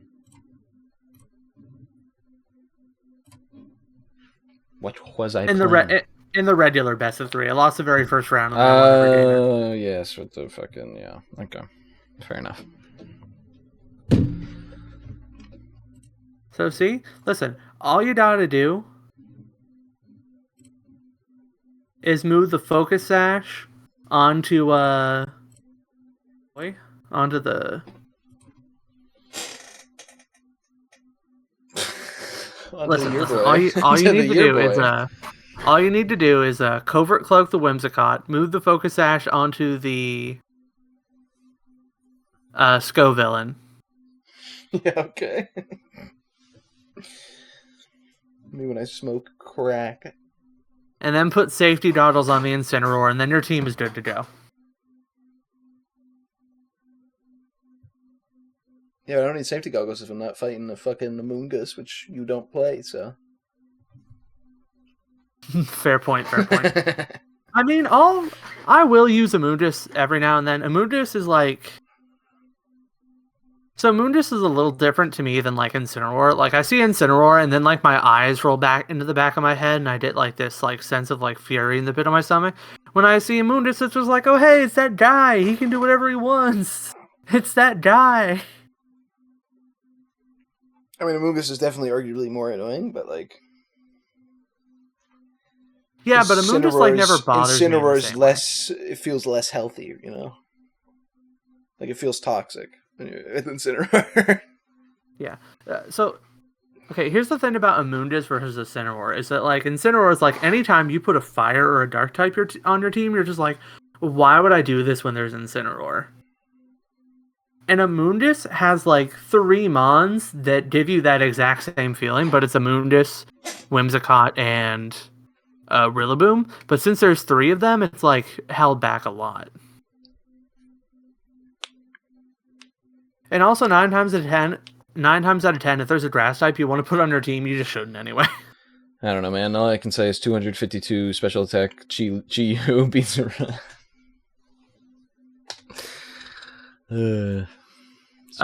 if it lands. If it lands. Which means that your Chi-Yu will be fine, but my Chi-Yu? Nah, it's built different. My Chi-Yu missing all of those. Bro, I literally had to scrap the first team I built in Red H because my Volcarona missed or did a double miss on Heatwave, and I'm like, alright, I'm never playing this team again, I'm out.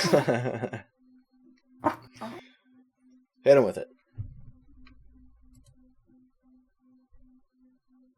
Oh, Volcarona is really good right now, if you do want to build around that. Yeah, I've seen that. I'm not a Volcarona head, though, so... Oh yeah, that's true. You're just a bughead. Kind of think Volcarona's annoying, if I'm being honest, but... It's really annoying. The Volcarona's like the only bud type they did stats to. Yep. There's not anything against Volcarona itself, but like every time I see it in a competitive game, I'm just like annoyed. It's like I could put a Venomoth there. Yeah. Oh, and one of our double rins that I was talking about earlier, my friend got Venomoth and was sweeping with it. River Dance, and he was like, I don't know why he was the one that kept getting the legendaries. He's like, I don't know why you guys keep like talking about how good my mons are. I'm sweeping with the Venomoth right now. And I'm like, you're fucking sweeping. Like, shut the fuck up. It's a whole sweeping part. It's like, bro.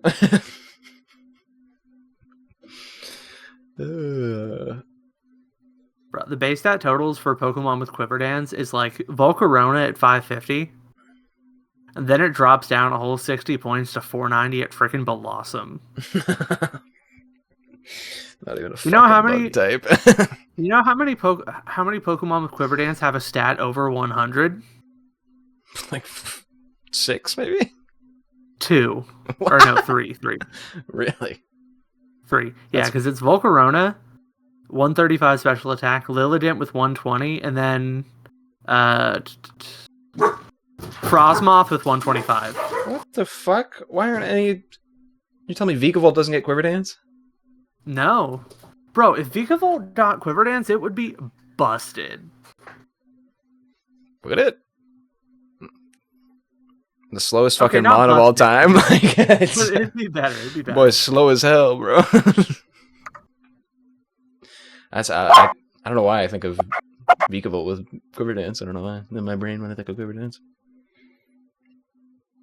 It would make the mon actually runnable. Imagine that. All I'm saying is I'm waiting for Gen 10 for Spit Ops Evolution. So I can finally put EV Light Spit Ops on my team. Oh, yeah, for sure. Hey, listen, in singles at some point, Spidops was the best Sticky Web setter for a little while. Wait. Wow, dude. That's amazing. I think it's because it's the only Pokemon that got both a Sticky Web and a phasing move. What do you mean phasing move? Phasing is short for pseudo hazing. It basically means like roar, whirlwind, circle jerk, or circle throw. So it's like 1.1% less shit.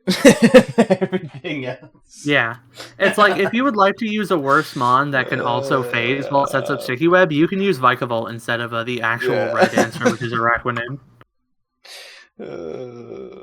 Araquanid is also really good right now if you want to put it on Rain. I've seen people doing Araquanid stuff.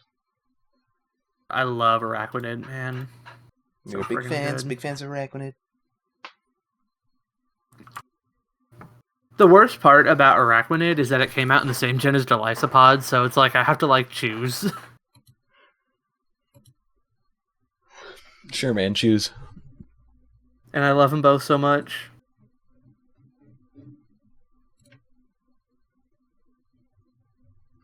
All right, I am getting hungry, so I think I'm gonna We'll see you later, alligator. Alrighty. All right, bye a stream. Hopefully we'll be back next week. Stream?